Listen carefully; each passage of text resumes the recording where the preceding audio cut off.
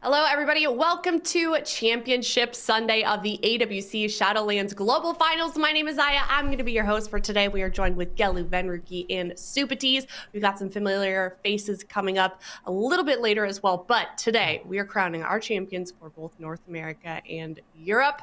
I'm so excited to get these games started. The games yesterday were absolutely insane, Gelu. What do you think is going to happen today? I mean, Lontar's TSG coming right out of the side. No one predicted that comp. And it was just fantastic to see. They almost took out SK, taking out KUNGARNA. Very surprising. I don't think anyone... Well, okay, Venruki apparently predicted that. But I think we're going to have... Are we going losers bracket first today? Yes. Yeah, we're going to be starting off with KUNGARNA versus Casual Dads. So...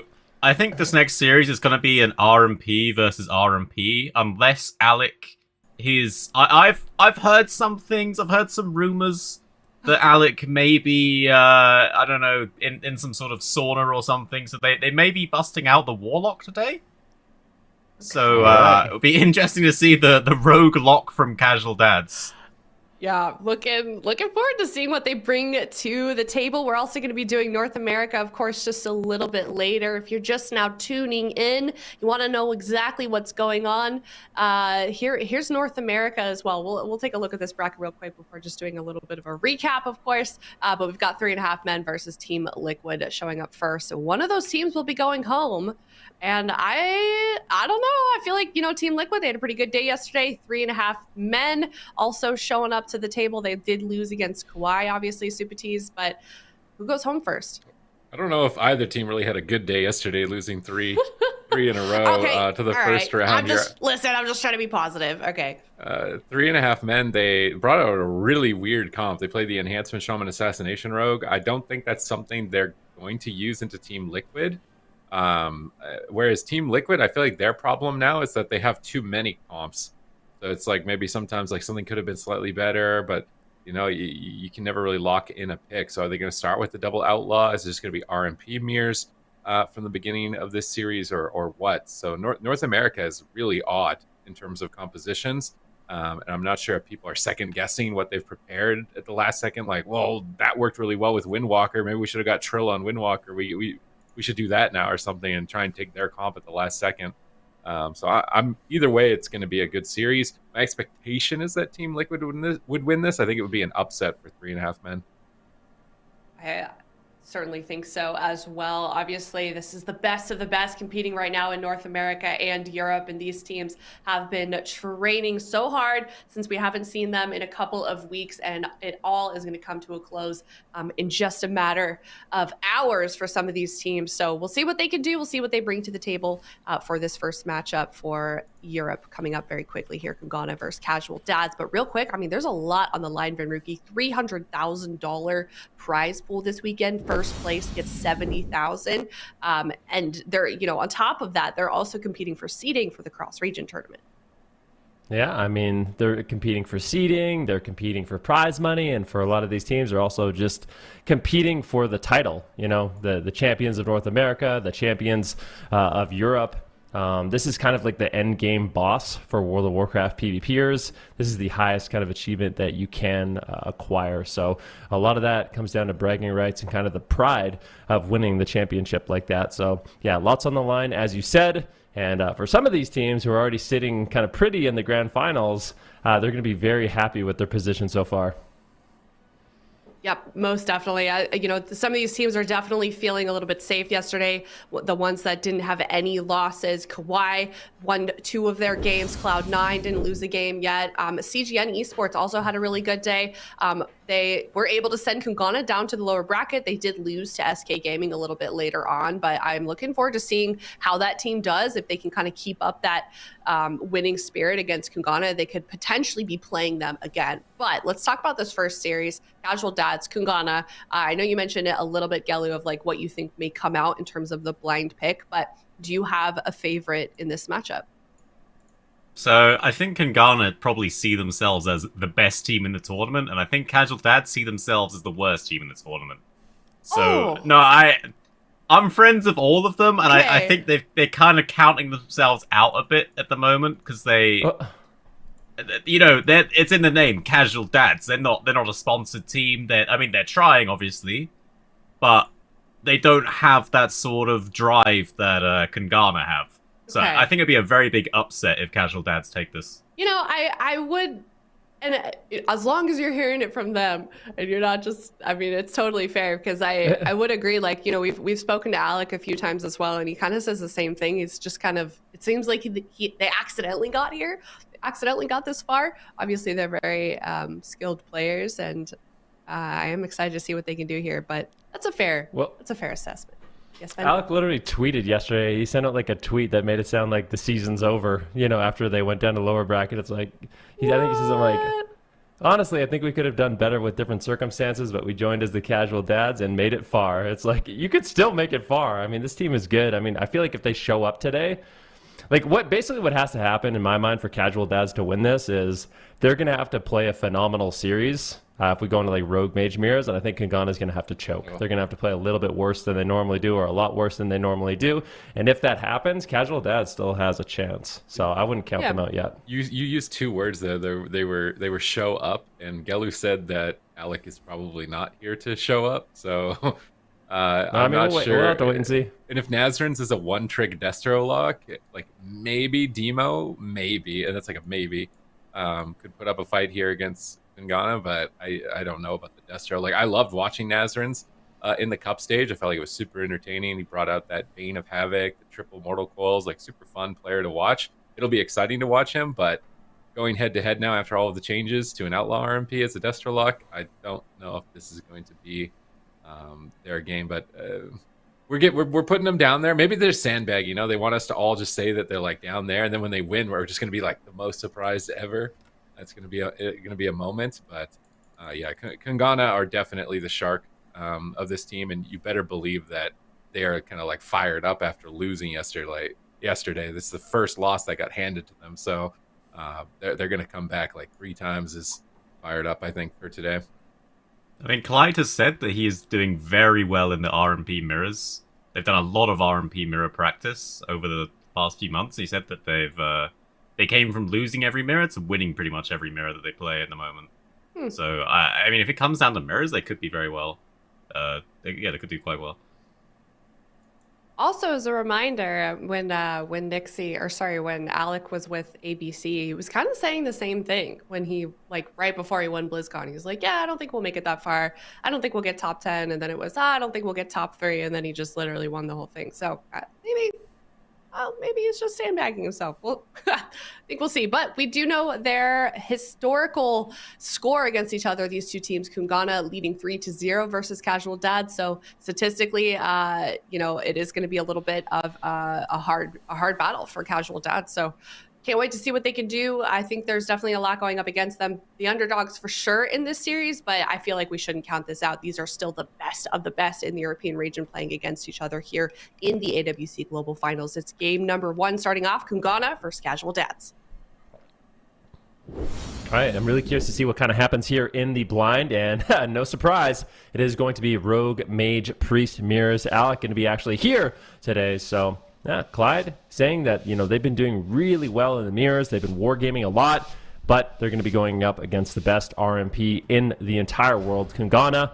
These guys are absolutely insane, going undefeated throughout the entire year, except yesterday they were handed their first loss, and I think you're right, Sid. I think they're going to be back with a vengeance today. Yeah, let's see if they can turn up the heat here. RMP Mirrors in the circuit, it was 3-0. Can they turn it around? What's happened in the last month for the Casual Dads for preparation? Are they going to send Kungana home? It would be an absolute upset. That would be insane to see them go to this tournament in 4th place, considering how dominant they have been this entire season. So hopefully Kungana do not have their defeat yesterday. CGN Esports getting to them. So far, pressure onto Raikou with crowd control onto Meh. He's going to greater fade and immune any follow-up, getting Raikou back to full HP. And Raikou just sitting at the pillar at the moment. Not very common we see Raikou in the defensive position. I feel like Alec is typically the one retreating in these mirrors against Kungana. So see if Raikou can get to a better offensive position. But his healer is still crowd control. He's actually forced back behind the pillar. Alec is getting on top of him. Nixie and Alec both chasing down Raikou at the moment. Meh still, it doesn't look like they're able to continue the chain. They're going to go for a kidney shot. Maybe try and get a fear, but Clyde gets peeled away by Waz's kidney shot. Now into a Ring of Frost. They disrupted. It looks like they have broken the chain onto Clyde. Both healers are going to be free. No significant cooldowns forced just yet from either side. Yeah, both priests in this matchup playing Kyrian, aiming for that huge damage from that boon. Just instead of playing the mind games, which is the more consistent goes, both healers both not playing Resurrection either, so they could be potential targets later on in the game. But for now, it seems like both teams just chasing after the mage, trying to crowd control the rogue as much as possible. There's a full blind onto Clyde, and Alec actually gets put into the cauterize so very, very early. That was that was surprising. He was just behind the pillar. I don't know what hit him there, but this could actually be an ice block as well. The Guardian Spirit is available. Going to be a kick on Alec. Waz is just all over him right now, causing huge amounts of pressure. This is a great start here from Kungana. Not having that cheat death makes you very afraid as that fire mage. There's no security on that ice block, and if he gets low enough, he's going to have to trade it out, or ultimately will go down. We have a kidney shot here onto Clyde. Alec on the run by himself once again. All 3 members of Kungana, they want to get this ice block if they can, but Clyde with the beautiful Holy Ward as well as a fade, going to avoid incoming crowd control. He's able to top off Alec, and Casual Dads stays alive. All right, they stay alive, but this is where we start to mark domination. If they can't force Cauterize or Ice Block from Raikou, that's when you know you got dominated in the mirror. And right now, Alec is still on the back foot. Crowd control on the Clyde. This could easily be the Ice Block. He Dragon's Breath Waz. He's trying to stall as long as possible, but... Oh, instant Master Spell! Meh is hard carrying in game number 1 and takes Alec out. Oh, wow. The Boon of the Ascended push there. Absolutely beautiful from Meh. Like you said, the instant Master Spell. Alec is just taken down in such a quick fashion. This is a great start for Kungana. Yeah, that game was about 10 minutes shorter than I thought it would be as well. There's a lot of these games that are ending quite early this weekend. You think are going to be quite long dampeners, but then they just, they just end like this. That was excellent play from Kungana. Much more aggressive than the side of Casual Dad. I don't think Casual Dad's really got any offensive pressure at all, to be honest. No, that's what I said. I was talking about the markers of domination, and then it ended up playing out that way. It looked maybe like they were on even footing at least at the start, but quickly after the first minute to 2 minute mark of this game, it just Kungana took complete control of it, ran away with it, and dominated. And now it's kind of like Casual Dads need to not let this get to them. Otherwise, if they're kind of classifying themselves out of Kungana's league, then they might just already be in that headspace. I feel like this is IQD. Is this IQD that procs him? It is. Was it? I don't know what actually procced him there. I'd like to actually see that again if possible. But yeah, the crazy amount of damage going out onto Alec. I kind of think it was Meh using his IQD, that trinket for the execute to actually proc that cauterize. But you can see kind of the final moments of the game coming up here shortly. Raikou baiting Nixie behind the pillar, gets the Dragon's Breath, gets the Nova. Alec in the middle of the map, and it's going to be Meh when he casts that Boon of the Ascendant to get really aggressive. So in a blind right now, actually no, there's the IQD. Boon of the Ascendant comes out, instant Mass Dispel. Alec gets hit, and Meh takes him down by himself. I don't even think Waz, or I guess Waz is in a Nova there. Meh's just going for it. It's always fun when priests just abandon their DPS. You know, they're like, "No, I got this. Don't worry. I don't have the global to dispel you." And yeah, he's able to take him down. Really beautiful push there by Meh. What got the cauterize here? Waz is just attacking him. We're watching in slow-mo here. He's at 30%. Waz is still just hitting him. Meh is hitting him, and he gets a Holy Fire. This Holy just Fire a death. Holy Fire. Look at that. It's like, that's so unlucky. He goes to full health right as cauterize procs.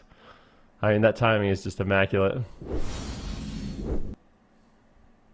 All right, we're moving into Hook Point. Small map, close quarters. So Casual Dad's not backing off, at least, even after, despite this game 1 defeat. They're picking this map. Usually you pick this when you want to be aggressive. It's going to enable the Outlaw Rogues a lot. They're going to be very threatening because they're always in range of the healer for blind or off kidney shot, and then able to get back to the mage. So this is a really high intensity game. Either Casual Dads are saying, we're going to hit you twice as hard here, or we're like, let's just get out of here faster, I guess, because this is likely to be a lot faster of a game between these RMP mirrors on this map. Yeah, it's interesting they chose this map, considering they were the more defensive team. So, you know, you'd kind of think if they want to stall out the game, they'd want to pick a map that's easier for kiting. Typically, Alec and Nixie, they've never been the most aggressive rogue mage. They've always been the one that kind of whittles down the other team, denying their setups and capitalizing off that. But they go for the more aggressive play here, so let's see how it pans out. Yeah, we'd have to wait to see both these rogues in stealth right now. Alec as well in invisibility. One of these mages will come out first. Maybe Alec goes for a Nova. They're all kind of on top of each other right now. I feel like somebody's going to get knocked out right now. Alec goes for an Arcane Explosion. Manages to catch Raikou, but Waz just narrowly avoids it. But Waz going into a cheap shot. Let's see how they decide to start off. First crowd control on the priests are going to be used here shortly. Holy Word comes in from Mev, avoiding some of that incoming crowd control. Clyde and Med is trying to avoid each other. A full kidney shot does land. We have it followed up by a fear or a blind. There's the full blind. Raiku's going to have to play full defense, but despite all of this crowd control on Meh, the kidney shot, the blind, the polymorph, Raiku's going to be completely fine with his alter time. His great defense by Raikou. Now it's going to be up to Kungana to try to strike back. See if they can find that opportunity. Looks like Alec just stunned behind the pillar. Meh has him pinned down. Here comes the Boon of Ascended. Holy Fire. Massive damage from the Holy Priest. Alec has managed to line of sight Meh for at least a little bit here, but now he's back in midfield.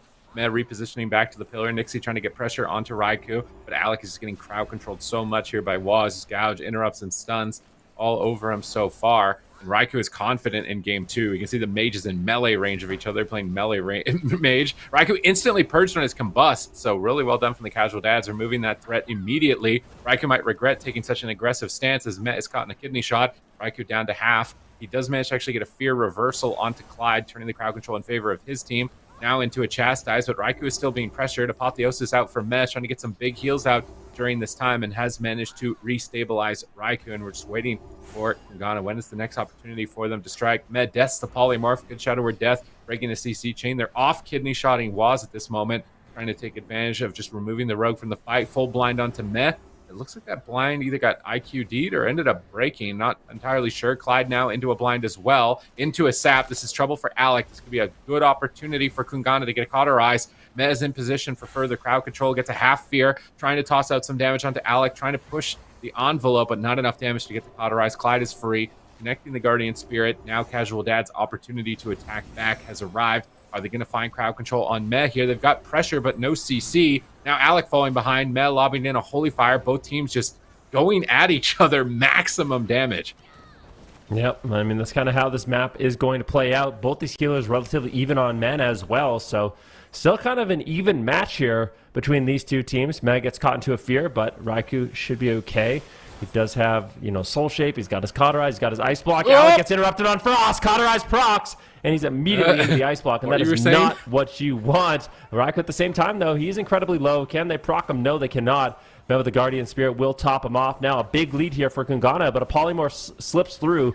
Nicely done there by Alec as they try to fish for that Ice Block. They try to fish for that Cauterize, but Raikou just kiting. He gets gripped. He goes into the Ice Block. So a beautiful counter push there by the Casual Dads. They are not out of it yet, but I'm very afraid for Alec. A full blind goes out onto Clyde. Alec in desperation running away with his Alter Time. That should be enough. Is it going to get dispelled?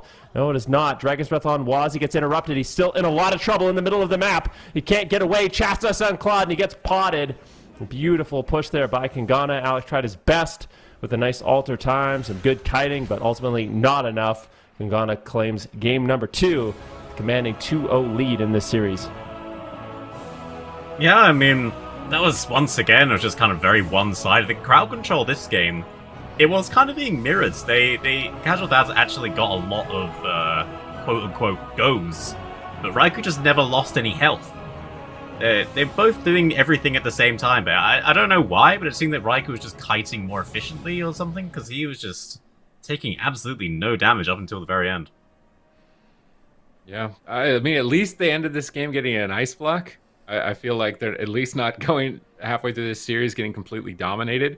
They proc the Guardian during that push as well, so showing that they can be threatening, but KUNGARNA just immediately responding afterwards and closing out the game, not letting it get to them whatsoever. Much more evenly matched this time around. We can see that represented in the scoreboard as well, and also just getting the Ice Block onto the opposing side, but they're just a little bit behind, just a setup behind, so we'll have to wait and see in the next game if they can continue this. Are they going to keep going for aggressive maps? Is it going to be like a Tiger's Peak, or are we going to the opposite end of it and going to Ashmane's Fall? I think is probably what they're debating here. For map selection, I think anything else would be a little bit odd, but we'll have to wait and see. And this is when they managed to get the caught. We're thinking like, oh, Alec has a lot of cooldowns, but he's kicked on Frost, caught, and then is very lucky that his kick interrupt ended so he could Ice Block. And now playing with no caught and no block is like really stressful as a Casual Dads, especially playing against such a team of a caliber of KUNGARNA.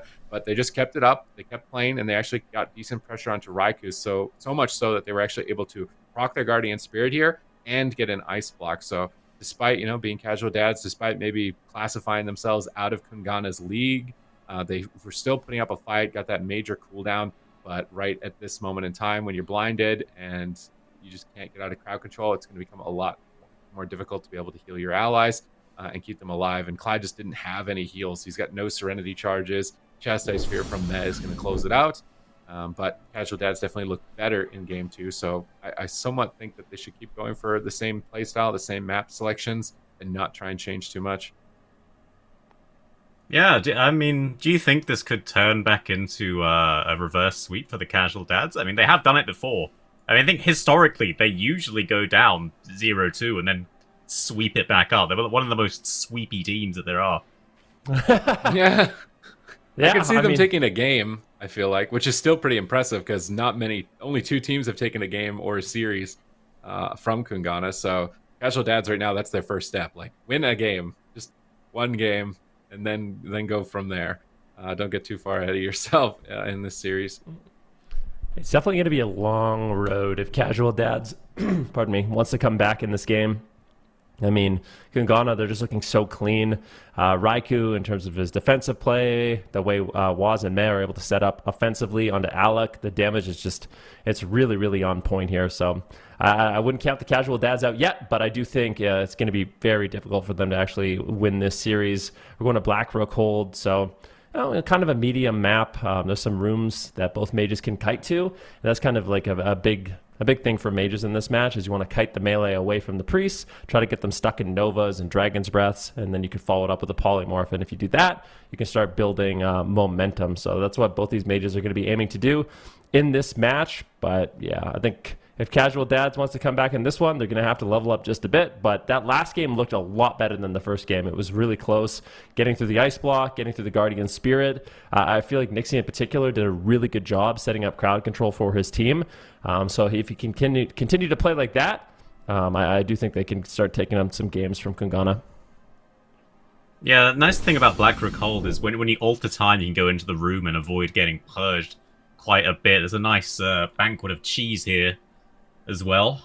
What's your favorite cheese, Venruki?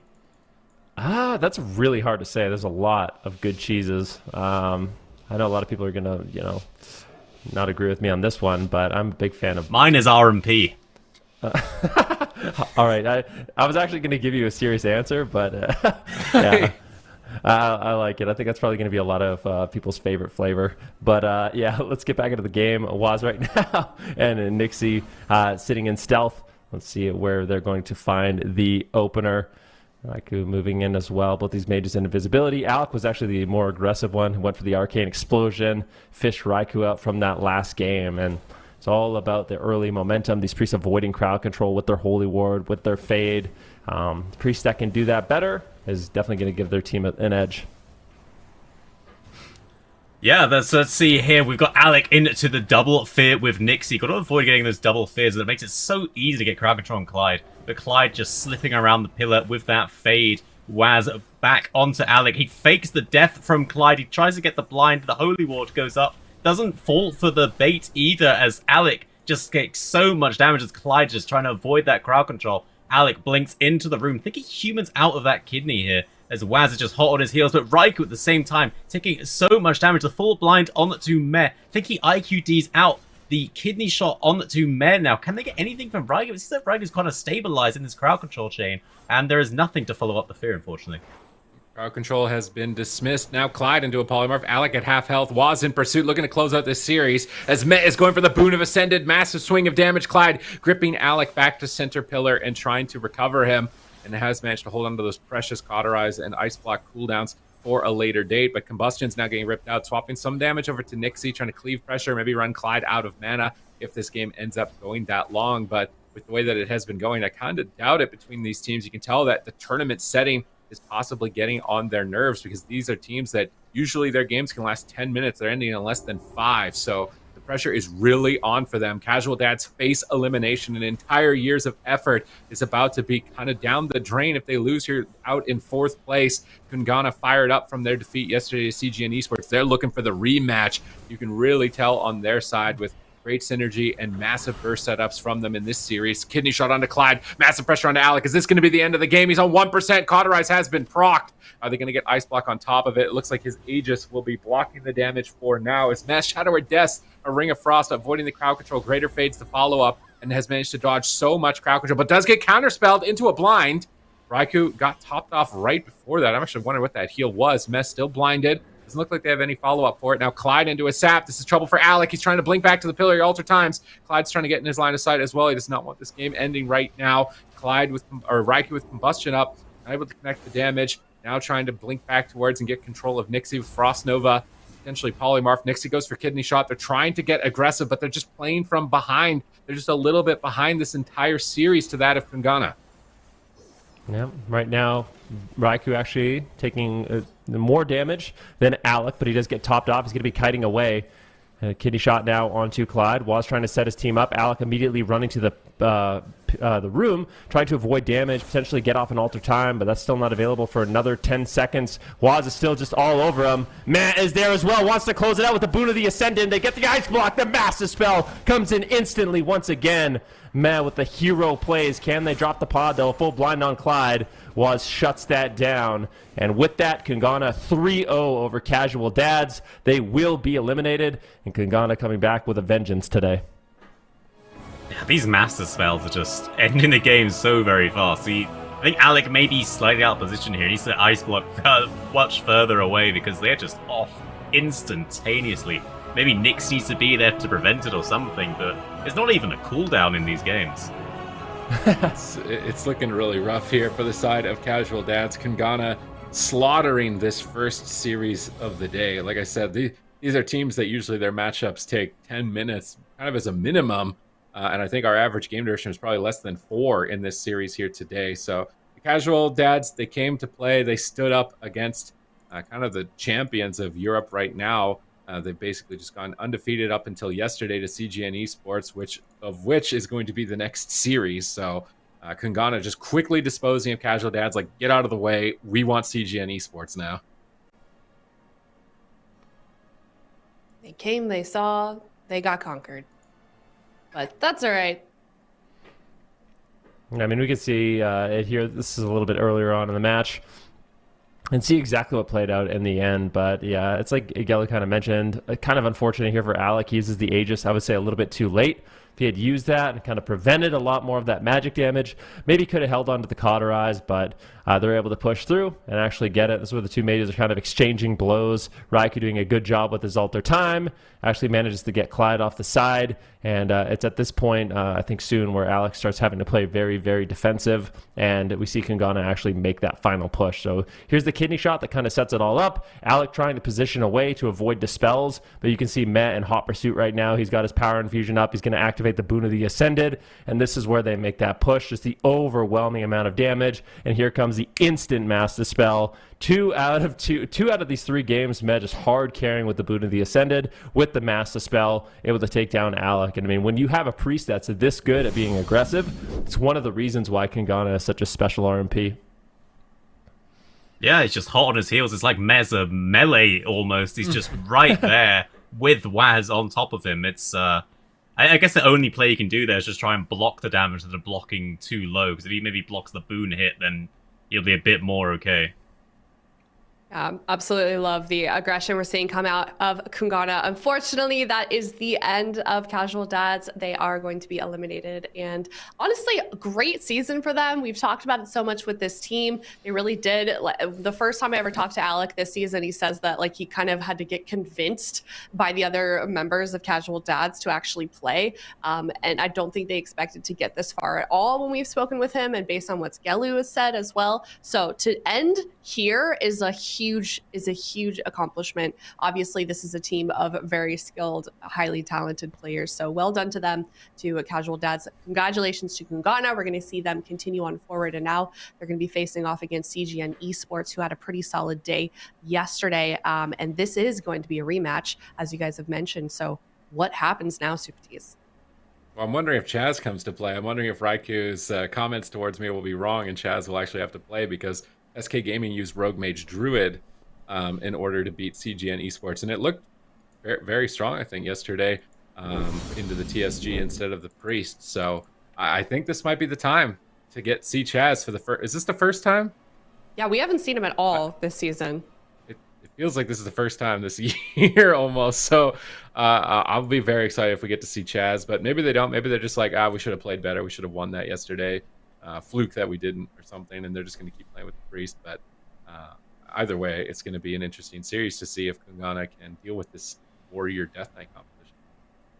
Yeah, I think so as well. But I also feel like time and time again, what makes an AWC team champions is they're able to adapt mid-series. We saw it yesterday with KAWHI. We've seen it time and time again here with KUNGARNA. So that really is the question. Have they been working out those strategies behind the scenes between games last night to try and work out what exactly happened, what went wrong the last time they faced this team? The first game that we saw yesterday was definitely a bit brutal with KUNGARNA. They certainly weren't expecting that. So I can't wait to see what they bring out on the table for CGN the second time around. We're going to go to a break. This is yet another elimination round. Loser of this series knocked out. Winner moves on to the grand finals to face off against SK Gaming. We'll be right back.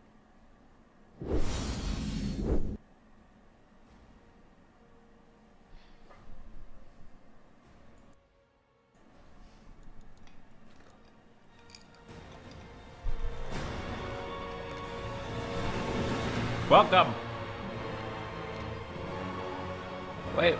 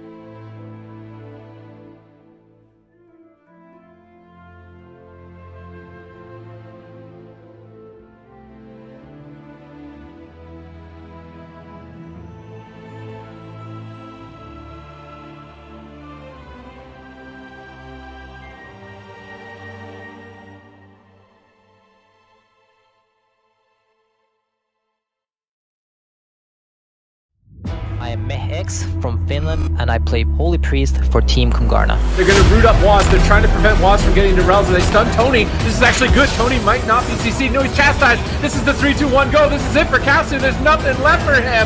Here it comes. Smoke bomb, mind games, holy fire, massive combo of damage, and there should be no way that Clyde makes it out alive. But now mind games with the swamp team. The swamp team might just die here. Maybe they don't need it. They interrupt down and heal. They're going for the kill in game number 2. Guardian Spirit at the last possible second. I would categorize myself as a mechanical, flashy kind of player. I like to do a lot of flashy things, things that look good, and people are like, wow, well, he actually did that. My death trap. I play a lot of Night Elf, so making plays with the Night Elf Racial Shadow Meld, people think it's like super cool when you like meld a CC. Oh! Things like that are, I guess, kind of what defines a mechanical player.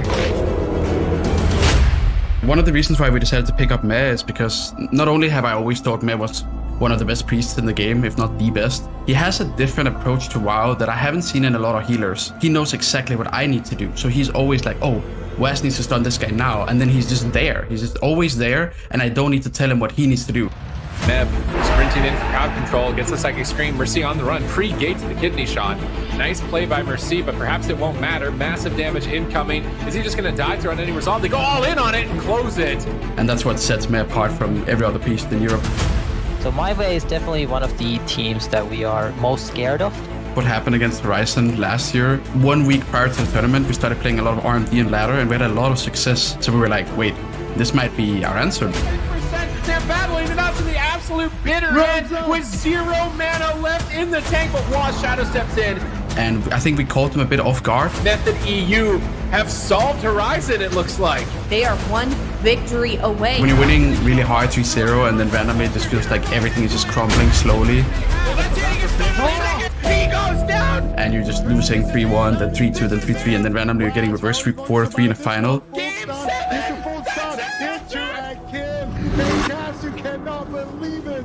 Horizon have done it. It can be very hard, but I also realized after that maybe we were actually not meant to win in that moment. They're gonna win 4 in a row and reverse sweep Method EU in the grand finals. We definitely have prepared a lot of games against jungle. They are the best jungle in the game, in my humble opinion. So it's always going to be very tough against them no matter what. It's always going to come down to which team plays better, essentially.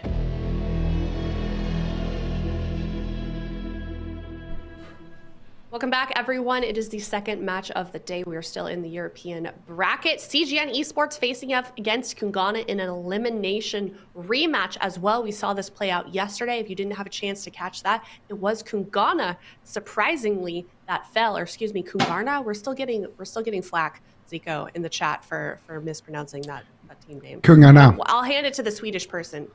What was that? KUNGARNA. KUNGARNA. Say it with me. Okay. KUNGAR. KUNGAR. No, there's no pause there. KUNGAR. KUNGAR. It's more like KUNGARNA. It's more KUNGARNA. Yeah. Yeah, like that, and you just say it really fast. KUNGARNA. KUNGARNA. That's good. Right now, Aya is number 1. You guys need to work on it, Gelu. Then, that's great. Yes, my Swedish great grandmother is like, yes. All right. Okay, cool. So let's get into this series. CGN Esports, they already have won this matchup. However, we know that KUNGARNA is fired up, especially considering how badly they just beat Casual Dads. So Zico, what happens here? Well, CGN Esports, we did see them fall yesterday. And KUNGARNA, well, they said that the odds of Chaz getting tagged in is about the same as Super T's joining KAWHI and replacing Brain or something like that.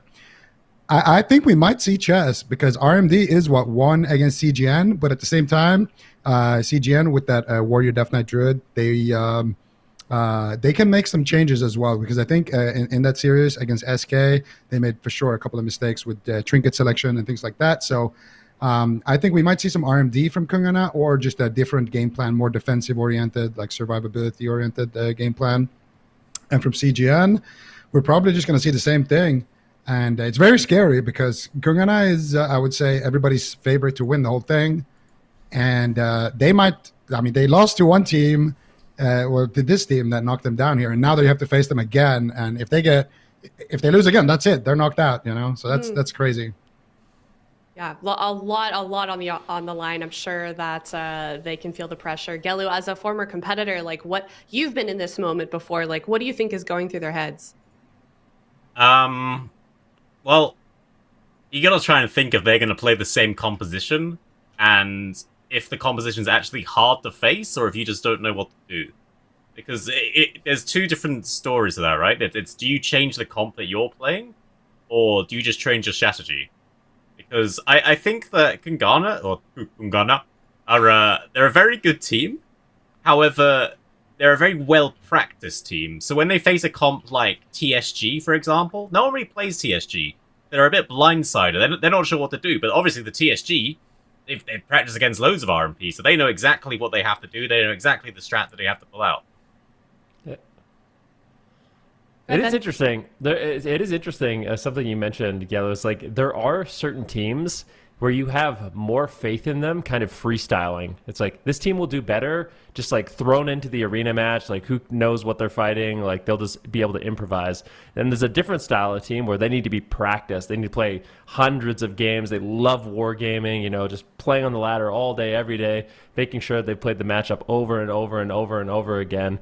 And, it's just interesting, like stylistically, how those two teams play out. And maybe against a team like KUNGARNA, bringing in a curveball, kind of mixing it up, is going to be the strategy. I mean, maybe CGN Esports goes back to the drawing board. They say, you know what? We lost a Rogue Mage Druid. What can we play into that? And they come up with a better composition. And then at the blind pick, all of a sudden, CGN isn't actually playing the Warrior Death Knight anymore because they're kind of reading that KUNGARNA is going to run with the Druid. Or maybe they're in KUNGARNA's head and they think that, that's going to happen. So they just lock in the TSG and KUNGARNA runs the RMP. Like there is crazy things that can happen here. I don't think it's going to be completely obvious. Both these teams have a lot of different compositions that they could run, especially CGN. They have, KUNGARNA, let's be honest, they've only played one composition this whole tournament. But there are other options for them. I just think it's kind of unlikely that we see, Raikou off of the Mage and Waz off of the Rogue. Whereas for CGN Esports, really anything could happen. Yeah, the amount of mind games that could be happening right now behind the scenes in this blind pick is monumental. So I feel like they're both probably feeling that pressure, especially KUNGARNA. I imagine that maybe this is just a theory of mine that since they haven't been in this position, they haven't faced elimination in this matter this entire season. It's been a long time since they've had, their backs against the wall like this. And it's CGN that's putting them there, only just recently yesterday having been dropped down to the lower bracket from them. So let's see what they can do. KUNGARNA versus CGN Esports, game number 1. Wow. All right, let's see. This is pretty expected. What do you think, Ben? The thing that's unexpected for me is Matt is playing Venthyr. So I feel like losing out on the Fate Guardians. Fate Guardians were a massive reason to why he actually survived. Waz is going to be playing the Outlaw. I kind of expected him to maybe even be playing Subtlety here, getting full advantage of that Mind Games. Perhaps we see swaps onto Lontar if he's playing Relentless. So a double kidney shot plus the Mind Games could be absolutely devastating, or a Mind Games onto Swapsy with a blind on Lontar could also be devastating. I think it just gives him a lot more kill potential, but at the same time, I feel like Matt is a lot more vulnerable to these all-ins. Yeah, and Matt's going to have to do a good job. We saw him yesterday taking to the skies, and we're going to take a little look at his talents to see what he is playing, if he is playing that Divine Ascension, or what. Actually, he's not playing Divine Ascension, I don't think. So Matt not going to be able to fly up in the air. Matt getting stand up, trinkets out with his human racial. Whoa. Fierce Blizzo, and he's going in for the Mind Games here. Lontar in a Dragon's Breath right now. Matt getting absolutely crushed here. And no, he is playing Divine Ascension. There it is. And he will fly up in the air. And they did lose a game yesterday because he wasn't running it. So I thought that would have been very strange if he wasn't. And they got some good pressure here onto Swapsy. Door of Shadows coming out from Matt. He's going to cross the map with that. And Swapsy is just kind of stuck here at the pillar. And they're going to grip Matt back. He's going for the Mind Games, gets interrupted. And having that extra school as well for the Venthyr It's going to be quite potent for him. They're going after Blizzo right now with the Mind Games. Gouge onto Lontar. Big damage coming in. Holy Fire. Kidney shot onto Blizzo.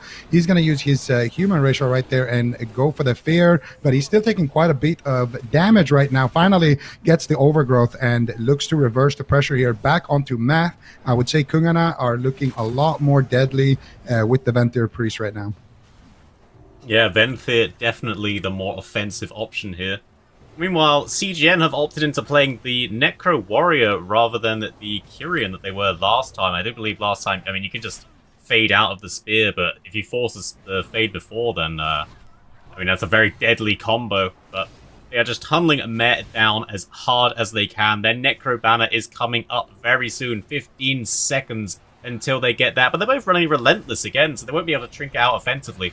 Here is a go onto Swapsy. They're just constantly trying to swap on hots, similar into the style of SK yesterday, doing that combust onto Swapsy, forcing some mana, putting him into a sheep, and then instantly swapping onto Blizzo. Lontar actually getting sheeped up here. Blizzo with the Necro Banner. He's pulling everything onto Met. The limbs come out, the Strangulate onto Met, and he flies up in the air. I think he should be fine with this. And that Necro Banner really not forcing too many cooldowns.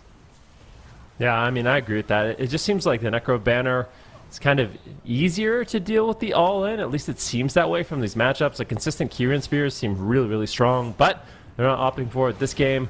Matt, in terms of mana, is actually beating out Lontar, which is very surprising, but it kind of speaks volumes to the strategy you're talking about. And it seems like Matt just having Mind Games as an option is just soaking up interrupts. So he's able to just soak pummels as well as Mind Freezes, and he's able to cast a lot more in the match. And plus, it can be very deadly. I mean, he's just casting Mind Games. Swapsy's trying to pre-AMS it. Matt actually faked one out earlier. It also forces Lontar to dispel. So if he gets a Mind Game on Blizzo, I mean, this is a really scary moment. Blizzo could actually go down. The anti-magic zone's going to keep him alive, but if we get a blind on Lontar, a Mind Games on Blizzo or Swapsy, all of a sudden they can't rely on all that self-healing. It really kind of mixes things up here. Lontar going to be caught into a polymorph once again. Raiku's able to snipe that one, gets the follow-up. Blizzo taking a little bit of damage, but I don't think this is going to be where he goes down. He gets a disarm onto Waz, and it looks like Lontar's able to top him off. Now, I think Lontar needs to try to go for a drink at some point in the match, but he's just charging in, gets the full bash here onto Meh. A lot of incoming damage from Swapsy and Blizzo at the moment. And it looks like Meh will be able to sneak away once again. And honestly, it just seems like KUNGARNA is a lot more prepared for this match. Their pressure is a lot higher. They're winning on mana. You get the feeling that unless CGN Esports can find kind of that miracle moment, KUNGARNA might inevitably win this one. Yeah, and I got to say that fear onto Waz earlier when Blizzo dropped dangerously low is the only reason why Blizzo is actually still in the game. Waz had a sap for that blind, and right now he's going to pop it. There's a full kidney shot. There's a full blind. They're going for the kill here. Raikou gets the full sheep. What is Blizzo going to do here? Ring of Fire coming out. There's the disarm. Blizzo, though, with the impending victor, with the Battle Master, trying to stay alive. Lontar with the Nature Swiftness, with the Overgrowth and the Iron Bark here. Should have enough heals here. Actually doesn't have the Overgrowth, just the Iron Bark, and Blizzo still taking a lot of damage here. Waz finally coming out of the disarm, trying to close it out. Can he do it? He has a kidney shot here ready any second here, and he's going to send it onto Blizzo here once again. Raikou caught up in the disorienting roar. Lontar going for that set bonus. Big heals there with that Tree of Life. Going for the bash now onto Matt, looking to get aggressive. Matt trinkets out. He has the Divine Ascension, and he will use it immediately on that Strangulate. Unfortunately, no grip this time around from Swapsy, and that was the Abomination Limb as well coming out from Swapsy. So a lot of offensive cooldowns being used there, and now this kidney shot can be very scary. They have decent amount of damage. No Iron Bark just yet. Lontar has his Nature Swiftness at least to work with, but if Mind Games connect, if they can connect that blind in 5 seconds, and Waz can potentially sap that as well. He's got the Vanish. He could double kidney as well. Mind Games come out. Where's the blind? There it is. Full blind onto Lontar. Waz gets feared. He has a trinket for it. Raikou blinks over there, looking for the sheep. Not going to be able to find it. Waz not going to trinket out aggressively here. Doesn't want to give any openings, realizing that setup is not going to land a kill. The next setup, though, is going to be Raiku's Combustion, so that could be very scary. Here's the kidney shot. Ring of Frost, no, Polymorph connects, and here's the Combustion. Very scary situation for Blizzo. He trinkets out of the kidney shot, pops the Avatar, trying to get aggressive, and Blizzo should be able to stabilize for now, but it's going to require a lot of Lontar's mana as both of these healers are going out of mana here very, very shortly. Yeah, Swapsy actually has anti-magic zones still. Good discipline on that, not choosing to overlap it with Blizzo's cooldowns. But now the kidney onto Lontar. Since they are turning onto him, the gouge off. Swapsy taking so much damage as well. The entire side of CGN just crumbling now. The mana is so very, very low on Lontar. He needs to try and get a drink off at some point, but I don't know if he can. Maybe on this next Necrotic Banner Abomination Limb push, he can maybe sneak one in. Because if he gets that one drink, then that will surely put them ahead of KUNGARNA. But we're going to have to see. It's going to happen very soon. But the fear comes out onto Lontar. But that kidney was so DR'd onto Blizzo. He was just able to just get out of it. The sheep goes onto Lontar. But Blizzo should be fine. And now he's fully DR'd. He should be able to just try and connect some damage onto Meh. He's looking for it. Here comes the Necrotic Banner. Here comes the Abomination Limb very, very soon. The stun goes out onto Meh. The AMS pops from Swapsy. He is an unappealable killing machine. Guardian Spirit comes out from Meh, but the blind goes onto the Swapsy. The Guardian Spirit, can it proc? And he goes up in the air, and I think he's okay with this. The BM as well, saving him out of that very sticky situation. Lontar still was not able to drink on that go. I mean, dampening is getting higher and higher. 17% at this point of the game. Both of these healers running on fumes. Lontar in stealth right now. He's going for a drink, but he's not able to get it. Big combustion, and that will be the anti-magic zone. A huge moment of defense. Meh is going for it, though. He's low on health. He gets the mind games. Can they take down Swapsy? They do. KUNGARNA comes back stronger than ever. I think Meh swapping over to the Venthyr was an excellent decision to give him a lot more mobility in the map and a lot more kill potential. You can see Waz is very happy with that one. They strike back in game number 1, and it's like Super T said, I mean, you could beat KUNGARNA, but they're going to come back more focused than ever, and I feel like in this game number 1, they really showed that. Yeah, absolutely. And you could see right at the end of the match, actually, the thing that kind of nets them the kill is that mind games from Meh. But with that said, this was not, like when we think back at the circuit and the cups, this is not how this matchup goes. It's usually a lot more kind of domination from KUNGARNA's side. But you gotta give it to CGN. They're putting up a great fight here as well. Meh was at the end there, and they almost killed him as well at one point, stunning his trinket. So honestly, could have gone either way, especially when you get to that 20-30% dampening territory. The game can quickly become very, very unstable, and I think we saw some great resilience from CGN. But also good planning here from KUNGARNA. I still think we have a series on our hands, though, because this was way too close to goal. And this is the fear I was talking about. If Waz doesn't get feared here, he doesn't have Trinket for 3, 2, 1, he could have sapped that right there and probably ended the game. And then here, they get a full blind into a full kidney shot, Ring of Fire. They get all the damage in the world here. And Blizzo, with that impending victory, with the Battle Master, with the Rallying Cry, with Iron Bark, almost dying through all of these cooldowns here. Riku's just doing so much damage with that combustion. That was actually the Trank bubble as well in that exchange. And then here towards the end, they line up yet another setup. I think it was a kidney shot actually that secured them the kill. But here's where Meh almost dies. So Meh here, I think he gets stunned. He trinkets out of it, and then he gets pet stunned. Yeah, so he trinkets this stun right here, I believe, at the end, and then he gets pet stunned right there. And he almost goes down in that. But he has the Guardian and the Battle Master or the Emblem as well, keeping him alive there. Meh just super clutch on that Priest. And these are the final moments of the game here. Meh with that Apotheosis and with the Power Infusion trying to get aggressive. And look at him soaking up these interrupts with the 2 different schools here. They get the Chastise onto Lontar into the kidney shot. And then they get the mind games here onto Swapsy. Door of Shadows over to the other side of the map. And then Waz just goes for a diminishing return cheap shot right there. And it's just about enough crowd control to land them the win.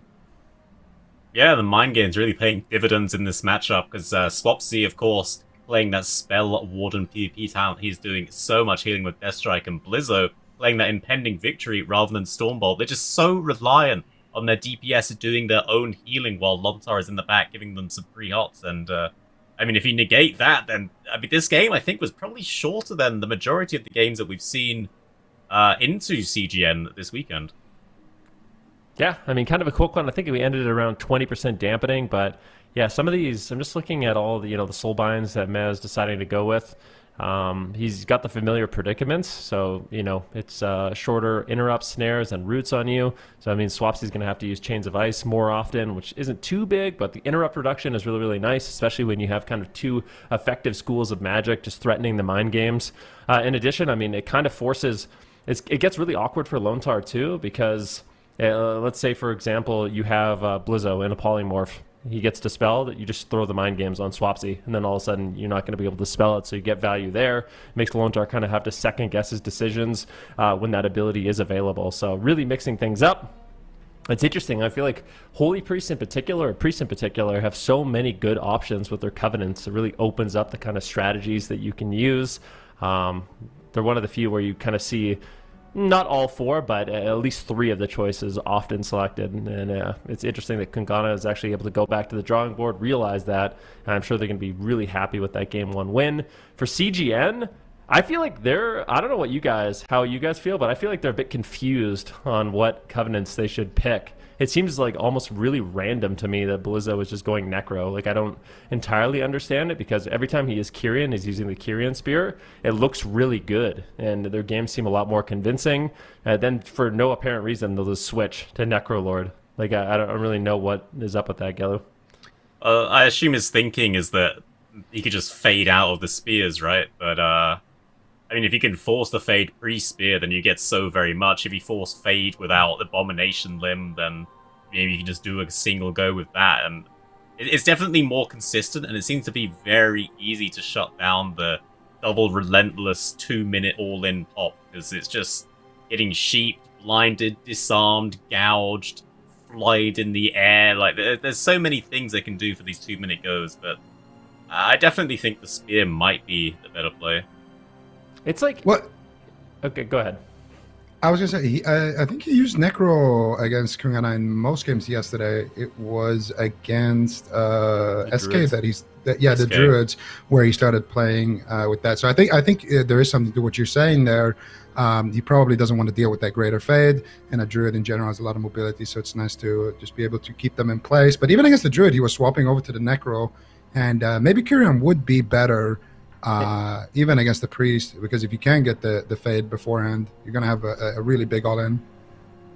It's just like, it's one of those things where even if the logic, this is how I think about it, if the logic is, okay, he's going to be able to fade every single one of these spears, then, the spear's not good. But at the same time, then you have basically a button that's like, you can't fade.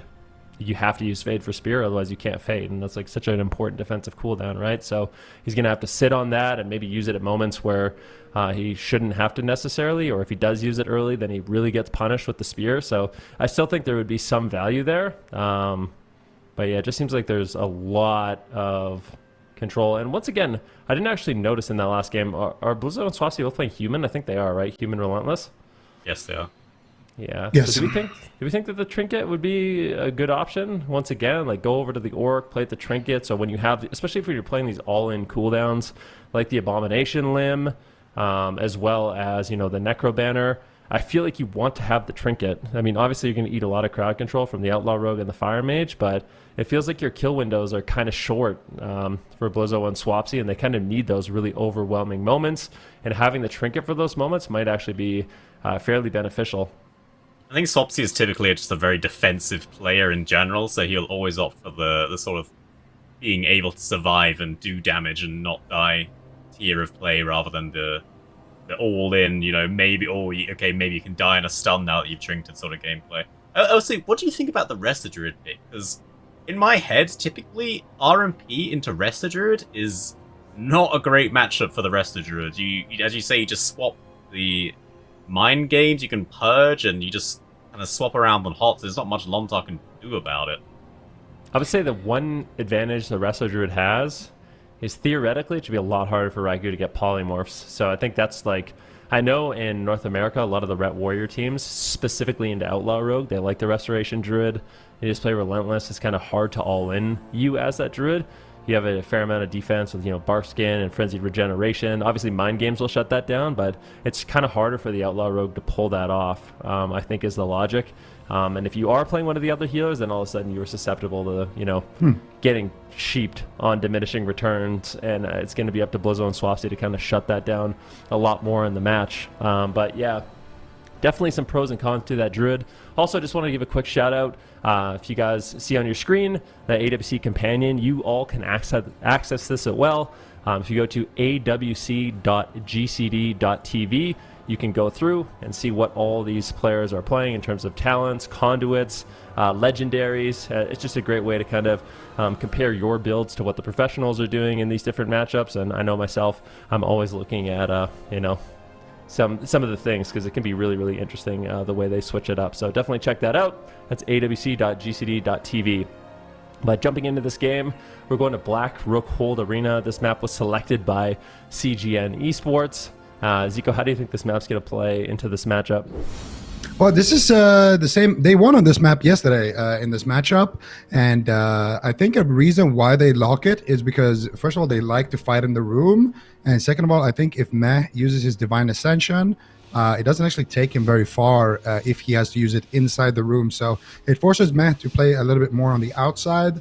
And I think it gives them an opportunity to just kind of sit in the room and grip somebody in and recover between goals like that. I like it. It's a small map as well, or it's fairly small. There's smaller maps. So they should have a decent amount of uptime. Now, there are a couple of things about the gear as well that I was interested in.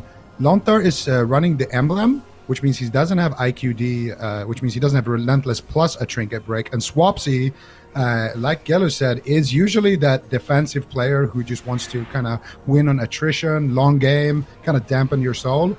And he's not running Gladiator's emblem either. So a lot of interesting choices here. Swapsy opting for a little bit more offense. Lontar opting for a little bit more defense. They're going all in onto Mac. He gets gripped there on his Divine Ascension. He's caught up here in midfield, but he seems to be okay with that Greater Fate. He used the Gladiator's emblem, used the Power Infusion, Guardian Spirit, casting out the Flash Heals, trying to keep himself at full HP. Nice kidney shot there onto Blizzo. Is going to slow down his assault. That Necro Banner finally fading for Blizzo. Abomination Limb finally fading for Swapsy. Going for the Apocalypse, but not doing too much damage here onto Meh.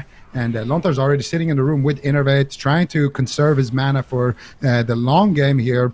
And Waz looking to stack up his cooldowns here for that blind so that they can launch that next attack. But that was both teams basically just shoving all of their offensive cooldowns. And so far, I would say nobody came out really ahead. They got Swapsy's Trinket, but it's not that big of a deal. He still has Icebound Fortitude, still has plenty of ways to break out and continue his pain train. So I would say so far it's pretty even. Yeah, it's really nice to see them adapting to the Orc Trinket. Look, it's nice to know that we were actually not wrong for once. Yes. And here's the go onto Meh with the Asphyxiate into the Strangulate, into the Bash, into the Roar, as they manage to force Fade at this little mini go. I think it's on Swapsy's 1 minute cooldowns. Meh trying to get the Mind Games out, just faking it really so he's able to heal. The Mind Games now going out, the Chastise onto Lontar. They're trying to set up onto Blizzo, but he just disarms Waz on that advance, and he can't really do much off that. Waz into the Chains of Ice as Swapsy maneuvers towards Meh. Meh trying to Door of Shadows away. Really great spell for kiting here. He just gets gripped back instantly. Blind onto Lontar now. They're making a go onto Swapsy. He Icebound out of it, and there's nothing to follow up on Lontar, but that's still quite a good go. The Combustion from Raikou forcing out the Icebind, and now they're swapping onto Blizzo. Can they get his Enrage regeneration here? I mean, that's going to be the question. Let's see if they can. It doesn't seem like they will be able to. I want Lontar to actually go for drinks early in the match, too, if he can. I feel like that was actually one of the big reasons why they ended up losing. So if Lontar can ever drop combat, like right now, it seems like he wants to recover his mana. This is exactly what you want to see. They have a lot of pressure. It's big damage on Meh. At the same time, Lontar is drinking too full. This is a beautiful situation for CGN Esports. Meh might just get dropped. He does fly up into the air. At the same time, Swapsy taking a huge hit of damage, but trading out the anti-magic cell, perhaps even the Icebound Fortitude, is just so worth Lontar's ability to recover his mana. That was a great push there by CGN Esports. Yeah, really, really close call there onto Meh. And you saw, before he used his Divine Ascension, he had to walk out of the room, and he was taking so much extra damage because of that. He can't really afford to walk around too much, tanking those cooldowns, because when Blizzo and Swapsy has those big 2-minute hitters, that's when Meh can just flop in a matter of seconds. We can see Meh use his door teleport to the other side of the map. Lontar going for the Cyclone, gets counterspelled on it. See if they can get something going with this. Swapsy looking pretty bulletproof right now. He's got Anti-Magic Shell in about 5 seconds. He will be the target of choice, and he will actually pop that Anti-Magic Zone. In trade for Combustion was looking for the sap in the backline, gets it. Raikou Ice Blocks offensively. They're going for the kill. Swapsy dangerously low here. No Mind Games connecting though. Swapsy with that Anti-Magic Shell should be able to survive that one. That was a very all-in play here. Raikou actually using his Ice Block offensively, and we did see actually CGN Esports go for these all-ins onto the healer, force out his Trinket with something like an Abomination Limb, and then just fear the healer and go after the mage. Now that Raikou doesn't have his Ice Block, there could be an opening for them to do that. We'll see if CGN decides to go for it, or if they decide to just try to tunnel Meh, who is currently mounted right now, trying to kite here, just trying to buy himself any time he can. Meh trying to fake us the Mind Games. He gets it, and he's going to connect it here onto Swapsy. Dangerous situation. Lontar goes out, dispels the Mind Games, but catches a full blind. Waz with no sap available. Raikou looking for the polymorph. Can he get it? He gets lined there, I believe, in the blind, or he actually might have done it onto Swapsy to peel here, because here comes the damage onto Meh, but Meh already ducking for cover here. And that was basic maneuvers from KUNGARNA. They're going to survive another 2-minute setup, and Raikou has his Combustion as well. Could be potential for KUNGARNA to get aggressive here with that next kidney shot. Yeah, that was a very well-peeled 2-minute pop from KUNGARNA there. The Necro Banner and the Limb not really forcing out much as they try to look to Raikou, acknowledging that he has used that Ice Block offensively, meaning he only has one defensive cooldown from that Cauterize. I don't know how well Raikou can actually die against this. He's not really doing too much in the matchup by cast anyway. He's not sheeping the healer, so you're not really preventing any offensive pressure from the side of KUNGARNA other than reducing his combustion cooldown. Not entirely sure if he will be able to go down. They don't even have a purge for his alter time for that fact, so I think he's quite a tanky target. They grip in Meh here, who just dashes away. Raikou put into the kick, and they go heavy onto Blizzo. Stun onto Meh. Combustion from Raikou. They're trying to get some counter pressure. Restun onto Raikou. The Guardian comes out from Meh, but now that means he doesn't have it quite for the Necro Banner and the Limb, so the next Limb could actually be a big problem for KUNGARNA. Yeah, definitely a scary moment. Meh gets grounded. Beautiful grip there by Swapsy, trying to mix things up, but Meh with that Door of Shadows is able to get away, and if they interrupt the Door of Shadows, then he can cast heals on himself. So the Covenant swap here by Meh has made him a lot more difficult to take down, something I really didn't expect. I thought that playing the Night Fae with the Fae wall was going to make him a lot more tanky, but the ability to actually just get away and have that Fury Mortal Strike, that very powerful Mortal Strike effect, drop off and able to top himself, is paying dividends in this match so far. Once again, CGN Esports, the mana is not looking good, and with dampening getting higher and higher, this is not the position you want to be in. KUNGARNA looking good to go up 2-0 in this match. The beautiful fade there by Meh. He's able to get away after the Death Grip, and Swapsy just cannot connect. He's just having to Death Strike and Chains of Ice. His damage is limited. At this point of the game, Lontar's just charging in. They smell blood in the water. There's not many cooldowns here for Meh. Maybe they could take him down. He's got the Guardian Spirit rotating up soon, but they're just going all That's in. it. Can they take him down? Meh barely holds on. He's able to ascend to the skies and survive, but what a scary moment. That was a great push by CGN Esports, but now I fear they've ran out of mana. They may have ran out of time. That might have been their moment to actually close out the game. Meh once again gets away. The big Mind Game's going to be connecting here to Swapsy. He has the anti-magic shell if he needs it. Icebound Fortitude's active, but Lontar has used all of his mana. There's nothing left whatsoever. There's no Innervate available. I feel like CGN Esports, they're on borrowed time. Lontar's going to have to drink, and luckily for him, he's going to do it, but was in hot pursuit, trying to shut that down. He's trying to find Lontar, and it doesn't look like he's able to, so not able to get out the damage. Lontar, I think, was able to recover a little bit of mana there, which is exactly what you want at 20% dampening, but Blizzo has been caught. He's in a kidney shot. He's behind a pillar. A beautiful mind control comes in. Dismantle. Lontar's going to have to play catch-up. Can he keep him alive? Needs to go for a big heal out of stealth. And that was a very greedy play there by CGN, but Lone Star is able to recover about 20% mana, which is a good spot to be in. A full blind lands though, and Blizzo has nothing left. Kungana close it out. Beautiful offense, really punishing that drink there by Lone Star. Lone Star was able to top off Blizzo, but unfortunately just way too far behind at that point. Blizzo had nothing left. Kungana with a very clean game number 2. And now I'm afraid here for CGN. They might have to mix it up and get off this composition. That was a really, really well-played game there. Kungana just swapping on HOTS consistently. And at the end there, Mac getting that double fear, allowing him to get a little bit of distance. And then, of course, Waz chasing down Lontar. Even if he doesn't find him, Lontar still has to reposition in stealth, because where he's stealth, that's where he should be drinking. If he's not there, that means he's not drinking. So Lontar had to reposition into the room, sit there and drink. And doing so, he just fell too far behind.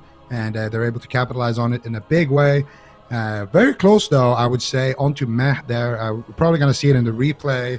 There was one extremely scary moment. I thought he was for sure done there, but he was able to get that Guardian Spirit out.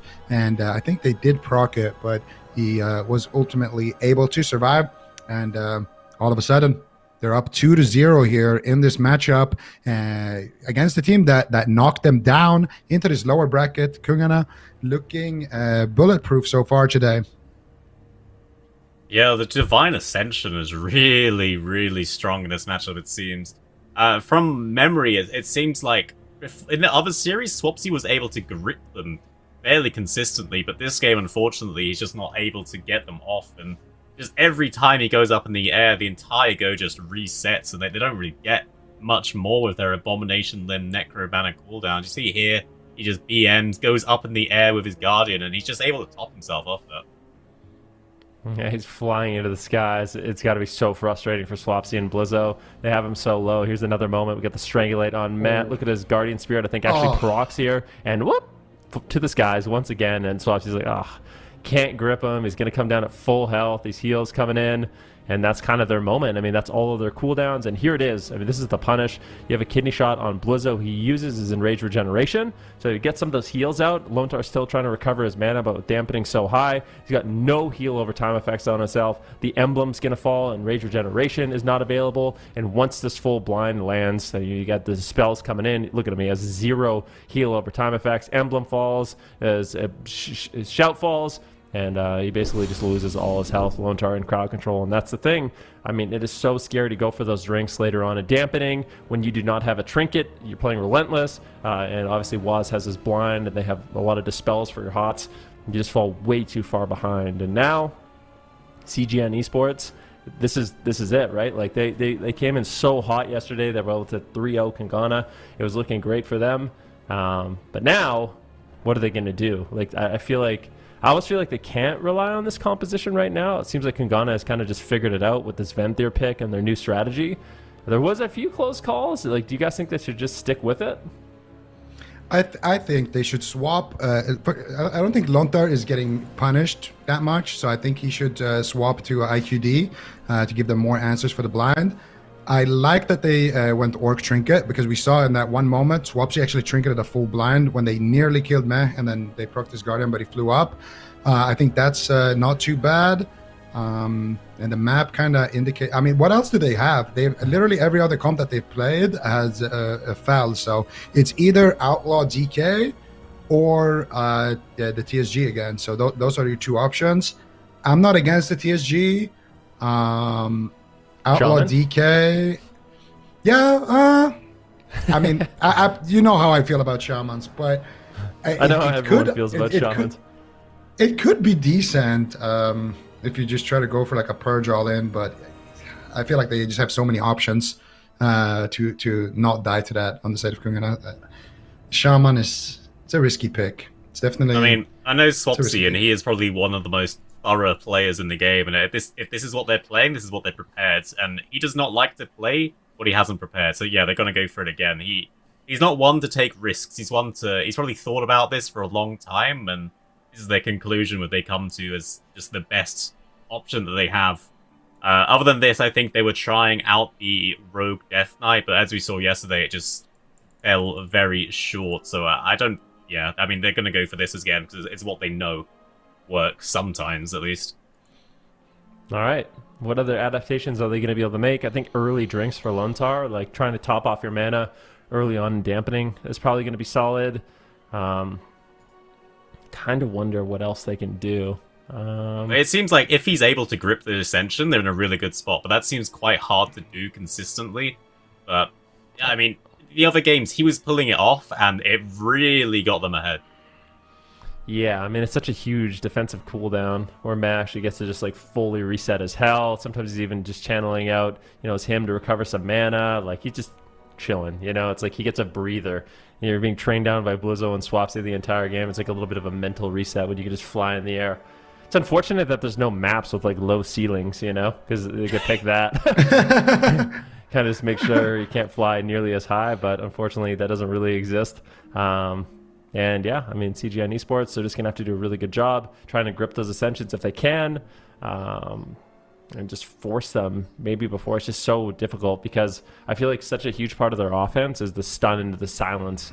But unfortunately for Swapsy, Meh can actually just ascend while silenced. So it doesn't really even have that as an option. I think Meh, like, it was game number 1 yesterday where he died in a silence, and then after that he just instantly picked the Divine Ascension and was able to use that as kind of like a counter. So definitely rough here, but I mean, there's so many close calls. I mean, let's not pretend that Med didn't have his Guardian proc and live at 1% health before he ascended at the final moments of that game. So CGN Esports still in it, but Kungana is going to be feeling really good. I mean, there's a lot on the line in this match. If Kungana wins this, they're making it to the finals, right? It's top 2 finish. This is an elimination series. This is a lower finals. This is kind of the last chance for CGN Esports, so I'm sure they're going to be taking their time trying to discuss everything that happened in that last match. Maybe we see Lontar switch over to the IQD. That will make him a little bit more vulnerable to being trained, but at least that throws Kungana off their game plan a little bit. Yeah, we're going to see. Yeah, this is the lower bracket final. So yeah, in terms of stakes, in this match, whoever wins it is guaranteed $40,000, and whoever loses will be walking home with $25,000. Still not a bad chunk of change. Also, there is a participation prize that everybody gets. I believe 8,000. So it will be 25K plus those 8K. But still, if you could pick between 25 or the guaranteed 40 with the option to also go for those 70K, which is the prize for first place, you definitely want to be the team that comes out ahead here. A lot on the line, and you know, ex-teammates here with Swapsy, Raikou, Waz going against each other potentially for the final time here this year. CGN, are they gonna get completely swept here 3-0, or will they rise up one more time? Yeah. Dalaran Sewers could be where they get flushed out. Tessie also played with Waz last year, right? Yeah, he did. Yeah, he did. Yeah. So there you go. I mean, a lot of former teammates. It's just absolutely insane. Some of the teams here in Europe, in this top 4, every single team has a former BlizzCon champion on it. So, I mean, it kind of speaks to the level of competition this year. It's been more difficult than ever, but these 2 teams have risen to the top, guaranteeing themselves a top 3 in the region, in the finals. But one of these teams, Kungana, if they win this, they will be making it to the finals. CGN, they have a long road ahead of them. They have to win 3 in a row against Kungana. They did it yesterday. Let's see if they can have repeat success. They're going to have to win this Dalaran Sewers as kind of a step number 1. Let's see what they do have prepared. Let's see if Blizzo has made any adaptations. He actually went over to the Kyrian, so he is going to be playing Kyrian in this matchup. Keep in mind, you can fade and you can ascend it, but I think it's good for just baiting out cooldowns. If you can force Matt to either hold on to his Fade and Ascension for that spear or just get it during those moments, and then you can take him down and strangulate. I think it could work out very well. Is he actually playing arms? He is. He's an arms warrior now. So that's a huge change coming in from CGN. Oh, Blizzo right now, the Arms Warrior getting very, very low. He's not going to have those same self-healing, but he will have a lot of additional kind of sustained damage from that Arms Warrior. He's going to have a high mortal strike. Raikou, what is going on here? He's on 1%, and well, Raikou can't fade the Kyrian Spear, so that's one thing He's going to get gripped back here to his healer and already down on Ice Block, less than a minute in. Waz taking a lot of pressure, but Blizzo also getting pressured heavily. Nice low Cyclone here by Lontar. They could swap to Waz out of that, or they could try to pressure Raikou with Waz being low, kind of stressing out Meh here, but he's going to catch a big heal onto Waz. Raikou's doing a great job here, just building some distance and trying to kite. Ring of Fire is down. Swapsy's taking decent amount of damage. Lontar tried to pre-Fleshcraft here, and he tries to pre-Trank Bubble the blind, and sadly for him, the blind is not even off CD right now, and that's the tricky part with those Outlaw Rogues, but now it is because Waz just used Vanish. They fear Lontar. They're all in here, but Meh might fall as well. He flies up in the air. Full sheep here potentially onto Lontar. What happened there with that sheep? I saw right. Okay, so he procced the set bonus right before that sheep connected. Raikou almost got that. If you had just 1% more haste, he probably would have gotten that sheep, and that could have just been the game. But now Raikou in a lot of trouble here, caught up in that Kyrian spear, but he does have that altered time that he can use on most of those spears, and it's kind of a soft counter for the mage. It's the best way to deal with that if you are the mage, and then Meh and Raikou going to do a good job here keeping that distance. Meh has to play kind of aggressive here, tries to go for the door, tries to go for maybe some Shastai Sphere place onto Lontar. They have another blind, they have a sap for it as well, and Meh's going to build distance where he can cast. Waz looking for the blind, he gets a kidney shot. Who are they going to go after? Let's see, it looks like it will be Swapsy here. Waz actually sapping out of the kidney, but a Warbanner it. Can he kill the Warbanner into a resap, into a Mind Games here? Blizzard catches a big heal there, but it's not going to be enough, I think. Lontar still in crowd control. Waz pushing in. Can they get anything out of that blind? They just need something for 1 second. Blizz on 1% HP, but he will recover. Another great push by KUNGARNA, but good defense by CGN, and they will hold on. CGN without any defensive cooldowns now. If you thought he was dying fast last time, he is dying faster now as Arms. Not a single bit of self-healing, but they are able to be more aggressive in this matchup as they go on to Raikou here, forcing out the Guardian from Meh as they attack him here with the Excess Abomination limb. Mind Control onto Blizzo. They're trying to put him out of position. Sheep onto Swapsy. Waz looking to eat up Blizzo on this go. He's making sure that he cannot connect to him, just hitting with his long-range pistol shots. Waz grapples over to Lontar, but a good Fleshcraft from him, preventing any follow-up CC. Raikou gripped across the map. He's gripped right back. That spear coming up imminently. Raikou will not have all the time for that. That could easily be a huge opening for CGN. They don't have Alter, they don't have Guardian. This next spear could be absolutely huge if they can drop it very soon. The Alter time is coming back off cooldown, but if they have enough damage, they could just rip right through it. Yeah, well, let's see if they can do it right now. Blizzard's been on the back foot for a lot of this game. We're about 4 minutes in. Kitty shot right now onto Lontar. Mind Game's going to be channeled in, but unfortunately for Meh, Blizzard's going to be able to leap away. But I just noticed CGN Esports are playing a lot more defensive in this match with the Arms Warrior compared to that Fury Warrior. They're going after Raikou. Spear of Bastion is down, but with that Ring of Frost, it's actually going to be CGN that's kind of on the back foot. A beautiful altar time coming in from Raikou once again. They have no offensive dispel for that. Raikou's going to keep himself alive. The mind control on Swapsy. Meh basically allowing Raikou to stay alive and getting control of the DPS, saving even more mana in the matchup. But Arms Warrior, at the very least, seems to be forcing Meh to heal more. So going after Raikou, much more of a kind of a defensive strategy here. But there's been so many close calls in the match so far. Blizzard's going to try to shut down the drink of Meh, not allow him to recover mana. That's a major win condition here for the side of CGN Esports, trying to utilize this map, trying to slow down the drinks, and see if they can kind of out-attrition KUNGARNA so far in this match. It's not looking too bad, but these really close calls have been scary for CGN. Let's see if they can hold on a little bit longer. Full kitty shot will be landing here onto Lontar. Do they have any more crowd control? Beautiful, intimidating shout coming in from Blizzo as he's looking to just get aggressive. Swapsy and Blizzo really want to try to pressure right now, but it actually is going to be Blizzo forced into the anti-magic zone. A good counter combustion there by Raikou, trying to set his team up. At the same time, Meh taking a huge hit of damage, and maybe this more defensive strategy, go after the mage, win on mana, might actually work here for CGN. Yeah, I like the strategy change, but Raikou does have his ice block. He might have to trade it here. Mesh sitting down for a drink in the back line. Blizzo will shut it down, and Raikou, with an excellent alter time there, actually, will bounce back to a full HP. Now, let's see what they decide to do. That next combustion, there's no anti-magic zone for it. Lontar is not playing Inscrutable Quantum Device, which means he has no trinket. Blind is ready. Sap is ready for Waz. They have a juicy target in that arm sword. Here's the kidney shot. Where is the blind? Where's the damage? And they don't have the combustion for Raikou just yet. They're gonna maybe hold on to it for a little bit longer, swapping on those healing over time effects. Nice mind control there by Meh.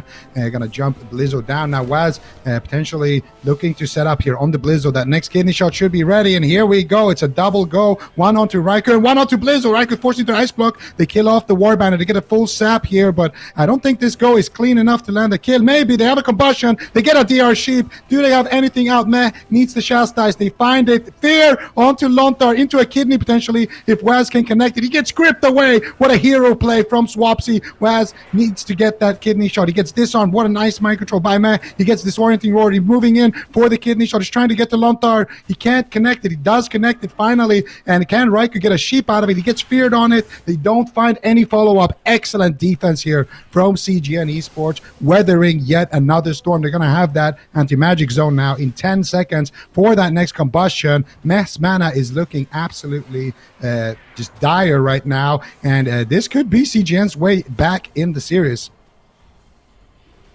Yeah, it definitely could. Meh extremely low on mana, and they are very low on cooldowns. Here comes the Abomination Limb from Swapsy, ripping Raikou back. The Strangulate goes onto him. Meh flies up in the air, desperately trying to cast as many heals, but his Divine Ascension hits the head of the map as he's not able to fly up for that long on Dalaran Arena. Good change of plan here for the map. The blind sheep onto Lontar as Blizzo is forced into defensive position. Doesn't have his parry just yet as he runs away with that disarm onto Waz. His defenses to come back up here. Really, really nice. There's a play from Blizzo here. He's just able to play so defensively with so little. Yeah, beautiful plays there. Beautiful aggression coming in from KUNGARNA as well. Meh sat down for a drink, able to recover a little bit of mana, but Lontar shot that down really, really quick. Waz right now could be in some trouble, but Meh once again just going for the sips where he can. Cheap shot into a potential fear here onto Lontar, but no, it's not going to be available, so that crowd control will not be there. That setup not available for KUNGARNA just yet, but they're getting a lot of damage out on Blizzo, and Blizzo has just had so many close calls in this match. Chastise onto Lontar. Is there any follow-up crowd control? Beautiful counterspell from Raikou. He's in trouble, but he's got the combustion. I'm surprised to not see him just use it at this moment during that counterspell to get that kill, but he's going to hold on to it for now. Just try to survive. That was kind of a scary moment during that Spear of Bastion at the same time. Waz kind of getting rotted down. He's got the Vanish. He's got the Cloak of Shadows. If they can force that defensively, it would kind of throw Waz off of sync in terms of his offense. He has a full blind available. There's a lot of damage here. There's no anti-magic zone. They could easily take down Swapsy. Whoa. He doesn't get the anti-magic shell. He used the anti-magic shell on the mind games, but Swapsy could easily go down the blind into the polymorph. Swapsy's incredibly low. Can he stay alive to dismantle from Waz? No death strikes incoming. Swapsy barely holding on. Can he get the death strike? That's no, it. he does not. He gets dropped. KUNGARNA does it. They come back. They were handed their first loss by CGN Esports yesterday in a 3-0, but you can tell how flexible this team is. They're able to battle it back. They make it to the grand finals. They've been on fire today, and I think we're in for one heck of a grand finals here in Europe. This is absolutely great work here from KUNGARNA. They find just those small drinks. They manage to just stay alive a little bit. And to answer your question why he didn't pop that combustion during the counterspell, well, I guess he was saving it for the kill, for that perfect setup that they got there. I was surprised. I didn't expect him to go after Swapsy there because Swapsy still had Icebound Fortitude, but Blizzo also had his Trinket, so I wasn't actually sure if they were going to be able to land a kill there, but they had great crowd control, and they had the combustion, they had the disarm, the mind games and everything, and just the mind games in general, forcing Lontar to come out and dispel actually just allows Waz to get a really easy blind. So even if it does get dispelled, that's a global that would have been like a pre-Iron Bark or a pre-Overgrowth or something from Lontar. So the Ventir worked out fantastic, and that's the thing about KUNGARNA. You can beat them, but can you really eliminate them? You gotta see here in the replay, Meh taking quite a beating here. This was extremely close. You got to give it to Blizzo as well. I think it's the first Arms Warrior we've seen in quite some time, and Blizzo definitely showing up big here. And you can see the CC chain here. They get the sap into the sap after they kill the war banner. You get a full blind, and that's going to be the magic zone. He almost goes down through it, catches a big overgrowth there on basically 1%, and here later on another close call here. I think is this a Raiku's ice block maybe? They're going after Raikou here. And I think this is when Raikou had to ice block. So they get they get the Kyrian Spear, they drop him low, get the ice block, and it's at the same time as KUNGARNA wants to get aggressive. So just really good offense there from CGN. And I do believe this is the final moments of the game. They get the full blind, they secure a sheep, they got the combustion, they disarm him so he can't death strike. And Swapsy has swapped to a Battle Master there as well. And Waz leaps over, gets the full kidney out of that last sheep because Raikou got gripped on that reshape. So good defense, but just even better offense coming out there from KUNGARNA. And they're going to clean sweep this series. Are you surprised that it was a clean sweep? Yes. Yeah. Based on the games yesterday, I thought one team might look kind of dominant, but I didn't think it would be a 3-0 either, in either direction. Yeah, pretty incredible turnaround from KUNGARNA. But they're going to keep moving forward here, and they are going to be facing off against SK Gaming in the grand finals. So that's going to be the end of CGN Esports, but they also had an incredible run, and they should for sure be proud of themselves that they were able to send them down to the lower bracket, KUNGARNA down to the lower bracket yesterday. So an incredible feat by them. But we now have narrowed it down to 2 teams in the European region, SK Gaming, KUNGARNA. Both of these teams obviously have had an incredible season. I feel like all of us here on the desk could have predicted that KUNGARNA would have made it here. But what do you think about Venruki SK Gaming making it to the European finals? I'm not super surprised either. I mean, if you told me their roster is absolutely stacked, I mean, the Asgrath healing them. They have Gelu, Zeepai. I mean, their roster is just absolutely not Gelu. Me? Sorry, Mario. Gelu's like, what? So I was reading your name. I was looking at I was reading your name as I said. They have Maro, but it would be nice to have you on the team as well, Gelu, of course. But yeah, they have an absolutely stacked roster.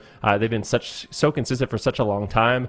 And I mean, if you look at the history of Europe, at least in for the last long time, I don't know what, 2, 3, 4 years, these two teams have been kind of battling head to head. A team led by Maro, the team led by Waz. They're always meeting each other in the final. So I feel like this is kind of just history repeating itself, and I think we're in for an amazing grand finals.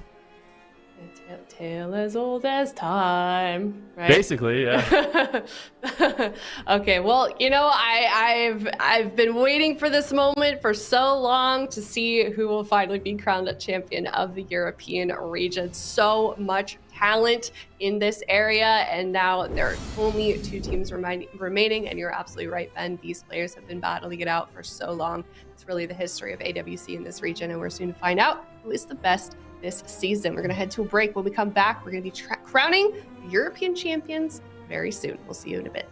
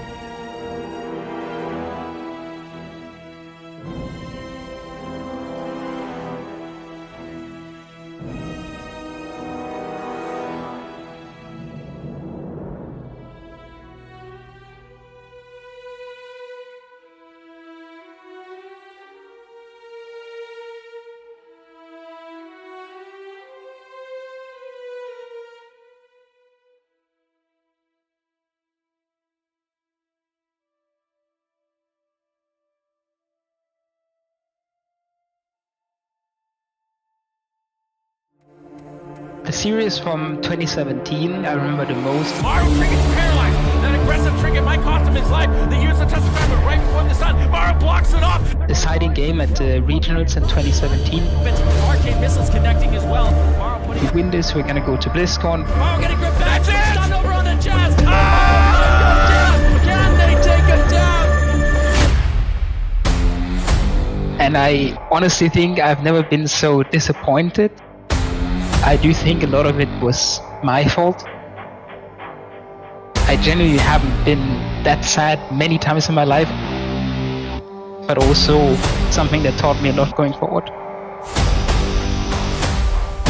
The first thing is not trying to make too many flashy plays. That aggressive trinket might cost him his life. That's it! Stun over on the Jazz. The second thing I learned is communication. It looks like you're playing bad. You might end up winning the game because you're just communicating good. Trying to force Maru back, but an ice wall line of sight swaps you away from his healer. He could go down here to the ice wall. Is he going to survive? He's so low. Holy fire incoming. Massive damage. Huge value. The third thing, trying to get different point of views, playing different classes and different play styles. Can he get the Cloak of Shadows off? I believe he should be able to. Maru. Oh, goodness gracious! Maru's just on fire. You can also win games by just playing good defense and just put in as little effort as possible without losing the game. Right now there is 0 cooldowns left. He's stunned up in the middle of the map. Big Comet Storm lands, and he gets crushed. 2021 and also 2020 were insane years for me and my team, and we were kind of just winning every tournament we played in. I definitely see Oasis teams as rivals over the last couple of years. It's always kind of been us against them in the final, and we're kind of the two top teams competing for the tournament wins. All right, big damage onto Raikou. Triple crowd control out from SK Pieces. Raikou, they bought him! They bought him! Where is this damage coming from? I feel very confident in my teammates' ability and for us to win any tournament we play in. And I think it's going to come together more so than maybe in the first cups we played just now.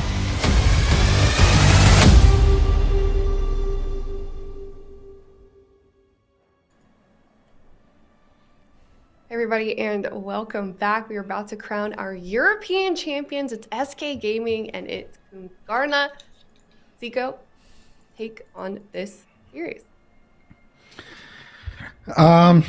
Well, if you ask Zipai, he would call this matchup El Clásico because this is pretty much what always happens in Europe. Zipai has a team and Waz has a team, and they go up against each other in the finals. When KUNGARNA won BlizzCon, that was their adversary in the finals. This is just kind of a tale all this time, and it's going to be really interesting to see what SK Gaming has brought to the table, because heading into this match, heading into the finals, KUNGARNA was the team to beat. They were the number 1 seed. SK was the number 2 seed, and SK was the team that needed an answer. So I really don't know what their answer is. We haven't really seen too much from them right now. Seen some variety, but they still are relying a lot on that Rogue Mage Druid. And I think if it comes down to a head-to-head, there's no way they can play that. So probably going to be something more Ellie demo, maybe like we saw, something like that. I think if they don't use Zipai on Ellie and they use him on Rogue, I think this is going to be pretty easy for KUNGARNA. Well, we'll see if they do make an easy go of it, of crowning themselves as the champions here. Gellu was talking just a little bit about maybe the potential of seeing Chaz Subatees. What is your take on that? Do you think that we may see a Resto Druid? I mean, Raikou still told me that it's the same likelihood as me being a replacement for Brain on KAWHI. So we didn't see him in that last series. I thought that would have been the highest likelihood to see him, because SK Gaming were able to use Resto Druid successfully. And we didn't see him there. So I'm kind of doubting it. My assumption here for game number 1 is KUNGARNA, Outlaw, Fire, Holy Priest, SK Gaming, Ellie, Demo, Holy Priest. This is kind of what I'm expecting. This is what SK Gaming used to beat Casual Dads. But Casual Dads were not playing to the level that I think KUNGARNA is capable of playing. So they're probably going to be shutting down the Demonology Warlock, crowd controlling all of his pets, stopping him from doing damage, and likely closing this game a lot faster onto Zipai. So we'll have to wait and see. But in that day 1, Zipai definitely put on a show, a masterclass of Ellie, beautiful kiting and positioning throughout the entire game. So he's going to have to play a step above that level So he's gonna have to push past a master level limit, basically, I think, for this composition to work for them. Yeah, we've seen these players do that before. I think it kind of seems like all of you guys are sort of thinking that KUNGARNA is going to pull this one off. Obviously, statistically, that is the most likely. However, we know SK Gaming extremely capable. They've had some incredible moments this year. They've had an amazing season as well as both of these teams have. So, both of them are going to be trying their absolute hardest, fighting for their lives in this series. It's about to be the European Championship that will be crowned. It's SK Gaming versus KUNGARNA.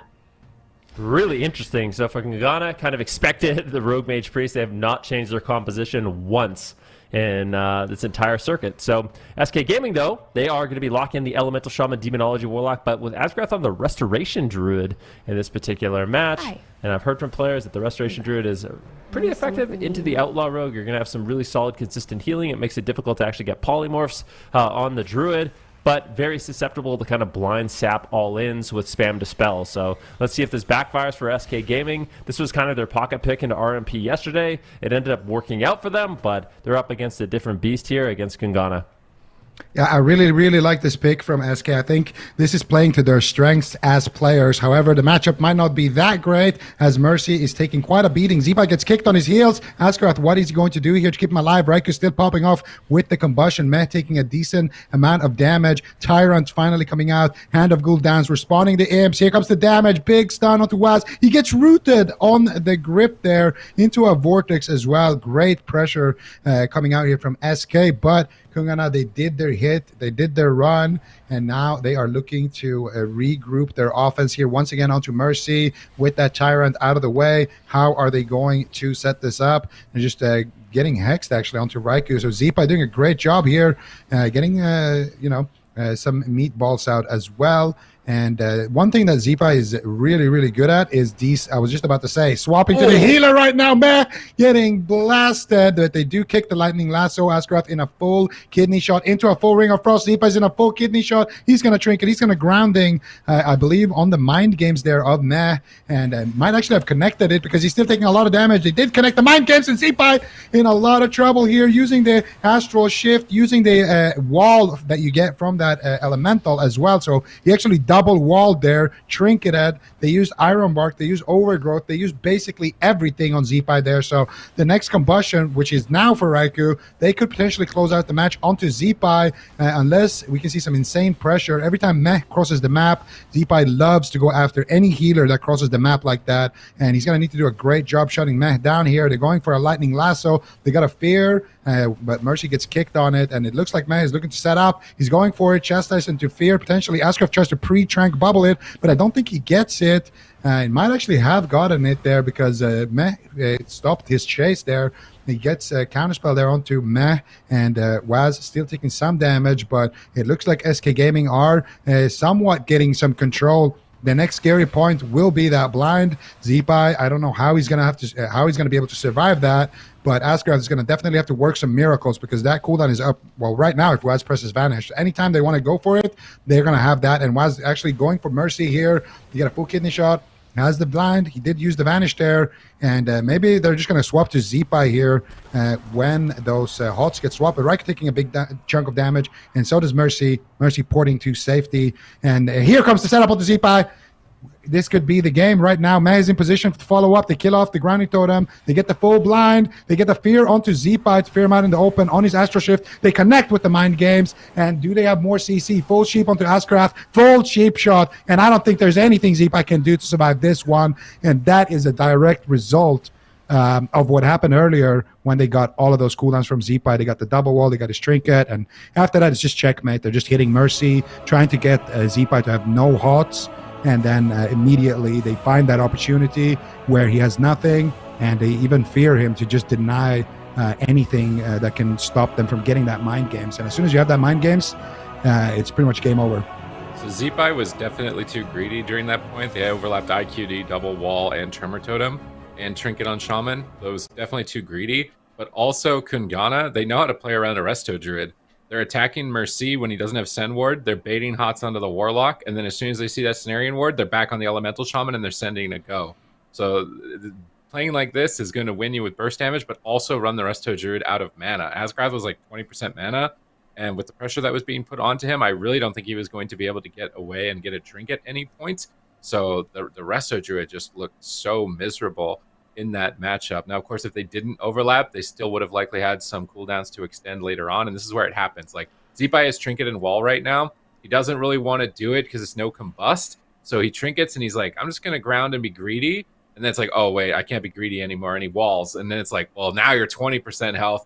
Asgrath trinkets, he gets blinded, and then Zeepai has to tremor him. So it's wall, NS, trinket from the Druid. Like, there's way too many cooldowns that got used right in that moment. And then after, they just go on the Warlock. They bait Cenarian Ward. Look, Cenarian Ward, the little yellow icon on the Warlock's health bar. That's the biggest heal the Druid can do. Doesn't have that for the Shaman now. They swap back with Combustion, full blind, no IQD off cooldown at this point. And they're just going to be able to run him over because he's got no HOTS. So KUNGARNA, just with amazing strategy into the Restoration Druid, played an excellent game number 1 offensively. Mistakes made by SK Gaming, but I don't think the Resto Druid's going to work if KUNGARNA play like this. Maybe on big maps, when if you're going after the Warlock, the Shaman is just really far away, so it's harder to swap to him.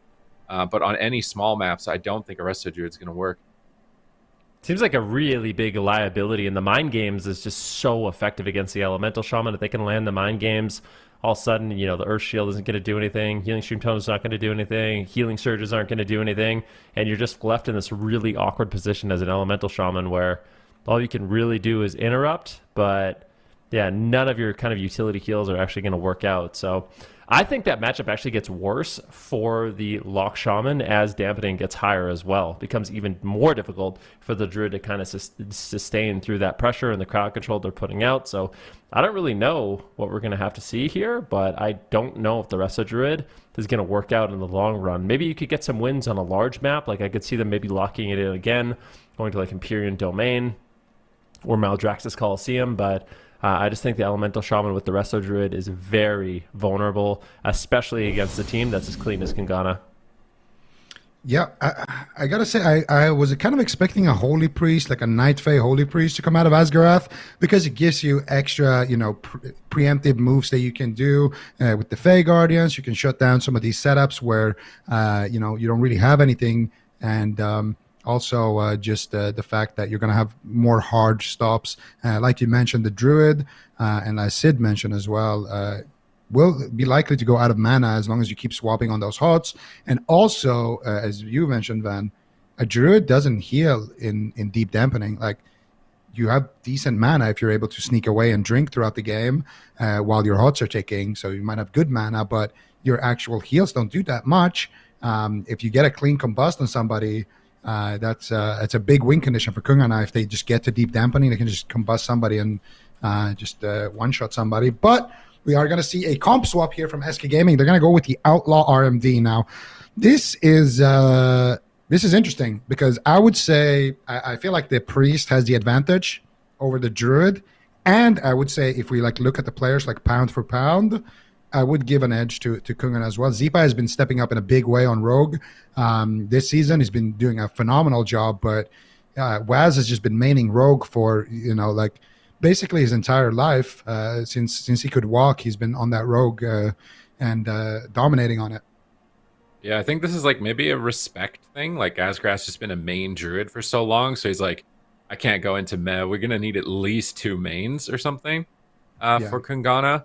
And if they do double alt, then they're just, maybe they think they're going to be too far out of it. They've picked a really big map, so if they want to get this game into dampening and try and set up drinks, that could work for them. But I am just worried about KUNGARNA swapping targets and swapping off HOTS. Maybe it'll be a little bit less effective with how much more durable an Outlaw Rogue and a Fire Mage is than an Ellie Shaman or even a Demonology Warlock. So maybe it won't be as volatile for them to deal with. But I think it's just a respect thing. Asgrath just wants to play Druid because this is what he's won BlizzCon with. This is his main healer for a long time. And they're going to see if they can make it work. It's the comp that enabled them to be able to beat CGN Esports in the upper finals, so they want to give it a go.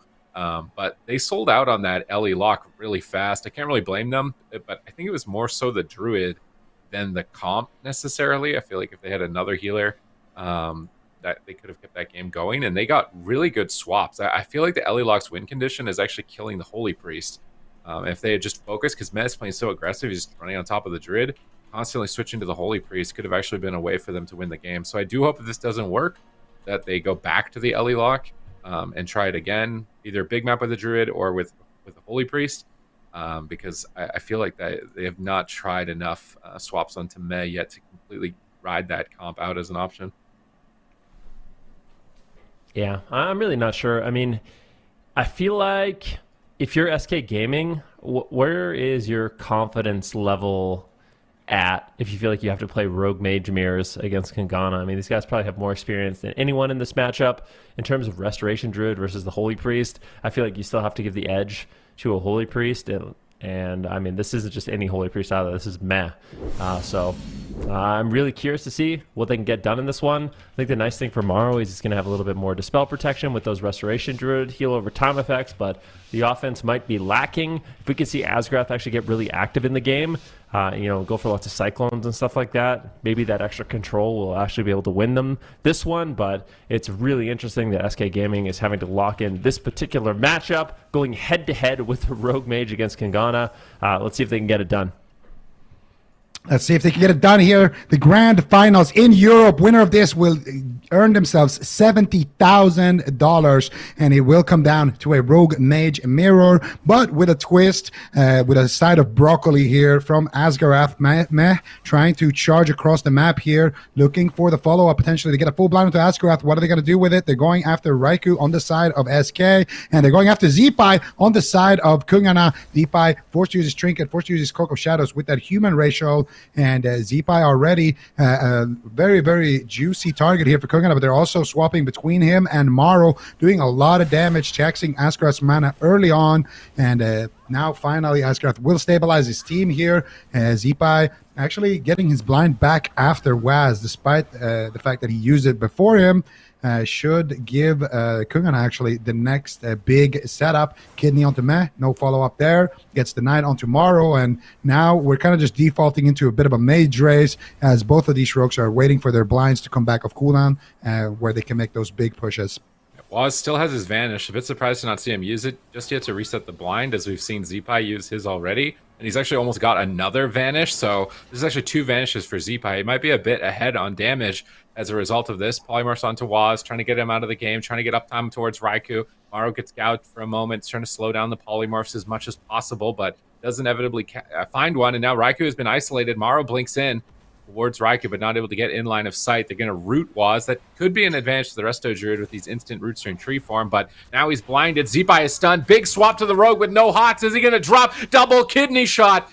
Big damage incoming, but Asgarath blocks the kill with Iron Bark. And this is the risks of the Restoration Druid, is that Kungana know exactly how to play around it. They're going to attack Morrow, bait all of the hots, swap to the Rogue, maybe go after Zeepai, bait the hots, go back onto Morrow, and Asgarath's going to always have to be guessing where to keep those major hots. But now Raikou on the back foot, Cauterize Ice Block at the back of a Cyclone Chain. Asgarath getting big value from that Resto Druid on that push, putting his team back in the game.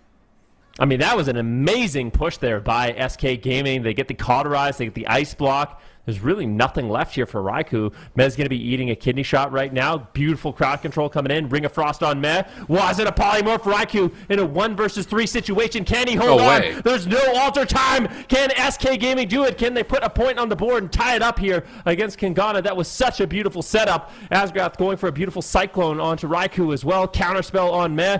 This offense coming in from SK Gaming is remarkable. Kungana's so far on the back right now, a full blind, but this alter time could keep Raikou alive if he can get out of the stun. It does get dispelled off, it looks like. Nicely done there by Morrow. Morrow taking a huge hit of damage as well, but this control from SK Gaming is just never ending. The crowd control on Meh is non-stop, finally getting a moment to breathe and topping off Raikou, but that push from SK was very impressive.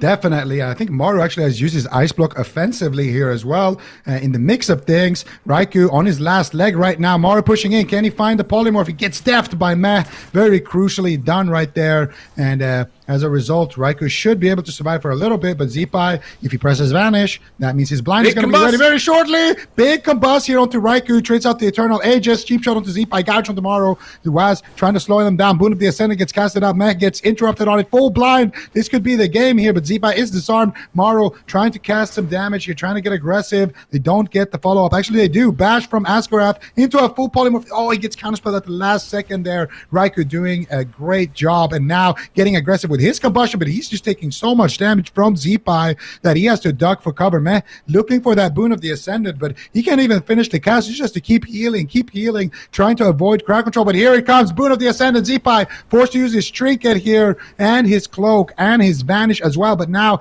trying to get aggressive onto Waz. Cheap shots him, full kidney onto Meh. Now once again getting back on target. Boon of the Ascendant fades. Mario gets interrupted on his crowd control attempt. Asgrath in a full blind. Do they have a follow-up though? They get the sap as well. Zeepai could go down here. Big damage potential. Do they have the damage to close it out? Dragon's Breath onto Asgrath, but now he will leave crowd control. Will top off Zeepai. And this game is very back and forth, but Raikou's still a long time away from getting those defensive cooldowns. And guess what, Sid? Maro has his combustion ready to go. Well, Sheep, this could be the end of the game. Is Maro going to shove the combustion? Here it comes! Massive damage onto Raikou. He blinks back into midfield. Cyclone onto Meh. Askarath is carrying the team on that restoration. 1 second left on it. Can they chain it? They don't get another Cyclone onto Meh, and Raikou's kiting has bought him time to get back to his priest's side. Now a double fear, a turnaround onto Maro. Massive damage incoming. Askarath, what are you going to do? Cenarian Ward, he's trying to greet it, holding on to bigger heals for a later time, but his mana is looking dicey right now. Only 30% remains for him, and Raikou's Ice Block is coming up in 27 seconds. He's got combustion available right now. He wants to shove it as soon as possible.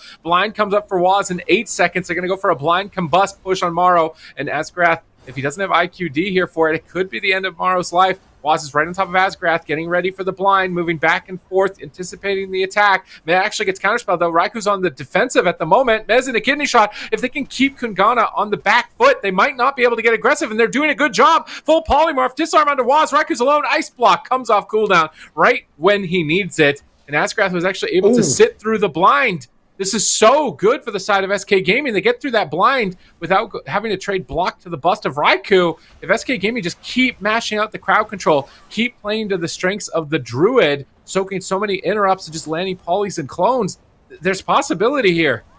No, I mean, there definitely is a big kidney shot on Zeepai, though. Can they take him down? Big heals from Asgrath will stabilize, but at the same time, Maro eating a little bit of cleave damage here. But I think SK will be fine. This is the Boon of the Ascendant. The big push here from Meh gets interrupted. Nicely done there by Maro. Looking to set up his disciplinary command for a big combustion if he can find it. They got a kidney shot on Maro.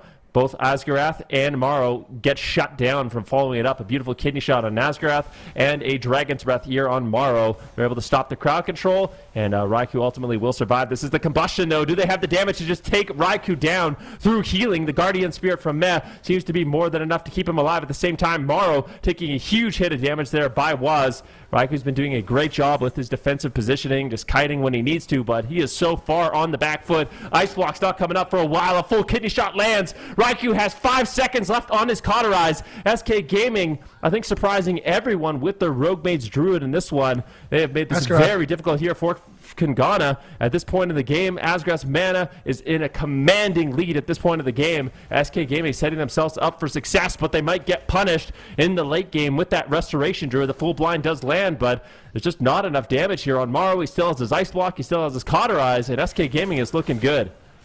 SK Gaming is looking good, and the one win condition I saw for Kungana is the fact that Asgrath was but he gets a big drink, but here comes the Raikou with the combustion, big damage on tomorrow, Meh sitting through a blind there, and his team is actually coming out ahead on that. Double combustion being used here, nice fear on tomorrow's combustion. Raikou lines it, trying to build some distance between him and Maro. Does not want to be tanking those pyros here at 17%, dampening full kidney shot onto Meh. Raikou with no Ice Block, what is he going to do? He blinks the kidney shot, he gets the Guardian Spirit, he misses his Dragon's Breath. What is he going to do here to try to stay alive? Meh finally comes out of crowd control, keeps him alive with the Guardian Spirit, but still Raiku's taking so much damage here from Zeepai. Maro still getting a lot of heals in the backline from Askarath. They do have the Boon of the Ascendant. They need to try to set up a big one-shot onto something. Who is it going to be? They double fear the DPS. Are they going to go after Asgarath? I don't think so. They could potentially set something up here. Boon of the Ascendant gets locked down, and here comes the damage. They're going after Zeepai. He gets Dragon's Breath into a cheap shot, but I don't think they're going to be able to commit to that. He just gets disarmed for peels. They're going after Maro here with the remainder of that boon. Meh in a full Ring of Frost. Asgarath in a full blind. It's a 2v2. Zeepai actually going for a restep while Maro is getting blasted here, but he catches a massive heal with that Nature Swiftness. Now Raikou finally making it back to his healer, who finally came out of crowd control, and now Meh should be able to stabilize Raikou, but actually not. They continue to chain full kidney shot. No. He can't cast. Raikou in a lot of trouble here. He's got the Cauterize, but no Ice Block for 30 seconds. Raikou on 20% HP, full sheep onto Meh. I think this is going to be the Cauterize, maybe even the game. Ascraft is there for the follow-up. They get the full bash. Can they get anything out? Dragon's Breath onto Meh. They just need a little bit more CC, but it's not going to be enough, and Raikou will survive, but at what cost? The Cauterize is down, and so is the Guardian Spirit. SK Gaming in the driver's seat, said. Raikou really needed to land that ring off the fear on Askrath if he wanted to turn this around. The Ring of Frost is going to miss, and now SK Gaming are still continuing to get uptime. Raikou's Ice Block comes up in 3 seconds. He's going to pop out Combust and make a swap to Zeepai. A Hail Mary. Askrath is ready to block it with Iron Bark. Zeepai is stabilized. It's time to get aggressive. They need to run down Raikou. They need to stay on top of Met, and they need to close out this game before Askrath runs out of mana. But Waz is setting up CC for his team. Cheap shot on Askrath, but no follow-up. Raikou gets shut down by Zeepai. Askrath looks like he's pushing forward with Maro and Zeepai, keeping them fully hotted, getting ready for what could be the final assault, but Raikou's got Ice Block again, full blind. He's going to have to block. There's no way. Ice Block, but if they CC him through this block, they could win Game 2, tied up 1-1. A Ring of Frost has been landed. The Ice Block is going to be ending at any moment here. He cancels it early. He gets Vortex on his Blink. Insane Vortex by Asgarath, and it is enough to get the Wild Seed, and Zeepai is trying to close it out. Waz blocks the kill on the Seed with a Gouge. Is he really going to keep the Seed alive? This is unbelievable. He has managed to keep it alive. That is a miracle for Raikou, but maybe they just kill him through it. Meg gets counterspell. They're just going to kill Raikou a second time in game number 2. He's at 20%. He actually survives. Maru blocked, I think, for the kill during all this, but another kidney shot onto Meh. Askrath lobbing out as much as he can to keep Maru aggressive, and it looks like they should not be able to close the game. How are they denying death for so long? Meh is counterspelled again. He is counterspelled again. Raikou down at 50%, trying to shifting power for another Combust, trying to pull off a miracle. He could with this bust. He could completely turn this around. Askrath has 0 mana. They just need to get Raikou stabilized, but he's not. He's got nothing left here. He's going to get overrun by SK Gaming, I believe. He throws the Combust. He's going for the kill, but Cloak of Shadows, Zeepai blocks it, and now he's just marching forward like a Terminator. But maybe he's not comfortable. He's still below half. No evasion, no cloak. Is Zeepai actually going to die? There's no way. Askrath in his line of sight, trying to heal with absolutely 0 mana. He's trying to charge forward. Raikou gets gripped, but Maro's combustion is up. He gets gouged on it by Waz. These gouges from Waz have been so heroic. Zeepai is dangerously low, but he wants to go for the kill. Is he going to be able to do it?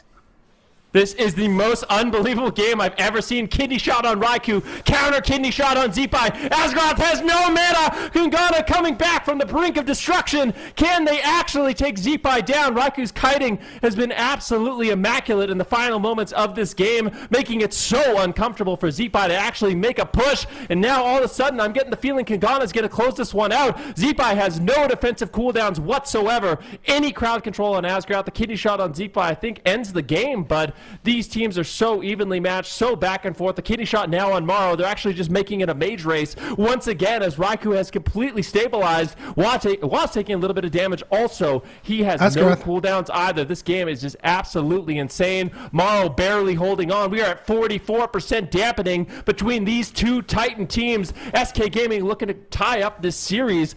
I think in disbelief, how is Raikou not dead? They have to hold on a little bit longer. to see if they can actually take down Waz. There's a combustion available in just a few short seconds, but Waz might just fall. Man, I don't know if he has the heals. Another counterspell slips through by Morrow, looking to get aggressive, but a gouge on Morrow. Kidney shot on Zeepai. Morrow just looking for the counter kill. Both these rogues could fall. Are we going to get a cross kill? No way! It's 1%! Are you kidding me? 1% health. Waz gets behind the pillar. This game is absolutely unbelievable. Disorienting roar. It is still not over, but it looks like Morrow will get potted. KUNGARNA absolutely wild. Waz cannot believe what just happened. They're up 2-0, but you have to give it up for SK Gaming. They played this one insane. How? Just how is that even possible, man? Raikou was dead. How did that seed even survive? There's so many questions. How did Raikou survive? Mech tanked like 4 counterspells in a row after Raikou rezzed, and somehow this guy's still alive, running laps, man, running Olympic laps here on Tolvir. Absolutely insane that they not only survived that, but they turn it around. And I mean, in Shadowlands, you gotta say the pod tender has probably broken the most amount of hearts, like worldwide, out of any expansion. The pod tender, it's not very often we see it, but when it comes back to life and it turns a game on its head like that, I mean, you're already down a game. If you are SK, how do you come back from that mentally? That's got to be so crushing. And I mean, they played out of their minds. They were in the driver's seat the entire game. They were owning the entire game. But KUNGARNA just stayed alive. And then eventually in dampening, Askarth had way more mana, but he just went through him from healing because his heals just they don't have that same potency compared to a Guardian Spirit and you know, the Holy Priest Serenity charges. So that was an incredible game, one of the best games we've had, I think, all season. And this is why these teams are in the finals here, Sid. Yeah, I cannot believe that this. So this just ended up into a rogue race because the mages were playing such solid defense, and I think this is the wild seed moment where Raikou's Ice Block literally comes off cooldown exactly when he needs it. Like, he's dead here otherwise, I'm pretty sure. Ice Block comes off cooldown right when he needs it. He survives. He shouldn't have. And then he's got Cauterized right here on this push. So many opportunities SK Gaming got Raikou in where I thought that this game was over throughout like 11. It felt like 11 minutes of just how is Raikou alive. They chained this CC onto Meh, and they Cauterize. He mirror images and Aegises to reduce damage and absorb magic damage while he's kiting Zeepai to survive here. And then on this push, they crowd control Meh so long that even though Raikou ice blocks, he actually opts to cancel it early, gets pulled back in, and by the vortex, and you're thinking like, there's no way, right? Like, he gets pulled in on his blink. They proc the Wild Seed as a result. And so Waz gouges Zeepai, I believe, here. And this is the only reason that the Wild Seed is alive. He gouges Zeepai, and Morrow must have ran out of damage or something while Met is healing it with Apotheosis. Apotheosis is your biggest healing moment as a Holy Priest. He's that reset on the Serenity. So if Waz didn't get that gouge, Seed is dead. But look at then this. they counterspell Meh like 4 times, and I'm thinking like, he's dead here, right? Like, he's counterspelled. There should be no way. He's at 20%, but Meh gets Guardian Spirit. So Guardian Spirit keeps him alive, and then suddenly they're turning it around on tomorrow. And now I'm looking again like Meh is kidneyed. He's DB'd. Like, he should be dead. There's no way. And then later on at the end, it turned into like, all right, the mages, they're not dying. Mage probably the hardest spec in the game to kill. Let's just go on the rogue. So I would have thought is also really hard to kill. And they came really close to killing Waz at this moment, but Waz is just so good at shutting Zeepai down on the kills. He gets blinded here, and he's just not able to connect to finish him in those final moments. He gouges Morrow to stop CC chains, and then they're able to stabilize Kidney Shot Zeepai, and they're just racing each other. Like, look at this right now. Like, they're actually going for the kill on Zeepai when Waz is at 10%. Like, oh my God. He's at 1%, and they're just going for the kill. And then he just runs for his life. Like, we're in slow motion. In real time, like, that was the biggest gamble you could take after a 13-minute game like this. So, yeah, I didn't think the Roadside Druid was going to have a shot, honestly, moving into this game. But after seeing it play, it seems like it's definitely threatening. SK Gaming has to shake that off. Like, they need to just get up, shake it off, because it seems like this is actually a series they could win. That match was as close as it could possibly be, right? Like, unbelievably close. I think the closest we've ever seen. So SK Gaming, definitely got to give it up to them. I really didn't anticipate that the Druid was going to be able to go toe-to-toe, but it seems like the kind of slower-paced matchup with the Outlaw Rogue, it actually gives the Druid an opportunity to, get out roots as well as Cyclones and go for those triple crowd control chains you would normally expect from a Rogue Mage Druid. So it's really, really nice to see, and I do expect SK Gaming to lock that in again. If they don't, I would be very surprised. Yeah, I definitely agree with that. And see, Waz, he just locks in his RMP and goes AFK, getting ready here for the next game, prepping a little bit. And Maro, I mean, look at Maro. He looks a little bit devastated right now after that game. And you can't blame him. I mean, honestly, that game was theirs. Like I think we can all agree on it. The SK Gaming, they were in the driver's seat the entire time. And KUNGARNA, they just somehow, some way crawled their way back into it. You got to give a big shout out to Raikou as well there for the kiting in that last game. And now you're going to have similar situation, right? You're going to have KUNGARNA, they're playing that RMP. SK Gaming, most likely going to be locking in that RMD. And you have another big map. It's not going to be as big as Tolvir, but Ashamains definitely gets the job done. And you want those big maps if you have that Resto Druid. Now, I want to talk to you guys a little bit about the strategy, because for KUNGARNA, it looked like their strategy was more about going after the rogue, whereas SK Gaming was just running a mage race. And I don't think KUNGARNA wants to play it like that. I think they were kind of forced to play it like that because Zipai was just doing so much pressure onto Raikou while these CC chains were happening. So it was kind of, defensive-oriented play style. But you don't want to be the team that has to be reacting. You want to be the team that's proactive, that's dictating the pace in these Rogue Mage mirrors. You want to be the team that gets ahead and has that momentum and that can snowball it. So for SK Gaming, they just need to shake that off next time. Kill the pod. Probably easier said than done, but just take it down. Easy. just don't get kill the fire mage. Did Zipai have evasion? If he had evasion to dodge gouge, that actually would have been the difference between winning. I don't know if he did anymore because it was a while since we saw the replay, but if he actually so excited. I mean, in that moment, you're just like, "Oh my god, he's a pod. We're gonna win. This is amazing." It's like, wait, everything's spiraling out of control. I can't take it down. What's happening? Kill it, Maro. Yeah, Maro's just like, I'm fireballing. I don't have any fire blast. What do I do? It's definitely rough.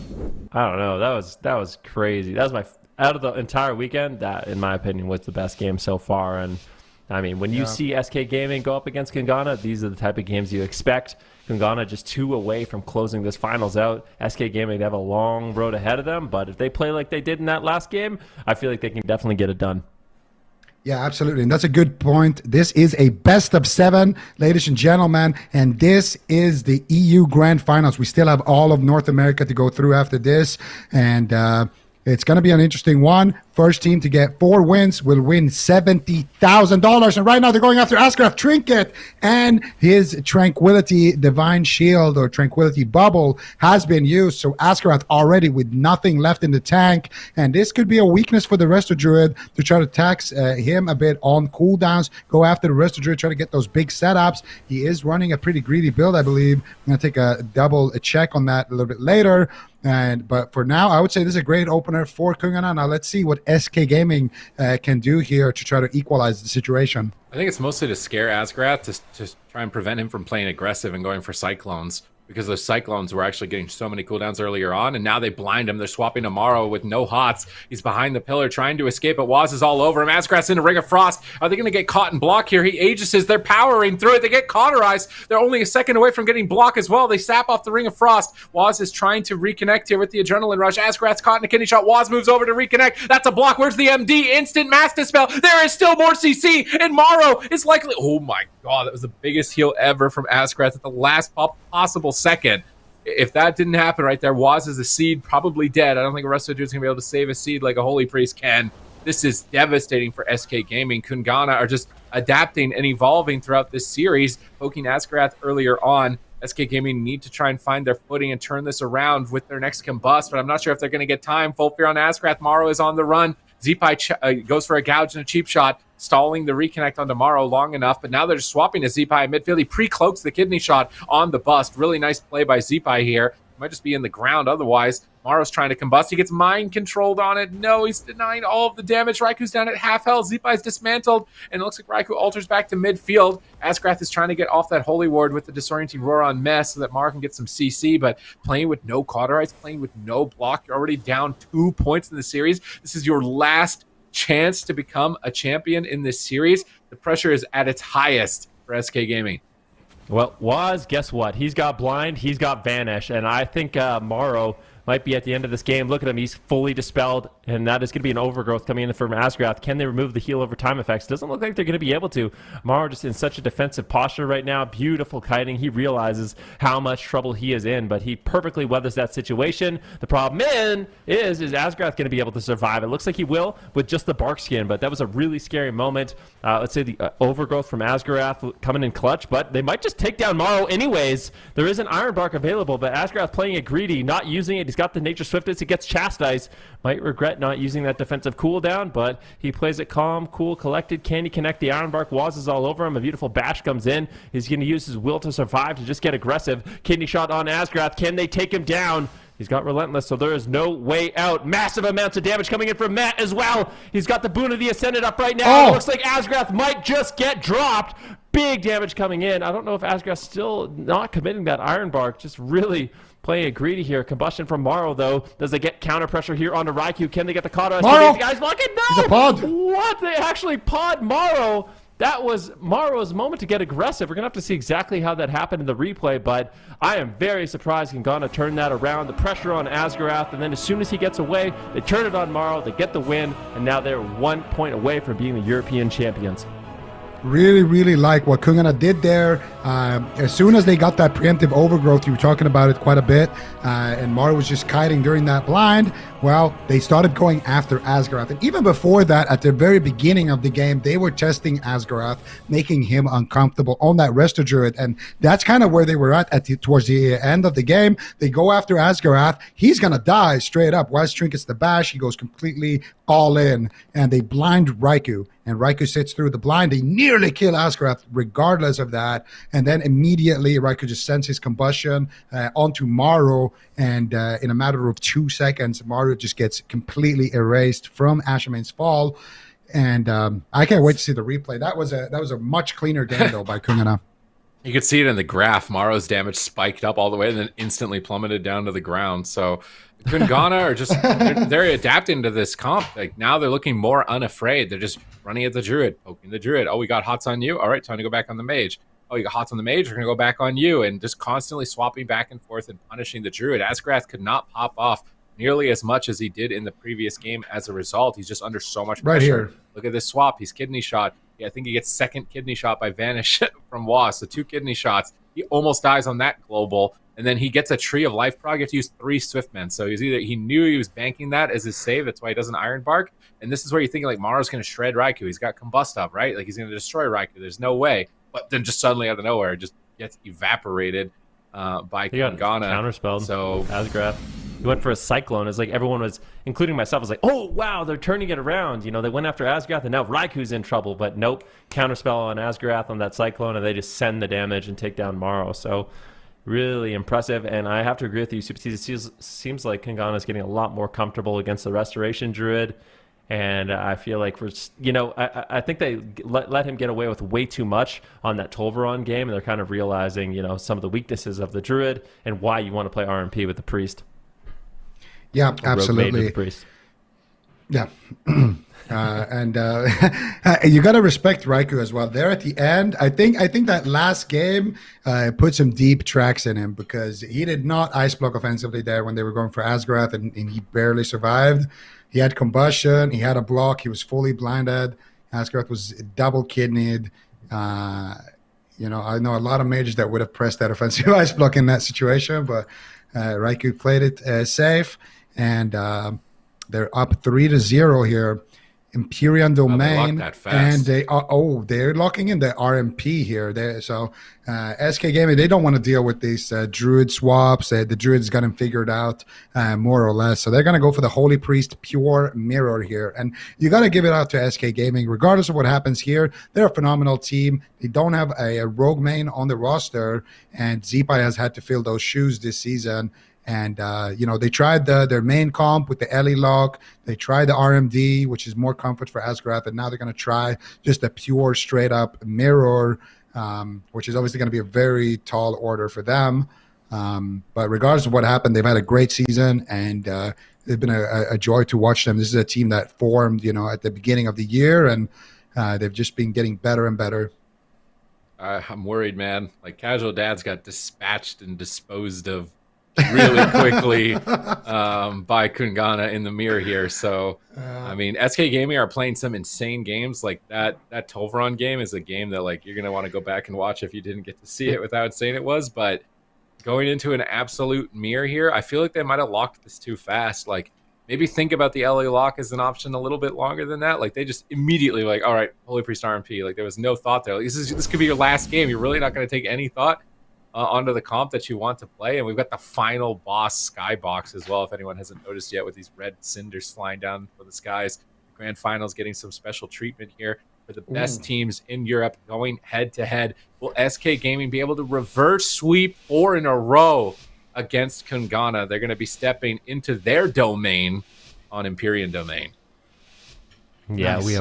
this is going to be an amazing, potentially final game here, depending on how KUNGARNA play it. SK Gaming, they have to go toe-to-toe in Rogue Mage Priest mirrors against the best Rogue Mage Priest in the entire game. KUNGARNA has been so consistent. This is the only composition they played throughout the entire circuit. Let's see if they can conclude it here with a 4-0 over SK Gaming, or if SK Gaming is going to be able to battle it back in defiance. Big damage here on both Waz and Raikou. SK Gaming looking to get aggressive early on in the match, but looks like Meh still has so many cooldowns, and they're actually reversing the pressure here on Maru, who's trying to kite away. Beautiful kidney shot onto Meh. Interrupt on Raikou. Raikou still taking a lot of damage, but at the same time, Maru might actually proc the Cauterize. I think they might have proc the Guardian Spirit there. That would be an absolute disaster. No, they did not. But big damage from Meh once again. The Boon of the Ascended paying dividends. He's trying to proc the Cauterize. We've seen the instant master spells before. Maru's in a lot of trouble. Can they take him down? Chastise on Asgrath. They do get the Ice Block. Are we going to see a master spell comes in from Meh? This is a nightmare situation for SK Gaming. KUNGARNA is walking all over them right now. I think Maru should be able to hold on, but this pressure is just unrelenting here from the side of KUNGARNA. This is absolutely an amazing start. Absolutely crazy, and they're going to continue the chain. Full kidney shot into a full ring of frost. This might just be it for Maru. Can they dispel that Nova onto Waz? Here's the Chastise to allow Waz to connect. They get the Dragon's Breath onto Asgrath. Can they get the Cauterize? They're so close, barely holding on here. Maru, Asgrath trying to fake cast Raikou, but he still has that counterspell. Raikou with ice in his veins, holding on to it, and now finally does get faked. Asgrath does keep him alive. He gets one heal, but there's a kidney shot. Mess moving in, does have the fear available. He uses it onto Z. They get a full shape onto Asgrath. That's it. 3 versus 1. It would reach it. Full blind secure. That is it. KUNGARNA will be the winners of the European region, and they will claim the grand prize of $70,000 after an insane series against SK Gaming. That's why you don't mirror them. That's why you don't mirror KUNGARNA in RMP. You just don't do it. It's not a good idea. And they got completely destroyed in that last game. That was style, finesse, power, everything in favor of KUNGARNA. Really unfortunate for SK Gaming. They couldn't pull off a win here. This is kind of the KUNGARNA that we've seen for the entire year. They did not let that initial setback against CGN Esports in the first day get to them. They came to play, and they put on a performance here.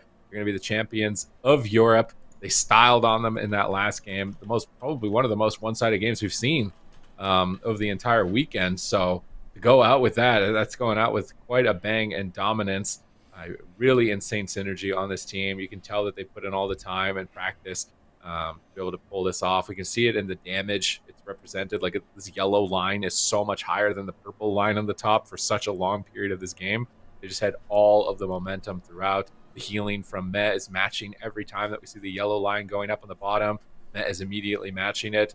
Yeah, this is why I think that they locked in too fast. I feel like they should have thought about it, maybe like give it a second chance on the Ellie to try and get a win before jumping into KUNGARNA RMP territory, because they've got so much practice in that matchup, right? I feel like when we've seen teams be successful, they pick a comp that the other team has never seen, and it like catches them off guard, and they're not really sure what to do because they didn't have hundreds of war games, right? I can only imagine how many war games KUNGARNA have of RMP Outlaw Mirrors. So I think the Demo Ellie would have been a better lock, but we've got the replay. You're going to see the domination a second time. You absolutely are. I mean, this is just, Morrow was on the back foot for such a long period in this game. You can see this is when he goes for the ice block. Met gets the perfect fear out of the chastise, goes for the master spell, and at this point forward, they can never recover. Asgrath now in a Ring of Frost. Morrow gets chastised, so Waz can reconnect, and I mean, Morrow's doing his best to try to kite around, but in terms of momentum, KUNGARNA just has such a massive lead, and this is where Morrow gets interrupted. There's no way he can alter time. He's burning down from the cauterize, and ultimately will end up going down. Does manage to get away a little bit with the cauterize here, but you can still see Asgrath now in a kidney shot, now in a full polymorph, and when you're just so defensively oriented like SK Gaming, the pressure from a team like KUNGARNA is just non-stop. Now a full blind, and I mean, if you're Morrow, it's like, can you please be out of crowd control? Like, please, I'm trying so hard to live, but KUNGARNA just so on point, and this is why they're undisputed in my mind as the best RMP in the entire world. Course. I mean, this team is absolutely crazy. 100%. And the only thing that can even shake those, that perception would be the cross-region tournament. They would have to get very dismantled by like Liquid Double Rogue or by KAWHI or something. And you guys don't want to miss that. The cross-region tournament, EU versus NA, the 4 teams that qualified in each region will be going head-to-head, and it's based on the seeding here. So if you are KUNGARNA, you will be going up against whoever finishes last or whoever is the first team to get eliminated today in North America. So still quite a lot on the line. Aside from the prize pool, of course, and what a way for KUNGARNA to end the season. I mean, this was the team to beat heading into this. They came in, they had a absolutely fantastic showing, did just a great work in the circuit, not even dropping a single series, just dropping one map, and then here they started out pretty badly, but they kept their focus. They rose up and they did what they normally do. And it's interesting because you can almost draw a bit of a parallel to Team Liquid over in North America. Terrible opener for their tournament, but also a real top dog that I would say most of us are expecting to have a deep run alongside KAWHI. So now maybe Liquid are watching this and that's getting them fired up. Like, hey, look at that. They rose from that lower bracket. They had a terrible opener just like us, but they went on a tear on day 2. Nothing matters until we get eliminated. So that's that. You got to have the heart of a champion if you want to rise up and win these things. No one could beat them in EU. Is anyone going to beat them in NA? At least we're going to get to see it. Now, of course, it's online. There's going to be some ping issues for some players. I think Prev is kind of one of the main ones. So KAWHI maybe not going to be as threatening with this being online. But still, there's other teams like Liquid that I think can utilize their whole roster pretty effectively. That it's going to be just cool to see, right? Because we haven't seen it in years. So this is far from over. We still need to kind of crown a European champion or a North American champion as well, and then see those North American and European teams go head-to-head next weekend. So you definitely don't want to miss any of the action. Make sure you hit the subscribe button to follow along with it. But just look at the story of the tournament, right? KUNGARNA kind of off to a weird start. That was because CGN Esports threw a curveball with that Death Knight Warrior Restoration Druid composition, knocking down to the lower bracket. But they just powered up and returned to their former strength. 3-0, 3-0, 4-0, just dropping nothing for the rest of this tournament. CGN Esports got almost a couple surprises in their series, but Med did not let them escape with a win. I think that Covenant swap to the Mind Games with the Venter was really good in that series for him overall, kind of clean up that matchup and enabled them to find victory. And it's just unfortunate for SK Gaming here. If that game where the pod had gone down and he lost that game, then maybe their momentum would have shifted in their favor. They could have found something, but it is unfortunately the end of their run here, and we're going to have to see how they fare against North America next weekend. Yeah, it's going to be really interesting to see. I'm really excited. I mean, KUNGARNA just put on such a performance throughout this entire year, really putting on kind of a clinic on how RMP is supposed to be run. I would say RMP has been kind of like the main villain in the AWC. So many teams have been running and utilizing it, and every single team is trying to come up with answers to figure it out. In North America, it seems like a lot of teams have kind of come up with like pseudo answers that are working against some of the teams. I'm really curious to see if those North American answers are going to be able to work against a team like KUNGARNA, because it just seems like they're kind of in a league of their own at this point with the way they play it. the way they're able to adapt their strategies, play defensively, offensively. It's just really a joy to see. So I for one, cannot wait, first of all, for the North American finals to conclude, but second of all, for next weekend, where we're going to see the best teams in North America, best teams in Europe go head-to-head. But yeah, just a big congratulations to KUNGARNA. I'm excited to see, where they can kind of go from here. Yeah, I mean, the only place they can go from here is down, man, because I don't think they can go any further up at this point. Just been they can win again, right? That's higher. Like back to back. Yeah, I suppose. Yeah, that is true. Actually, last year they came second, right? With My Way winning, who didn't even qualify this year. So it's been a crazy year in Europe. It's been very competitive, and it's got to feel good to have like a little bit of the pressure over. And you got to give a big shout out as well to all the teams that made it here. The casual dads. They basically just signed up with kind of low practice, just playing for fun. Their Warlock actually is a Destro only main, so he refuses to play demo from what I've heard, and they're still able to come in here and do what they do best. Same thing for CGN Esports. I think the only team here in Europe that doesn't have a rogue on the roster. Well, actually, they did go over to the dark side eventually, but they didn't pick up any wins with their rogue at least. So I'm still gonna write them up as a non-rogue team, bringing it in third place. And of course, SK Gaming, been a tough meta for them. They have a Resto Druid main healer. They have, Ellie Shamans, and they don't really have a rogue main on the roster, but they're still able to perform. And yeah, it's been a crazy year in Europe. Now, I wonder what's going to happen in North America, because yesterday in North America, I would say up until the finals that we had today, I would say the most exciting game we had was yesterday, C9 versus KAWHI, or the most exciting series. I would say probably the best game we had was that game on Tolvir in the finals just now. But there's a lot of really, really nice games that we're going to see in North America. And I don't know, heading into the tournament, I would pick Liquid and KAWHI to win. But now I'm not 100% sure, because C9 they almost beat KAWHI yesterday. They convincingly beat Liquid. Wealthy Man looked insane on the Rogue. It just looks like C9 has leveled up quite a bit, and it's kind of becoming the dark horse of North America that you didn't really expect to kind of rise up to that level so quickly. There's been a lot of teams improving dramatically and throwing curveballs and compositions we've never seen. So North America is likely to still be a big surprise for everybody here for the rest of the day. I can't wait to get those games underway and see what is going to play out, because nothing initially in the first day played out the way that we had expected. I think Venruki, he purposely picked the opposite of all of our predictions, because we all predicted the same thing. And I feel like he was right for most of them, just because he did that, because literally nothing worked as anyone thought that it was supposed to. So you really can't count out any of the teams. Unique comps, different strats, different classes, every player coming into the fight as well across both regions. We saw basically every player playing it out, and I'm very curious to see how it unfolds. I think there's going to be some big upsets. I think 3.5 men are kind of the underdogs right now. For some reason, they just can't. I feel like they just need to go back to Outlaw RMP and make that work. Like KUNGARNA, for example, here, they were able to make it work after they figured out some of these different comps that were thrown their way and not drop a single game. So I would really like to see 3.5 men do the same. Just go back to that composition. Focus on outplaying your opponents, not get inside your head of trying to counter comp and find stuff like this. Yeah, I mean, it can be a difficult mindset to kind of get into, where you're supposed to just rise to the occasion in every matchup. But I mean, you get the feeling after watching KUNGARNA do it that it obviously is possible.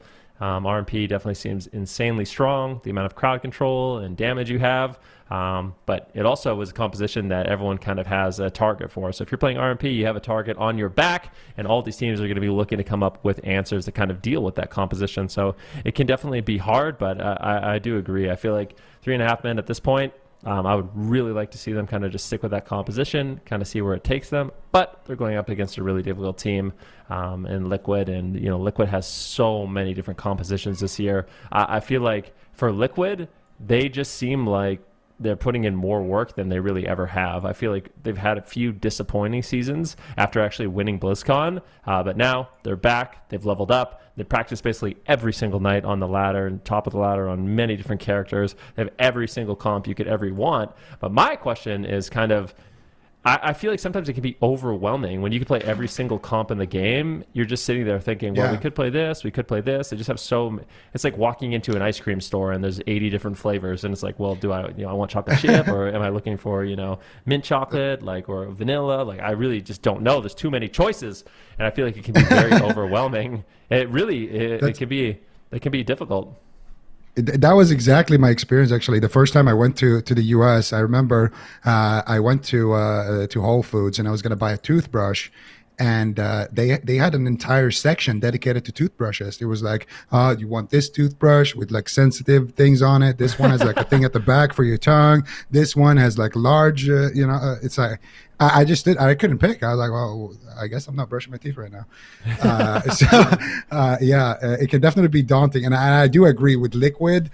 That tends to be their issue. I'm thinking at the circuit when they finally got their match against KAWHI, it felt like they had so many good answers, but they wasn't sure what they wanted to play, if they wanted to play RMP or double rogue or a cleave or what, and that can be really, sometimes teams can stretch themselves too thin or kind of outpick themselves. And that's really what I'm scared of for Liquid. I really hope that they kind of, because a lot of people do this, and I'm sure that Liquid probably has done this as well, is that they write down, the comps that you think the enemy team is going to play, and then you write down, okay, these are the comps that we want to run. If they run this is our answer. If they run this is our answer. If they do this is our answer. In the blind pick, this is what we want to go for. And when a team has it kind of like structured like that, and you have an answer for every single comp, that's when we see, these teams are just fast at locking in, and they seem to be in control. And for Liquid, they're definitely going to have to perform.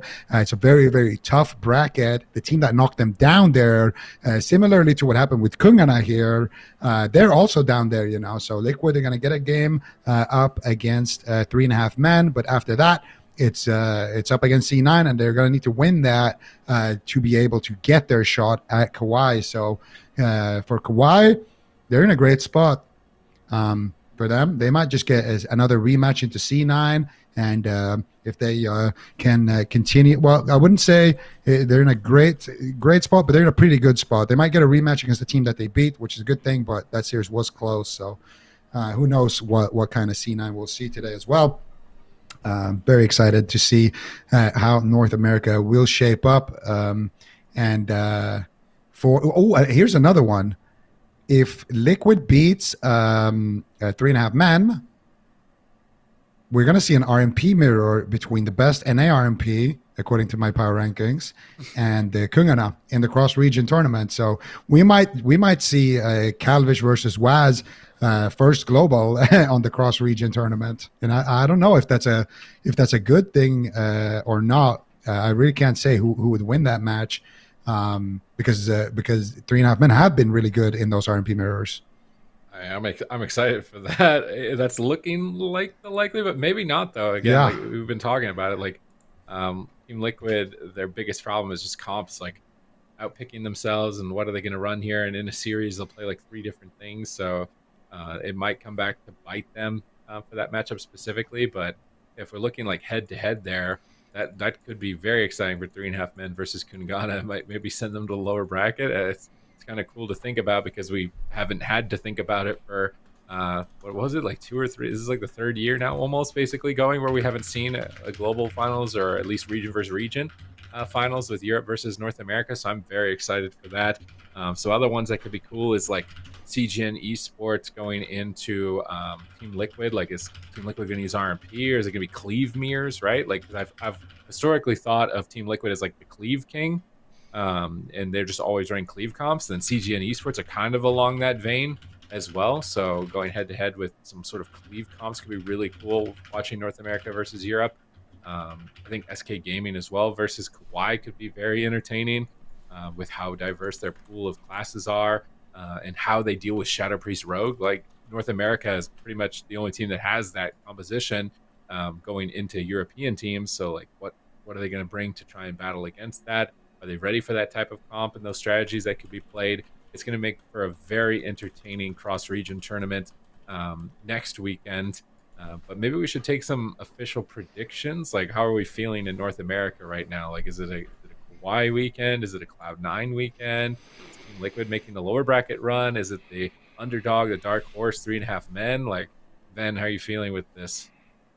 I mean, that's a really good question, right? There's so many good teams. Like, I really feel like 3.5 men, they could put up a really good showing against Team Liquid with their RMP, maybe even some of their enhancement Shaman Cleaves. I wasn't super convinced with the Assassination Rogue enhancement Shaman, but who knows? I feel like that team has been preparing a lot. They're really solid, and if they come to play, it seems like they definitely have a fair shot.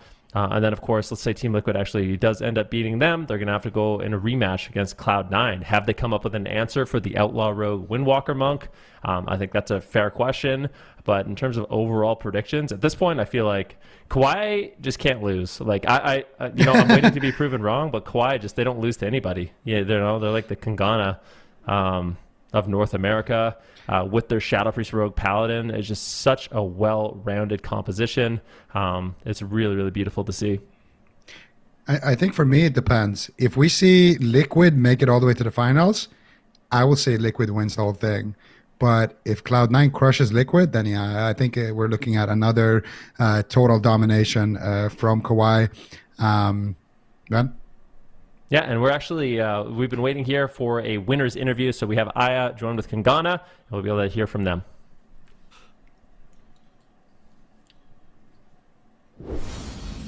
Oh, now it's yourselves.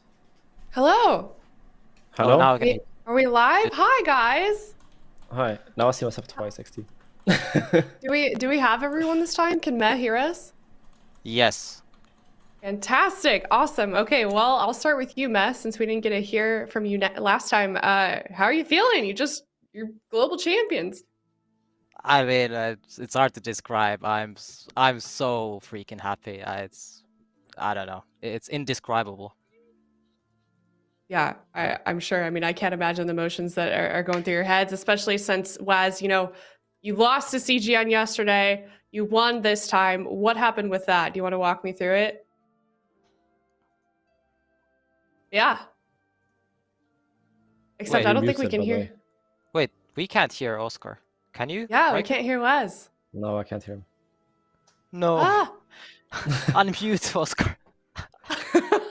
Oscar, share your screen on Discord Okay, real quick. You have to why don't unmute on you- the program. Yeah, you can poke around with that. Raikou, I'll give that question to you. So basically, we usually struggling at comps we never queued into before. Like, we knew they practiced TSG and stuff, but we actually never met it. It's really hard to get war games into that comp because there's not so many people that play that comp. So we always knew they could be very hard. But we didn't expect the Druid to be so hard, but they were kind of slow game. It's hard to kill them with all the HOTS running and stuff. And then yesterday night, we actually randomly met a team on the ladder playing the same comp, like TSG, and we asked them to wargame us. And they were like, sure, we can help you a couple games. And then we played and we were like, like, this is much better what we're doing now. We just stopped attacking the Druid and only attacked the DPS, and the games were much better. Wow. Yeah, I mean, how lucky was that? It sounds like we have you back, Oscar. Nice, I'm back. Hello. Hello. Do you want to add anything to that?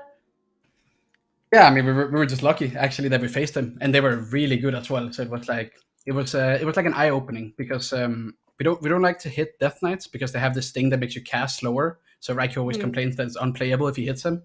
But yeah, we just went on the Death Knight more today, and it was much better than yesterday. Yeah. I mean, you guys looked obviously great. Lots of momentum there. So I feel like we had quite a bit more diversity, just in general with not only NA but EU as well. Do you think there's any reason for that? I mean, RMP, well, Rogue Mage in general, and Holy Priest got nerfed a little bit. Demo, I'm not even sure if Demo got buffed. Unholy DKs got buffed with their damage. And I think people just started figuring out that, obviously, Rogue Mage best comp in the game overall, but they started figuring out that there are ways to beat them. Especially like something like Demo Warlock is, it's very disruptive. And if you can be very disruptive against Rogue Mage, it's always really good. So I think people just figured out and the meta evolved a little bit. Yeah, I mean, it's been so fun to watch so far. So speaking of, future developments, Raikou, obviously you guys had like an insanely successful season. Is this a roster that we're going to see return? I hope so. Like Dragonflight, hopefully RMP still stays strong and stuff, and we can keep playing it. But maybe we'll figure out another comp or something for Dragonflight. Maybe I'll become an Evoker main and stuff, and yeah, maybe got some more comps. Okay, awesome. Are you guys? I mean, on that note, are you guys looking forward to anything in particular with Dragonflight? Everything. The talent system looks awesome. Like anything new is good. Like Shadowlands is kind of replicate of BFA, so playing something that hopefully feels different is always exciting. Mm-hmm. Okay, well Yeah, now to be honest, the go ahead. to be honest, the talent trees, it's super exciting. I don't think I've been this like hopeful for an expansion since like MOP almost. Yeah. Just because of the talent, like revamped talent trees, it looks amazing. There's a lot of promise there. Yeah, it seems like people from both sides of the community, PvP and PvEers, are all really hopeful, excited for it, especially the talent trees. So super agree. So I wanna ask you, Meh. You're obviously the newest addition to this roster. Did you feel any additional pressure kind of stepping in? I don't obviously you didn't replace Chaz, but you were the additional healer. Like, what was that like for you? Sorry, what's the question? Did I like feel pressure or? Yeah, did you just feel pressure or nervous at all? Like you are filling some really big shoes. I mean, I'd say in the very start of the cups, maybe slightly, but once you start wargaming all the, the top teams, and once you start playing in the cups, it kind of became natural and it was very relaxed. It was completely normal. It was like playing ladder almost. That's how relaxing it was. There was no pressure or nerves or anything like that, to be honest. Yeah, I think that's a great mindset to have. What was your practice schedule like as a team between the last time we saw you guys in the circuit and now? I mean, we usually meet every day at like 9. I mean, we do take days off if we like agree that, tomorrow we won't practice, yada, yada. But usually 9 to like 1 a.m., 2 a.m. We would love to queue earlier, but there's just not enough people that want to queue earlier. So it's always like around 10, 11 p.m., like really late, almost midnight, where people actually start playing. So unless we got war games, then yeah, you have to wait until 9, which is a bit unfortunate, but why is that? okay. We need to change that with the PvP. I'm not sure. Too late. Sure. I mean, people stream during the day, which is also good practice if you play like 2s or something, but you're not going to be as good in 3s playing 2s only. You need to play with more players in the arena. Yeah, makes sense for sure. Raikou, are you rooting for any North American team? We definitely wargamed Team Liquid the most. We wargamed them basically the whole last 2 weeks, almost exclusively, to be honest. We wargamed them a lot because usually Lontor, CGN, was our main practice partners. But since we faced in first round, we didn't really wargame them at all. They don't want to show us and we don't want to show them. So yeah, we just wargamed mostly against Team Liquid, and yeah, they've been great practice partners. So I hope they do really well. Yeah, for sure. I'm excited to see who wins over there as well. Well, that being said, before I send you guys off, do any of you have any shout outs or final thoughts you want to give to maybe your fans watching from home, anything like that? Should I start? Yeah. Shout out to KUNGARNA. Shout out to KUNGARNA, of course, for sponsoring us. We really, really appreciate you guys. You guys are amazing. And then, of course, all the people watching from home. You guys are wonderful. Unfortunately, I didn't get my achievement now because I didn't get to watch while playing. But we still have time. Maybe, we still have time. Do it now. True. Actually, we can do that. Yes. All right. Yeah. But yeah, thanks for watching, everyone. We appreciate the love and support. We got a lot of nice messages yesterday after actually losing, so that was nice that everyone is still, behind our back, and we came back strong today, much stronger than yesterday for sure.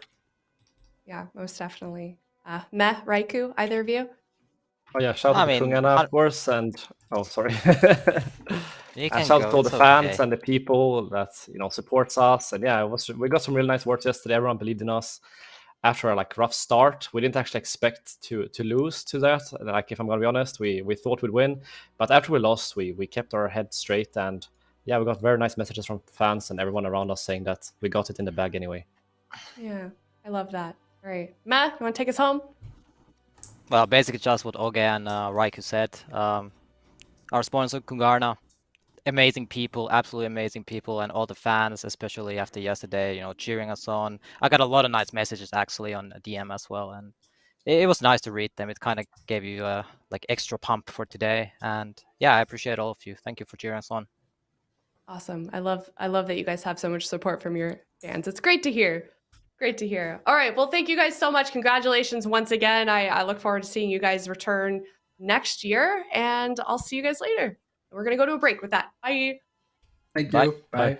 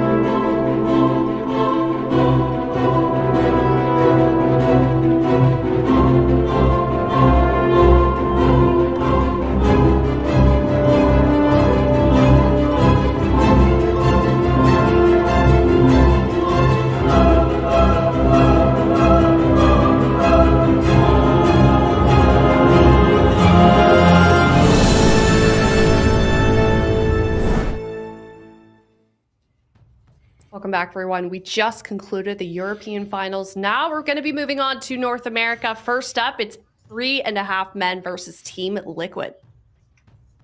Oh, this is spicy. The DK Rogue from Team Liquid. So Team Liquid, we talked about it a little bit earlier while we were waiting for that interview to get set up. This is a team with a lot of answers for Rogue Mage. They got their double Rogue, they got their DK Rogue, they got their own RMP as well, and they're going to be leading with Lord Mez. Let's see what they can get done here against 3.5 men, playing that Outlaw Holy Priest. They're playing with a Kyrian Priest. So they're going to have a lot of damage. They won't have that Ventier, though, that we saw KUNGARNA utilize into the Warrior DK. It's slightly different matchup, but let's see what they decide to do. KAWHI going to be getting opened on here by Trill into a disarm after that kidney shot. Sidu stuck in a Ring of Frost. KAWHI is going to be completely fine here as well. Now finally blinding Sidu, getting aggressive onto Trill. Anti-Magic Zone gets dropped by Mez. Kidney shot onto Sidu. They're actually swapping over onto Sidu with the remainder of that combustion. He's forced to use his Guardian Spirit right there on himself, and I don't think they procced it, but it was extremely close there onto Sidu. If they did proc it, that's kind of disastrous for Team Liquid, but overall, I think they are in a pretty decent spot here. Decent pressure onto KAWHI, full blind sap, and KAWHI still taking a lot of damage. Gouges up Trill, kidney shot onto Kearney, kidney shot onto Trill. Trill's going to be the target here for KAWHI, as Nuked is getting deleted here by Lord Mez, but right now, both teams, it look like they've recovered, and it's going to be about that next blind that KAWHI should have coming up very, very shortly. That could be the next big moment in the game. We'll see if they can set it up, coordinate it with Nuke's combustion. He needs to get more fireballs out here if he wants to get that combustion 28 seconds away. Kearney's going for a big play with the Boon of Ascended, trying to get some pressure out here, but not finding too much damage onto Trill, unfortunately. KAWHI now finally connecting with the kidney shot, has blind available. Sidu Holy Wards, he's sitting far away. I think he might be trying to drink. No, he's just healing Trill, far out of range of the blind. Kearney trying to drink, it looks like. Mez is pushing forward. Should be able to stop it with a Death and Decay if he needs to here. It looks like it has been denied. KAWHI dismantled for a moment, trying to put him on the back foot as he is pushing closer and closer. Sidu getting right next to KAWHI. He could go for a blind. Kearney actually gets caught in a blind first, and they strangulate the mage to try and prevent some mobility and shield effects from Nuke during that assault, but unfortunately not getting any major cooldowns. Full polymorph over onto Mez. Kidney shot swap onto Mez with combustion. He Icebound Fortitudes immediately out of that kidney shot to start death striking and recovering. No dismantle to prevent those heals. Mez looks like he will be stable. It's interesting that we say this is as like the RMP counter pick from Team Liquid, but DK Rogue was a composition that CGN Esports in Europe prepared a lot to use, only played one game of it and lost. So is Death Knight Rogue actually an answer for Rogue Mage? This is a question that's going to be answered, at least from the end of this game, maybe the series. As a result, it's going to be a nice mystery to solve. As you can see, Nuke continuing to be the main target here for Mez. That Abomination's Limb available. Nuke blinks away to avoid it. They swap back over to KAWHI. They still haven't committed. Now the Abomination's Limb is out. Mez is trying to connect. He goes after Nuke while KAWHI vanishes away on it. He blinds up, or cheap shots Sidu, looking for crowd control out of that, but they're not finding it. It's Nuked on the back foot. They get lock, and it looks like a Master Spell connected as well onto Nuke. They pet stun on the grip, trying to finish him with a gouge onto Kearney. Heavy pressure from Team Liquid in this position. Their defense has been solid. Their pressure is high. They have a mana advantage. They're in a great position only 3 minutes in.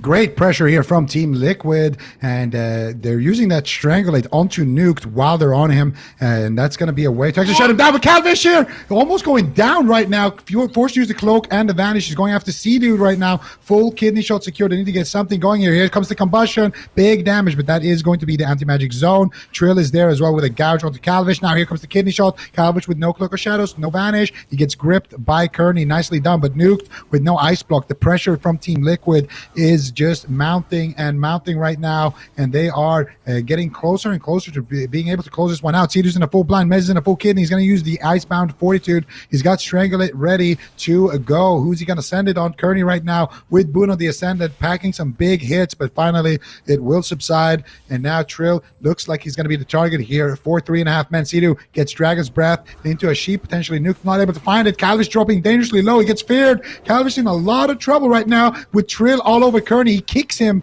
from stealth, I believe, there into what else? What does Trill have for KAWHI? He's on 1% HP. He tries to stay alive with the Guardian Spirit, and I think KAWHI is going to be able to stay alive, but there's the silence on the Kearney. He gets gripped. Trill looking for the kidney. He gets dispelled on the ship. He gets the kidney, and they are taking him out. Team Liquid with the DK Rogue will take game number 1 convincingly.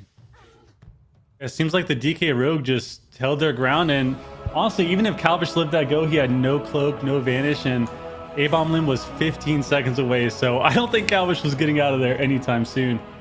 But Team Liquid played a pretty flawless game. I think there was a few points where it was kind of scary. Sea-Doo didn't have Guardian Spirit up for maybe 5-10 seconds, and he ended up pre-Desert Praying before that go on him as well, so it didn't look like they were in much trouble majority of the game. I feel like they made good trades, and I'm very curious to see what 3.5 Men does now with RMP, because obviously this is their main comp, and I'm not sure what else they've prepared for it. I don't think the Enhanced Rogue would do well, but speaking of this first game, I feel like they just have to somehow try to live a bit longer and get more swaps onto CD, because I think that is their win condition, just trying to get him and catch him off guard without AMZ and without Guardian Spirit, because he is playing the Relentless IQD as most people do in the Outlaw mirrors, so he does take a bit more damage just missing that extra HP. Yeah, not having that set bonus is pretty big. Sorry, Sid? Yeah, we saw that in the beginning of the game. That seemed to be their best way to get momentum, and then they just never did it again after that point. And Team Liquid just built up momentum. It's not very often we see the Outlaw Rogue be kind of a target this early on. Like, we're not even in dampening. And look at the pressure towards Kalvish. Maybe he should have just stayed in stealth. He comes out while Kearney is kicked with a cheap shot into a gouge. Kearney then uses the Guardian, gets a heal up with the Guardian Spirit. Kalvish is like thinking he should be okay, but then suddenly Kearney's strangulated. Kalvish is like, oh no, gets gripped on his grapple. Trill grapples over, instant dispel into Kidney, and it's game over for him here. So maybe kind of overconfidence in the survivability of the Outlaw, because he could have stayed in stealth a little bit longer. I don't know if that's a matchup that is supposed to end before dampening when both teams are playing kind of like perfect defense. It feels like it probably isn't. So to lose that early on just seems like maybe a little bit of overconfidence. I'm just wondering if they're going to get shaky here. Like, do they change comp? Do they start like thinking like, oh no, second guessing their own RMP in this series, or are they going to stick to it? I think they're going to stick to it one more game, and if they lose the next game, I think we're actually going to see some jungle coming out of 3.5 Men. That's my the jungle could prediction. be good. Right? Jungle could be good. Jungle is pretty good into DK, so you have all physical damage. You can't really stop it. I can't help but feel like 3.5 Men, they changed their strategy towards the middle of the game against the Liquid in that first match. I'm not sure why exactly. Obviously, maybe they're the ones that have been practicing and doing the war games, but I feel like most of the game they did the rogue opener up. Jungle, amazing. How do you know? How do you know? I mean, Adjusting a lot of people think it's the hair, but it's actually, I'm basically bald under, and it's just a giant brain. So that's all why. the brain. I mean, this is a good pick. Jungle is notorious for being able to kill DK in this expansion. So you have a lot of physical damage. The key point of DK is you have spell warding, but DK does crumble if they fight something with a lot of sustained damage like Jungle and they don't have any magic damage. DK is going to be scary. I think Mez should go Dark Iron Dwarf DK. I feel like that's the best way. You just trinket Stone Form off the Berserk Bleed. I actually think that's like the best way as a DK. Then you can IBF a go later on. So I feel like if he does have that set up, he should. If almost everyone on Team Liquid maybe should be Dark Iron. I definitely think so. You don't need it, but it's such a good counter. Like that set bonus from the Feral Druid is all of their damage basically. And if you can get the removal of that bleed, the Lion Sickle, I think it is, you're going to shut down so much damage. So hopefully Team Liquid have that prepared, but this is a good answer from 3.5 Men. This is kind of the stereotypical weakness of the Death Knight, physical damage, bleed damage. So if Mez doesn't have that and he runs in as an orc, he might come to regret it. So we have to wait and see. This is a comp that I know Kalvish and Fuse and Kearney have been preparing. They've been playing it a lot on the ladder, and this must have been why. This is the team they were preparing it for, was Mez on the Death Knight. So let's see if that preparation is going to pay off. If it's not, we're going to match point, and the mental is not going to be there, I think, for 3.5 Men at that point. I'm certainly thinking the jungle is a bit advantaged before we get into this game. So hopefully they are dwarves, because being able to match the dwarf ratio with the sickle berserk is very, very big. Yeah, and Stairs, real quick before the game, do you think that who do you think actually Liquid is going to go after? Is it going to be Fuse or Calvish? Obviously, I'm 3.5 thinking men are Liquid most likely will going most Mez. likely go after the Hunter and the Priest and Ghost.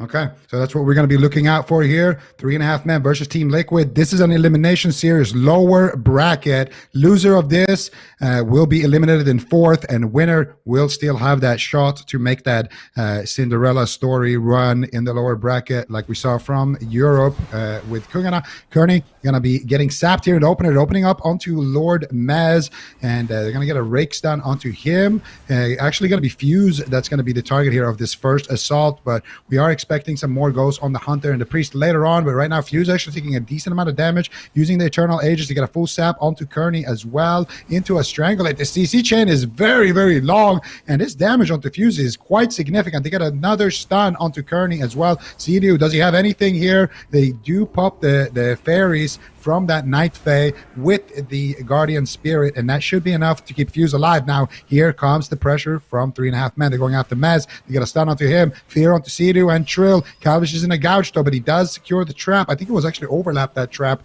with the Fear. Now, Sea-Doo is going to be able to Fear Kearney. Fuse is the one actually in trouble, and this DK Rogue just tunneling the Feral Druid so far seems to be quite effective, but Mez has had to use a lot of his cooldowns so far, and he's not stabilizing that well. Sea-Doo going for some flash heals. Calvish trying to shut it down, but gets kidney shot. Mind control as well onto Calvish. Great CC there between Trill and Sea-Doo, and they're going to be able to top Mez. Now full blind onto Kearney. They're going after Fuse. He's going to wild charge back to Kearney. Can they get the sap? They don't have it. And Kearney, greater fade. Sea-Doo is looking for potential here, but he's not even going to need it.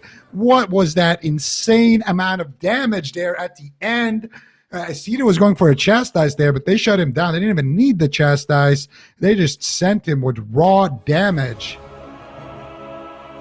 It looks like the caster curse happened for me. Caster curse right there. Oh yeah, what are they gonna do? They're gonna kill the Hunter. They killed the. So typically training the Feral is something that's kind of hard to do because obviously they can sit bear form, but it did not seem to matter against DK Rogue. He tried to kite the opener. He wild charged away, bear form, in-cap them, but it certainly just wasn't enough to live. He got tunneled down the entire game. And Fuse did a significant amount of healing this game as well. 300,000 healing almost the same as his damage. So not what I was expecting. Yeah. What was that, Zico? I said almost the same healing as Sea-Doo. Yeah. This DK composition is scary, man. Like you kind of have like a pseudo Mortal Strike effect as a Death Knight. So when you're stunning Fuse, you can just ramp up these wound stacks that are going to absorb healing. It can like cut your healing in half. Like every frenzied regen tick is half as valuable as normal. So it's actually pretty good for them to be going after the Feral. And the main reason they can't attack the Hunter is because the Hunter can actually feign death off the festering wound stacks. So Death Knight does like next to no damage to a Hunter because of this. With the deeper stratagem legendary, so you're kind of forced to go after the Feral. What I was surprised was the lack of pressure from 3.5 men. I was thinking this game that Mez is going to be like cowering in a corner trying to stay alive on the Death Knight, but he wasn't. It was Fuse. Like he's in bear form, like just hoping he's going to live during all of these stun locks. And this is where he's stacking up, popping all those wounds, and Fuse has to try and heal through it while kiting at the same time, which can be tough because the Outlaw Rogue gets out of so many effects with the sprints and the reduced cooldown on it, the evasion constantly to avoid off stuns. And yeah, I mean, Team Liquid stomped 3.5 men. And this was, they were preparing this. This was supposed to be the counter for the Death Knight. They lost in like, what was that, less than 2 minutes, I think? Less than or at the 2 minute mark, I think, against the comp that we were all expecting, like Mez. All right, Mez got to go on the bench, I guess, if the jungle gets blind locked, but I don't think so. This is looking like a strong comp.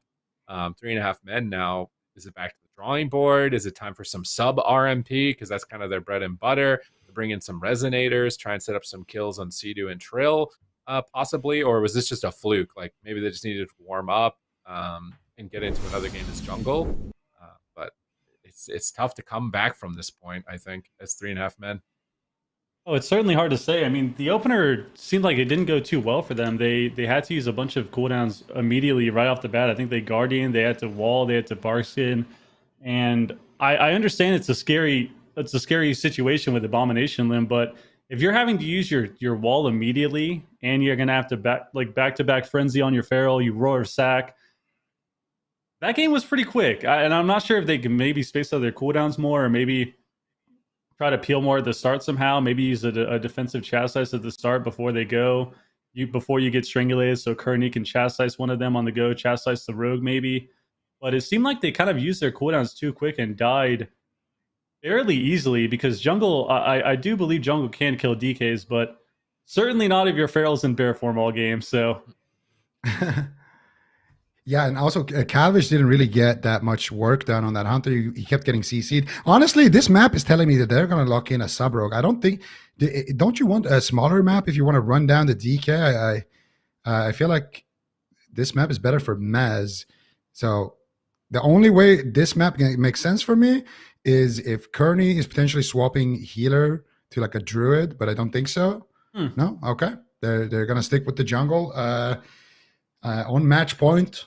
Yeah. I mean, is Tolvir good in this matchup? I really can't say. well, the Feral can get distance, which is nice. So I suppose the only good thing would be the Feral can actually get distance and kite around the pillar with Kearney. So maybe if Fused creates a lot of distance and kites around the pillar, he can live and sit behind the pillar with Kearney and line the DK, because realistically they only need to attack during the Feral Frenzy go. And Feral Frenzy, I believe, is 45 seconds. So you don't need to hit the Feral on the DK the whole time, but you certainly do need to get pressure. But maybe they're just scared of dying, because they did die pretty quickly this first game. This means they want to dampen. This means they want to spread out, avoid CC, because last game, Kearney just got chain CC. They were all stacked up. And he couldn't avoid anything. So a larger map means that they can avoid more crowd control. And jungle is still a really good dampening comp. Like if you're able to just run laps away from your opponents and just do damage and poke away, I think this is kind of like the safe option for 3.5 men. This is like a full respect pick rather than trying to go for like freezing traps and landing CC and trying to burst somebody down.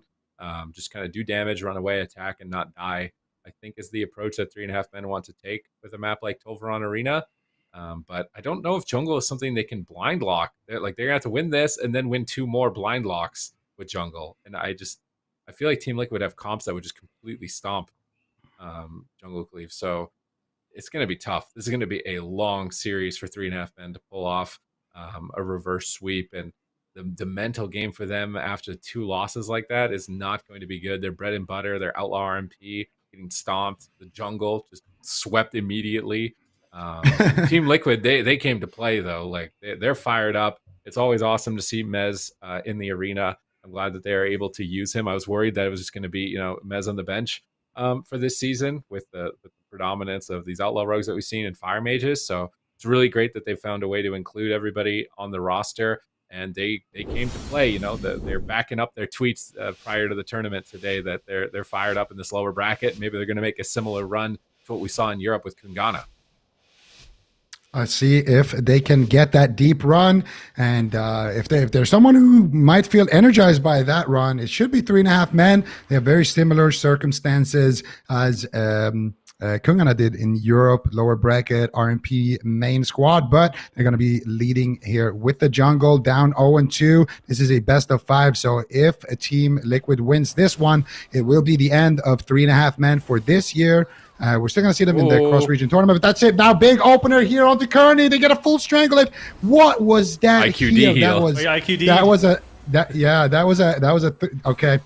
an IQD right there. So that's a 3-minute cooldown. Calvish now Trinket Turtle had to use his Word of Sacrifice. Fae Guardians are out as well. And this is more the strategy that Absterge was talking about. Now they get a full sap on Kearney. No IQD. Calvish in a kidney shot. Can Mez make it there? They might have enough damage. Any more CC? And he might just close it out immediately here in the start. But finally, Kearney does leave that sap and manages to pick Calvish back up. But the next blind, I'm pretty sure it's checkmate. Like, what are they going to do? They don't have IQD. They don't have Trinket Turtle. They don't have anything. They've used everything so far. Just not even a minute into the game. 3.5 men. They are in shambles right now. I don't know if they're going to get renewed for a new season at this point. Team Liquid are bringing the heat. They're bringing the pressure, and Fuse needs to find an opportunity to berserk. He still has all their offensive cooldowns. Mez is at half HP right now. Fuse is so far away from the fight. Why is he not in the fight right now? Calvish is just going to die. Blind. Full blind on a Kearney, and that is it. 3-0 for Team Liquid. And there we go. The Caster Curse relinquished. I was correct. I was right about something. The Hunter. I know well enough. Playing a Hunter into C2's team is extremely scary. And there it is. That was just a blunder. It seems like every time we see these Hunters in these tournaments, the opener matters so much where every team can kind of crumble defensively. And I don't know, maybe because you don't have the Sheeps or the DB with Mage, but the opener once again was just a complete blunder. Both Hunter and Feral in stealth. They open on Kearney, immediately get IQD. They swap to the Hunter with A-Bomb, get Turtle, get Heal. And it seemed like the jungle, although I feel like it is great offensively, it seems like they just couldn't get the defense down. Yeah, I absolutely agree with that. And I think you hit it right on its head. It seems to be the opener. Like in this case, this is the worst case scenario. I mean, the only thing that's worse than what happened in this opener is straight up dying in the opener. But here, you're already in checkmate after that first setup. You know that Trill is going to get his blind back, and he's an outlaw rogue. He's going to have it back soon. You already used all your breakers in the game. Like Kearney, after this go, he has no way to break out of CC. Here, he's full strangulate. The only thing he can do is to get that quantum device trinket to heal him. So it's a very expensive, it's a 3-minute cooldown that he had to use here. And then he uses Fey Guardians, he uses Turtle, they use Trinket, they use Exil Heal, they use everything. And then they just set it up, stun onto Kearney. Now, Kearney, I think he tries to fade here when Trill walks up to him. No, he just gets insta hook blinded. And yeah, I mean, at that point, it's just game over. It's just game over. With an opener like that, you can't recover. So really good stuff from Team Liquid. They're looking like a completely different team from what we saw yesterday, I would say. Oh, certainly. Is Sid here? I thought we were going rotation. I was waiting for Sid. I thought we were coming back to the agree. floor desk. I thought that was. Oh, maybe we're letting Aya speak. Yeah, it's Liquid. It's me. Yeah. I'm popped talking now. I'm sorry. Go ahead. Go ahead, Upsurge. Oh, you're Finish your good. thought. I was just saying. I agree. Liquid. They came to play today. It was definitely odd to see them, especially with all the work they put in, get 3-0'd. So now they're coming back with their own 3-0. Yeah, very, very clean series from Team Liquid. You can tell that they've definitely been putting in the work here, and going to be huge momentum for them as well. We talk about quite a lot how important it is for them in situations like this for any team that's competing. So Cloud9 is who they're going to be going up against next, and you can bet that's going to be maybe, I don't know, do you think that's going to be a more difficult series for them, Upsurge? I mean, certainly they did get 3-0 before by Cloud9, so I think it's going to be harder. I'm not sure what's going to happen though. Maybe I can't help but feel like the series was just bad on their part. It seemed like the double outlaw wasn't the worst thing. They had a lot of pressure, but they just didn't seem to be on their A game like usual. So especially being a 3-0 situation, like we said, you never want to get 3-0'd in any situation ever, especially if you have multiple comms practice. You always want to have at least one answer so you can get one game, and if you lose, it's fine. You go back to the drawing board, but you want to at least squeeze out one win. And it seemed like against C9, they kind of it just didn't look like them, is I guess what I want to say. It didn't look like Team Liquid yesterday. Yeah, it didn't look like their best performance at all. And I feel like today's going to be a different showing. Maybe the double outlaw will come in clutch. We'll start seeing triple kidney shots like usual. So.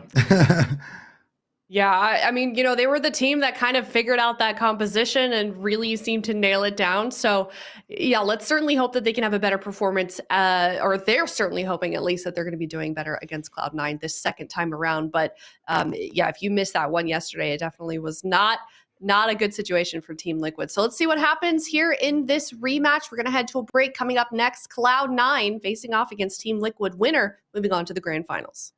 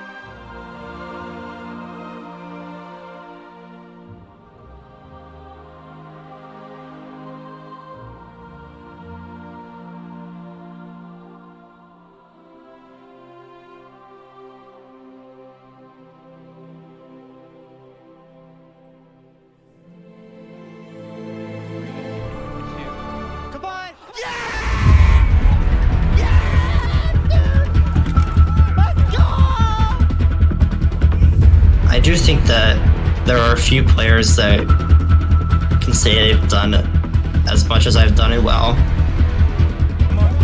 Let's go!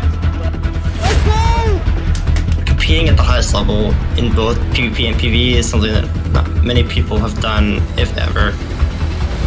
So I do think in that way that you could consider me Mr. Warcraft. Doing damage was always my #1 thing in Arena.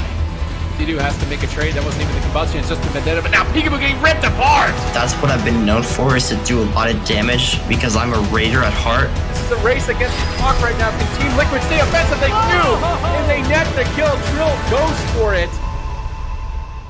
My family has always been a little bit hesitant, but as soon as I started to see some tournament success, they were on board immediately. They were also present at my 2018 BlizzCon win, holding up a Trillville sign, and it was just the best thing I could imagine. Kidney shot on Sidu. Peekaboo barely holding on. Wins game ball. And nothing more has done it. Ladies and gentlemen, shake these halls and make some noise.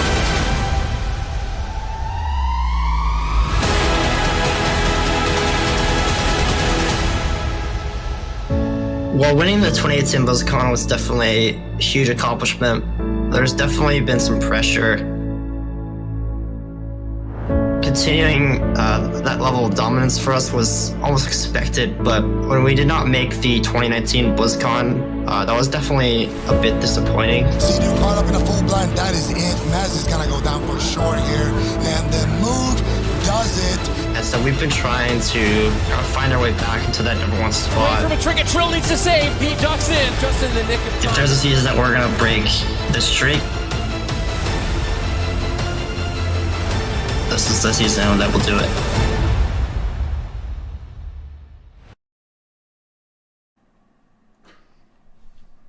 Everybody, and welcome back. It's Cloud9 versus Team Liquid, and what a quick series that was as well, with Team Liquid 3-0ing 3.5 men. Unfortunately, that is going to be the end of that team. They are knocked out of the tournament, and now only 3 remain in North America. Absturge. Yeah, I mean, this is where it all matters, right? Like, the lower bracket, they finally got through, and I'm excited. I think Team Liquid's going to play a lot better this time around. So they had the 3-0. They got 3-0'd yesterday, came back with their own 3-0. So now we get a rematch. And I certainly think it's going to be a lot closer this time around. Especially because now we get to see if C9 gets to play as well as they did yesterday, because they played phenomenal. So maybe. Yeah, that's very true. I mean, something that we need to remind people of, obviously, Cloud9, not only is Team Liquid having an incredible day already, Cloud9 had an insane game yesterday. They had some amazing series. Obviously, they did drop to KAWHI, but it was a reverse sweep from KAWHI, so it kind of almost didn't happen for them.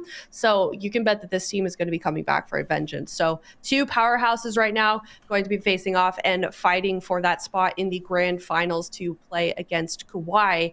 Who will it be is definitely the big question here. These 2 teams have been neck and neck for so long in North America. It's really been the story over here in this region, and it's kind of coming to a head right here, Ben. Yeah, I mean, these 2 teams have been very evenly matched. Let's say the 3 teams that are left in the tournament, any of them can kind of beat each other. I mean, KAWHI obviously has a little bit of a lead on them all, but can't count anyone out. And it's like Abster said, I feel like today, Team Liquid, they look like they're focused.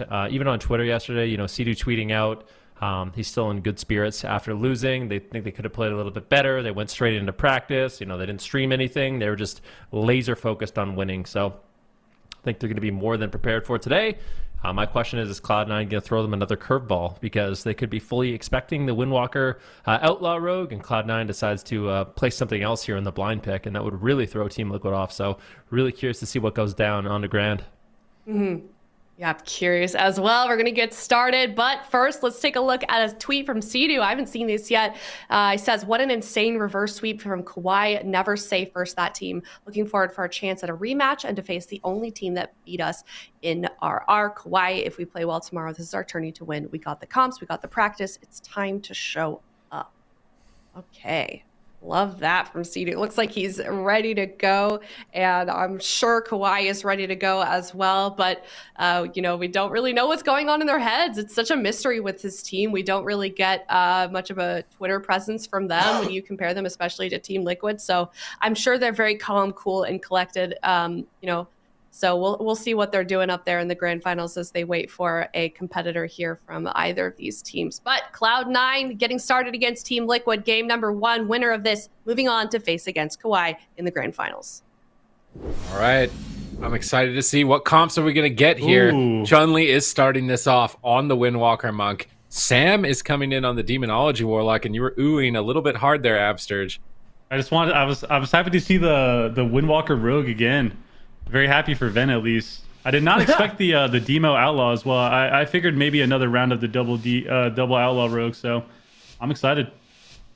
All right. Chan I am, or Sam I am on Warlock is going to be coming in here. I feel like if I was a Demonology Warlock, I would not want to fight against an Outlaw Rogue and a Windwalker Monk. So a very surprising pick for me, at least, coming in from Team Liquid, but let's see what they can get done. Obviously, the Demonology Warlock is going to provide a lot of offense. We saw it yesterday against Cloud9. Team Liquid going to be locking that in to see what they can get done. There's the Tyrant, big damage incoming. But at the same time, Chun-Li looking to get aggressive with his life. So we have a big swap here onto potentially Trill. But Wealthy Man is just getting blasted. This Tyrant is getting so much value from Sam I Am. That was a beautiful start for Team Liquid. See Wealthy Man and Chun-Li both still just rotting down as Sam is kiting around the map. While Seedoo's in crowd control. So I feel like in these opening stages of the match, Team Liquid definitely came out a bit ahead. All right, let's see if they can keep up their momentum, though, in between the Tyrants, because right now you'd expect Cloud9 to be dominating, but they're actually still on the back foot. Fear onto Flop by Seedoo. Kidney shot onto Wealthy Man. Massive damage. Flop answers. Will it be enough, though? Wealthy Man is at 10%, only a minute into the game. Flop has managed to finally recover him into the fight, and Cloud9 are going to have to find their footing here as they've activated the Bone Dust Brew. They've got Zwen activated. They want to go for that Storm, Earth, and Fire, but Chun-Li's on the back foot. He can't go for it just yet. He's going to Fleshcraft behind the pillar, go immune to CC, try and regroup behind the pillar, and find an opportunity maybe for a swap. Trill's caught in a kidney shot. Big swap onto Trill. Seedoo just bombing big heals from midfield. Able to stabilize Trill, and now he can Blade Flurry. He can cleave them at the pillar if they turtle too hard, so they're going to push back out towards Sam I Am. They get met by a kidney shot from Trill. Mind control by Seedoo, pulling Chun-Li out of position, giving time for Sam to potentially cast. Wealthman shuts him down with a kick. The Tyrant is available. Sam is going to be looking to set this up as soon as possible. He gets gouged on it. They need to stop this Tyrant at all costs. They're going to go for DR, leg sweep, try and keep it under control, pop the Storm, Earth, and Fire, big Bone Dust, but Sam just portals away from it. Chun-Li can't connect. He's Fist of Fury, swapping to Trill. Trill evasions it, now trying to get back on to Sam as soon as possible with the remaining seconds. Big spinning crane kick into Rising Sun kick. Big combo by Chun-Li, but no damage to be found. Sam is looking just invincible. Chun-Li and Wealthy Man, they're getting devastated right now by Team Liquid. This is insane pressure. They have to blind Trill just to keep them off of their backs. This is very unexpected from the Demonology Warlock. You're thinking a cleave, a Windwalker? There's no way the Demonology Warlock is going to have a good time in this matchup, but the pressure has been in favor of their team for the last 2.5 minutes. Yeah, the Demonology Warlock surprisingly durable in this matchup. Wealthy Man still just going for it, but every single time they get pressure, Trill is there to either kidney shot Wealthy Man or put a kidney shot onto Chun-Li. A full blind now on Flop. Chun-Li, he's got the touch of karma. It looks like he will just trade it out, but they might just shred through it.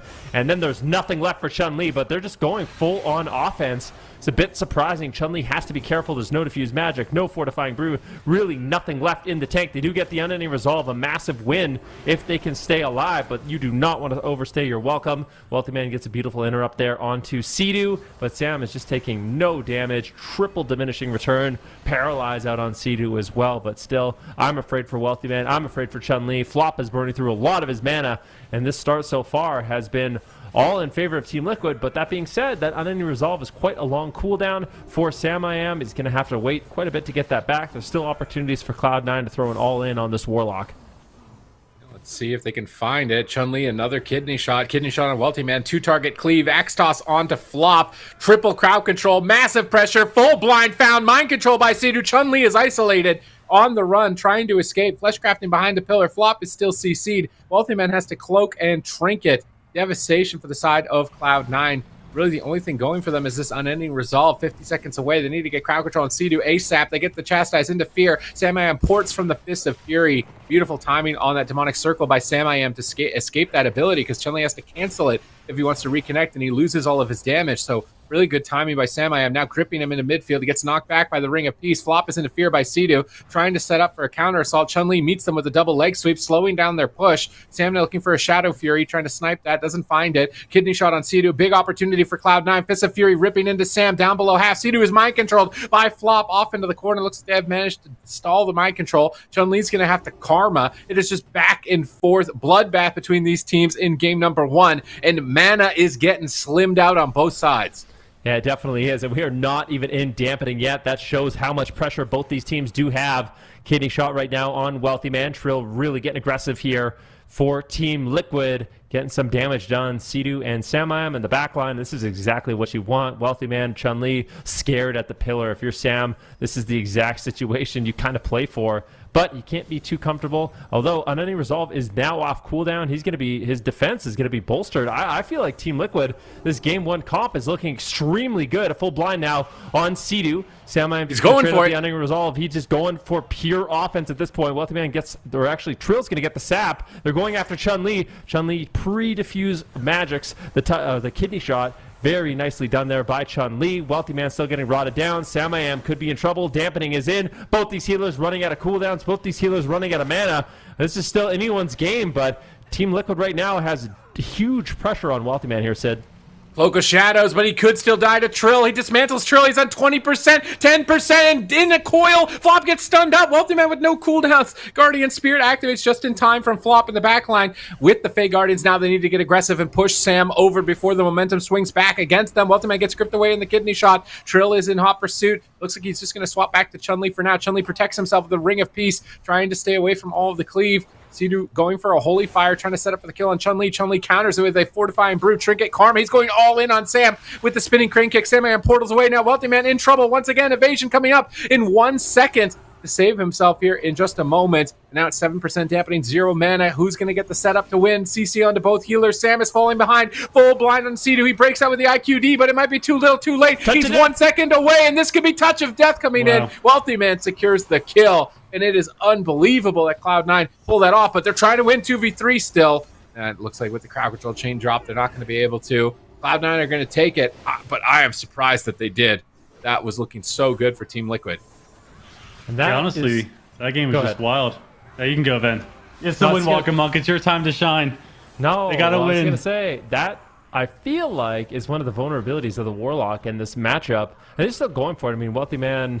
Yeah, let's see what they can do. I mean, it's very unlikely they end up pulling this off. Just going after Sea-Doo now, it's going to be a lot of pressure on him, but Sea-Doo does not want to give up. If they could somehow pull off this 2 versus 3 miracle, I mean, winning this game number 1 is important, so it's definitely something you don't want to give up on, but this is a tremendous amount of damage coming in from Chun-Li and Wealthy Man to shut this down. Sea-Doo stabilizes. Can they do it? Where are the openings? I mean, that's a Guardian Spirit from Flop. Wealthy Man has no evasion. He has no vanish and no trinket. Trill might be able to actually take him down. If they get crowd control here on Flop, maybe they could do it. That being said, there's that threat of Chun-Li, who, this next stun on Sea-Doo could be absolutely devastating. Big setup here on Trill, and that's the game. Cloud9 claims game number 1. But what I was going to say is that's one of the vulnerabilities of the Warlock, right? When you don't have that Unending Resolve, you're very susceptible to the all-ins, and it makes me kind of wonder why Sam isn't playing Mage. I feel like Mage could be really good in this matchup. Just play the Outlaw RMP. Do we really think that Outlaw Windwalker beats Outlaw Fire Mage? I'm really not convinced of that, so I'm surprised to not see them try it. Oh, certainly. I'm not quite sure either. I think we talked about that right when we saw the comps. The Demo Lock was kind of an odd pick for the blind. Maybe they were expecting something else, but it seems like with the Warlock, they just...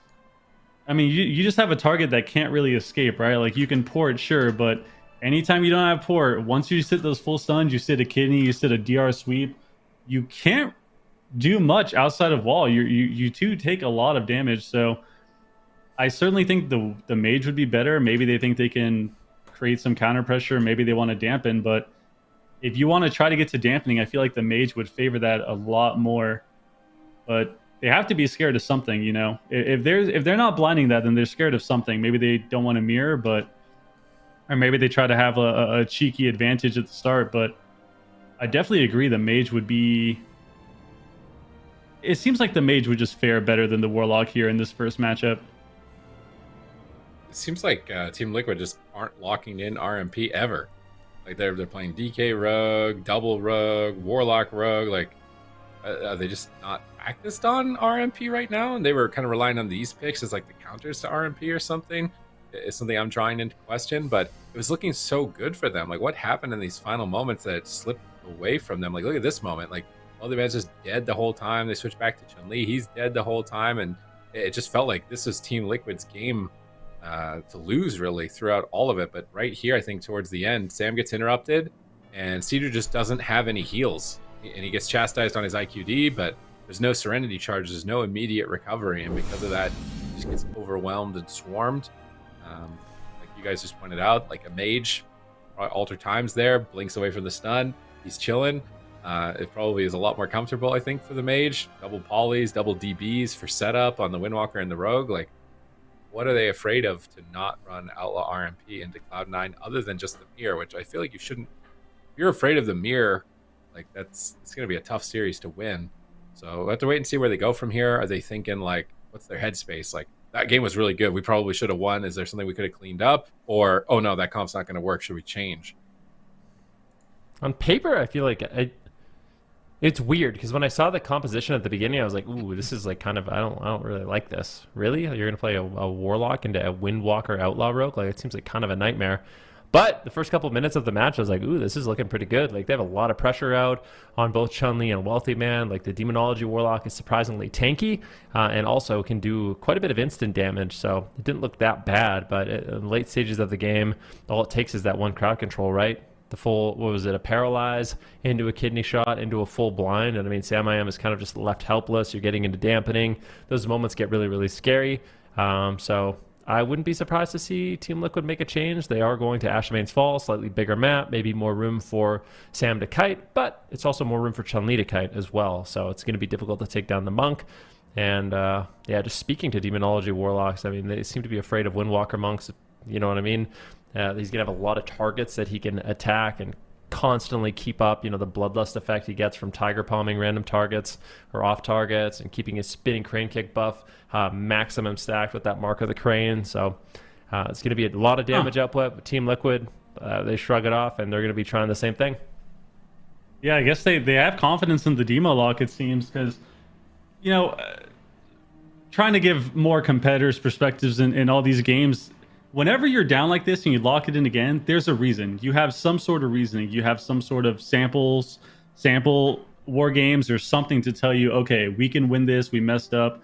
And the beginning of that game didn't look too bad. And if you notice, every single time they're kidneying, for the most part, they're trying to make sure that they're mind controlling whoever they're not going. So if they kidney Chun-Li, they mind control Wealthy Man. They kidney Wealthy Man, they mind control Chun-Li. And I feel like that was working out really well for them, but I kind of want to see them do that more. Maybe try to get better all-ins on Wealthy Man, because if he is sitting the 6-second, 7-second kidneys, I feel like he's a lot easier to go than Chun-Li, because when he does get out of that, oftentimes if he doesn't have Cloak of Shadows for a long time, you can't really reset that spell like you can Evasion. So if he gets out of the kidney, he's standing there. He takes damage. Chun-Li can port. So I like what they were doing offensively, but seems like if they can kind of get cleaner goes on that, maybe have a full value Tyrant, Wealthy Man can definitely go down.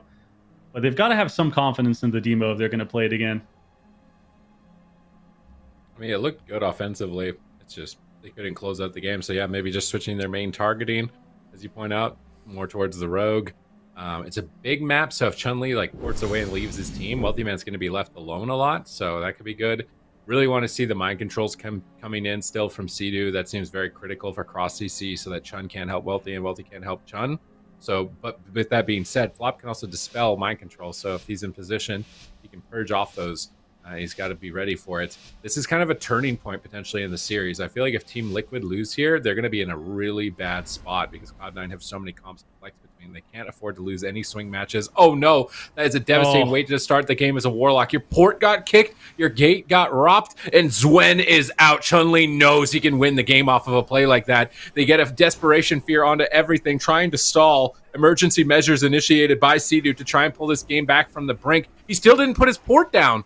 I'm like 99% sure he doesn't have a port or a gate right now, and he's running away from the pillar. This is very dangerous for Sam. He's trying to get aggressive and do damage without setting up his kind of little Warlock nest at the pillar. He's going to have to blink back to the pillar and try and set that up, but now he's in a kidney shot. Sea-Doo is in a gouge. This is devastating on game 2. This is the game that they can't afford to lose. In the meantime, Trill trying to carry, doing massive damage towards Chun-Li and Wealthy Man, cutting them down and forcing cooldowns almost single-handedly in this moment in time. Sea-Doo's trying to mind control, trying to get him away from Sam, and he does have a portal now. He's moving away from it. He's going to need to get some distance, maybe a stun, mind control, and try and get a gateway cast. I feel like not playing with a gateway is going to end up being a mistake here.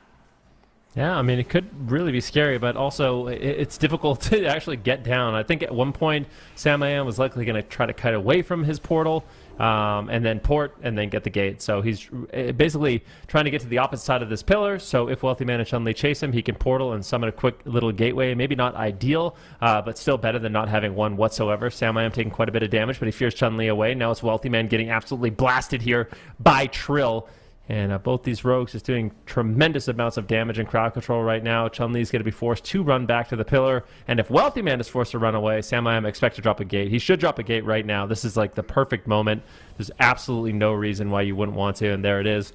Gateway now secured. And I like what Sam did there. He has to get the pressure, otherwise they're going to be too far on the back foot, and this pressure is just unbelievable. Chun-Li cannot get off the pillar. He's got no defensive cooldowns whatsoever, playing incredibly safe, and now they're actually just going after Wealthy Man. So this is kind of a repeat of game number 1, where Team Liquid in the driver's seat for the initial stages of the match.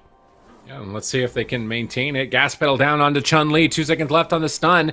Flop activates the Fey Guardians, but he's caught in a chastise by Sea-Doo. Now into a full fear. Is Chun-Li going to be able to get away? He's pushing in aggressively. Is he going to regret it? Wealthy Man's getting cut down as well. Big heals come through by Flop at the last second, restabilizing Wealthy Man. Now he's got to work on Chun-Li's health. In the meantime, Sam I Am Trill caught in a leg sweep. Sam pre-gateways the stun. Nice play by Sam I Am in this position to avoid a lot of damage during the Zwen. Chun-Li drops a Rop behind himself as he rolls forward to stop Trill from reconnecting. Clutch Ring of Peace by Chun-Li in this position, but a Kidney Shot and a Tyrant have been secured. This Tyrant could do a lot of damage. Looks like it got off-kicked by Wealthy Man. You're going to need to be careful of it. Maybe go for a gouge. Wealthy Man's caught in a Kidney Shot. Chun-Li's trying to run away. Wealthy Man Kidney Shot's Trill. They're trying to retreat back to the pillar and recover, but as they are retreating, Trill's going to start cleaving them all down. He's pushing forward, poking them off to the side on the pillar. Sam on the left, trying to help funnel his pet, make sure it doesn't go down. He's activated the Dreadstalkers onto Wealthy Man. He's the target, but Sea-Doo and Flop are both crowd controlled. Who's going to take damage first? Sam ports away from the setup, but now Chun-Li reconnects and interrupts him. Fist of Fury gets feared by Sea-Doo. Nice Psychic Scream by Sea-Doo, breaking up that damage and preventing Wealthy Man from connecting. Sam trying to escape, blinking away with Soul Shape, getting grip back, going for the coil, setting up with lots of Hand of Gul'dans and Demon Bolts onto Chun-Li, but Chun-Li has recovered. He's looking stable. Trill sits through a blind. It seems like Wealthy Man has shifted gears, focusing most of his crowd control onto Trill, trying to remove him from the game so they can get uptime on Sam I Am. Yeah, it's looking good so far. Sam I Am's going to be getting the Fey Guardians from Sea-Doo, making him extra durable. Mana in favor of Team Liquid right now as they're looking to tie up this series. This is an elimination series. The winner of this will be going to the North American Grand Finals. The loser will be going home. So a lot on the line for this match. So far, Team Liquid is 0-4 against Cloud9 in this tournament. They need a massive comeback here. Can they do it with Sam I Am on the Warlock? Unending Resolve will trade out. A big amount of damage going to be traded out here by Sam. Can they take down Chun-Li? He's got the Karma. He's in a coil. Might not be able to get it off. Can they take him down? A huge heal from Flop stabilizes Chun-Li. He also trades the Karma. That was a great push there by Team Liquid. And Chun-Li's definitely going to be feeling a bit scared to make a push. There's not too many cooldowns left, but he's still just going for it. Chun-Li and Wealthy Man in hot pursuit. They want to take down Sam I Am. They want to attack Sea-Doo's mana, and they're doing a pretty good job so far.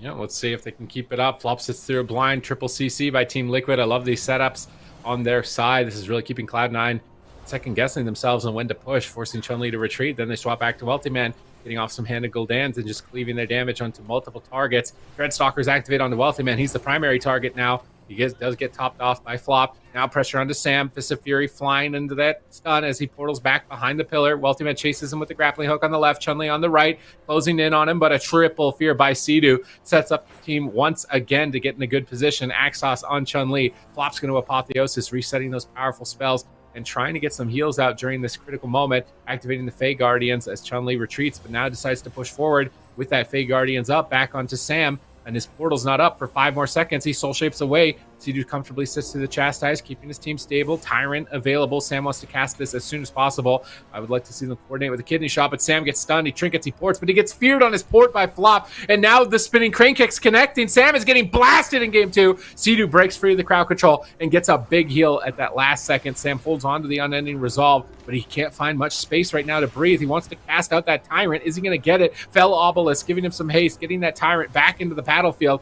and this is where Chun-Li is going to karma and actually just get aggressive rather than running away, redirecting that Tyrant damage back onto Sam, but no, it's not going to be enough. They cracked the karma, blind on Flop. Team Liquid looking to tie it up. Sidu's rolling up for damage as well as crowd control. Fear onto Flop, Chun on the run, 10%. Flop fades any more CC and tries to get a heal, but he's got no Serenity. He has to cast out some heals. He goes for a flash heal. Is it going to be enough? Chun's trying to line of sight and somehow, someway stays alive. Now they're swapping back to Wealthy Man. They're not overextending. He has to trinket. He has to vanish away from the engagement. Flop used all of his mana to heal through that demonic Tyrant. Chun-Li took a risky gamble to karma and redirect and stay aggressive, and it might come back to bite him. Sidu with what could be the game-winning fear onto Flop. Chun retreats once again with the portal. Flop blinking back to his side. Fist of Fury to parry Trill's attacks, but Sam is laying in damage with Demon Bolts from midfield, and Flop has absolutely 0 mana left. He's coiled away, and that is the KO. Team Liquid tie it up 1-1. I mean, that is about as close as you can get, Absurd. This game's just stressing me out. I don't know how you guys do it. I never get to watch it. It's freaking me out. Every game is so back and forth, and I thought C9 was going to come out ahead there. They had all their cooldowns coming back, but they were still behind on mana, but they were coming back defensively on Windwalker cooldowns, Rogue cooldowns, and it seemed like Liquid, as long as they stay steady, they get a lot of pressure out. But I'm very curious. I know we've said before we talked about swapping on and killing the Rogue a lot for Liquid, but I wonder if C9 after that game especially could do the same thing, because it looked like Sam-I-Am, even though they had the brutal start at the beginning with no port, no gateway, they managed to do a lot better defensively and not be in those scary positions where they have full uptime on him. So I wonder if C9 can opt to kind of do the same thing and try to go for the Rogue more, because they do have a lot of burst damage, and Sam-I-Am is just porting away on almost every single attempt to kill him. There's a few things that could go. So this matchup is going to evolve from this point. I think it's extremely unlikely we to see these two matchups play head to head. I think Cloud9 has definitely an edge in this best of 5, winning that game number 1. If we see Liquid lock in the same composition, I really feel like we're going to see KAWHI locked in on the Elemental Shaman, but we can table that discussion for a moment and kind of just take a look at the final moments of this game. This is such a scary moment here for Chun-Li. He's getting blasted by kidney shots. Look at the amount of damage. This coil, an absolute nightmare. And I think this is kind of the big overlap that spiraled things out of control. Flop actually got the Guardian Spirit and topped Chun-Li off at the same time he karma'd, and then it really didn't have too many cooldowns at that point later on. This is another one of those moments where it's just massive, overwhelming damage on Chun-Li, and he just cannot recover. Flops in a fear. He's doing a good job kiting, getting behind the pillar, going for Vivifies, but as soon as he feels comfortable enough to push in, that's when he pushes in. He gets met with a kidney shot. Beautiful kiting from Sam-I-Am. Chun-Li cannot get to his target. He cannot recover his health, and he's just on the back foot for the last minute of this match. And it's at this point where, I mean, Flop just, there's no mana left. There's really nothing that he can do. He goes for the Fey Guardians, but it's too much damage from Sidu, from Sam-I-Am, from Trill. They're able to take him down. But like I said, this matchup is going to evolve, and I feel like there's one comp in particular that Cloud9 has. It's a nightmare for Demonology Warlocks, and it is that Elemental Shaman Windwalker. Those pets die instantly. Really think we're going to see that? I think it's very possible. Blue Gator's coming out? I think so. That's my guess. I think Blue Gator is going to be coming out, which is KAWHI on the Elemental Shaman. I swear. Okay, let's see. Maybe I'm wrong. If they lock in, they're playing the same comp, bro. It's Hook Point. I feel like they're gonna play the same comp. They might, but I don't know. Ven just wants his dreams to come out, man. He wants the Windwalker. He wants the Proc Pooper to come out. That's what it is. So, I don't know. I feel like that was a composition that I thought they specifically prepared for Warlocks, like Demonology Warlocks. That was kind of their counter. So if they don't pick that, I'll be very surprised.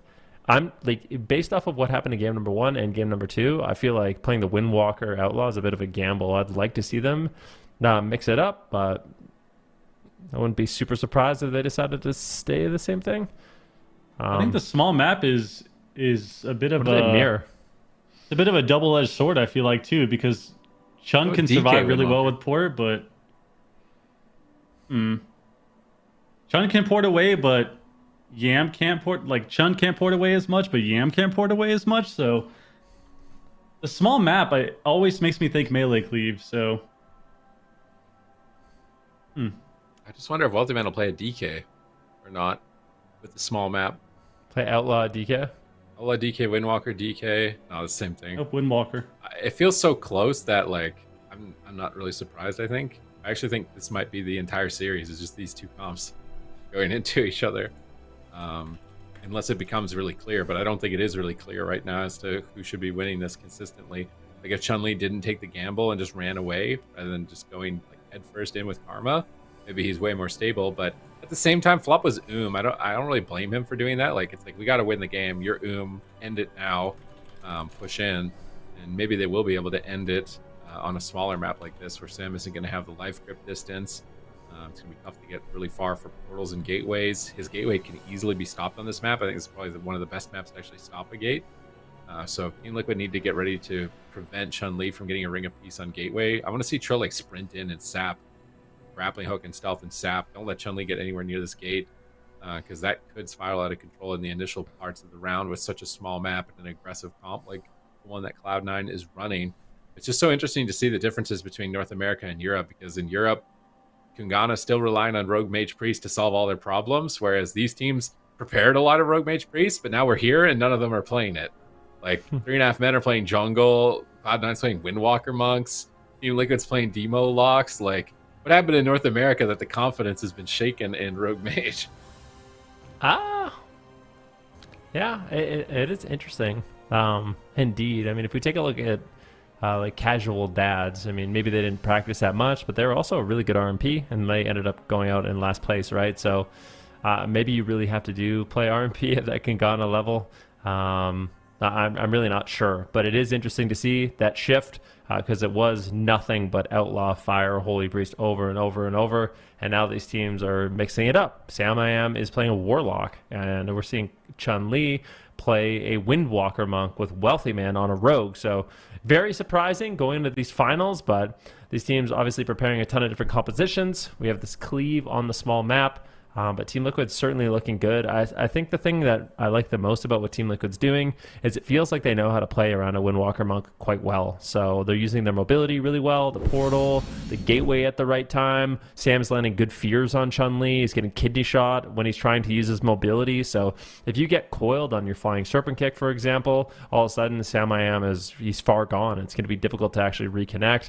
There's also a lot of wasted time where you're taking damage and they're not. So what I want to see from Team Liquid is a good use of the mobility, a good use of their instant stops like the kidney shot, the coil to deny Chun-Li his mobility. And if they do that, I feel like that's where a lot of their pressure stems from. Let's see if they can keep it up here with their kiting. They actually stopped the gateway and the portal once again. So this could be tough for Sam. He's trying to get it with a kidney shot, gets it. That's so important for Sam.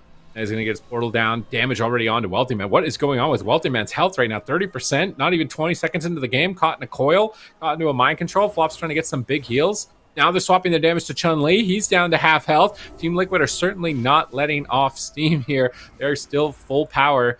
He's got his portal down. He's ready to gate away. This is the Zwen. They need to be careful. They're swapping to Trill. Insane. Why they killed him twice? Oh my god, the damage on the Trill is going to give me a heart attack. Now they're swapping to Sidu in the kidney shot. What is this damage and where is it coming from? Sidu is dead. Is he wrestling? I don't think he is. Wow. I don't think he is. What? Okay. Well, that is the power of the Kiefer Sky Reach on that Windwalker Monk. You're bolstering your crit by 50%. it's massive. And I mean, Cloud9, that aggression in the early stages of the match was quite remarkable. They killed Trill back to back twice, basically. and then Sea-Doo. And That's then what I wanted to say before the game. I was going to say I want to see just hold W, all out aggression, and try to kill them. But wow, they almost 100-0 Trill in the stun, swapped to Sea-Doo on the Guardian. I feel like a lot of teams don't. I feel like a lot of teams don't try to do that as often. If you ever Guardian on a Priest, especially since all of these Priests are playing the IQD with Relentless, if you ever Guardian somebody, you're missing a lot of HP. You can actually die in the stun as well, but I would love to see more teams try to do those swaps, because that was just perfect.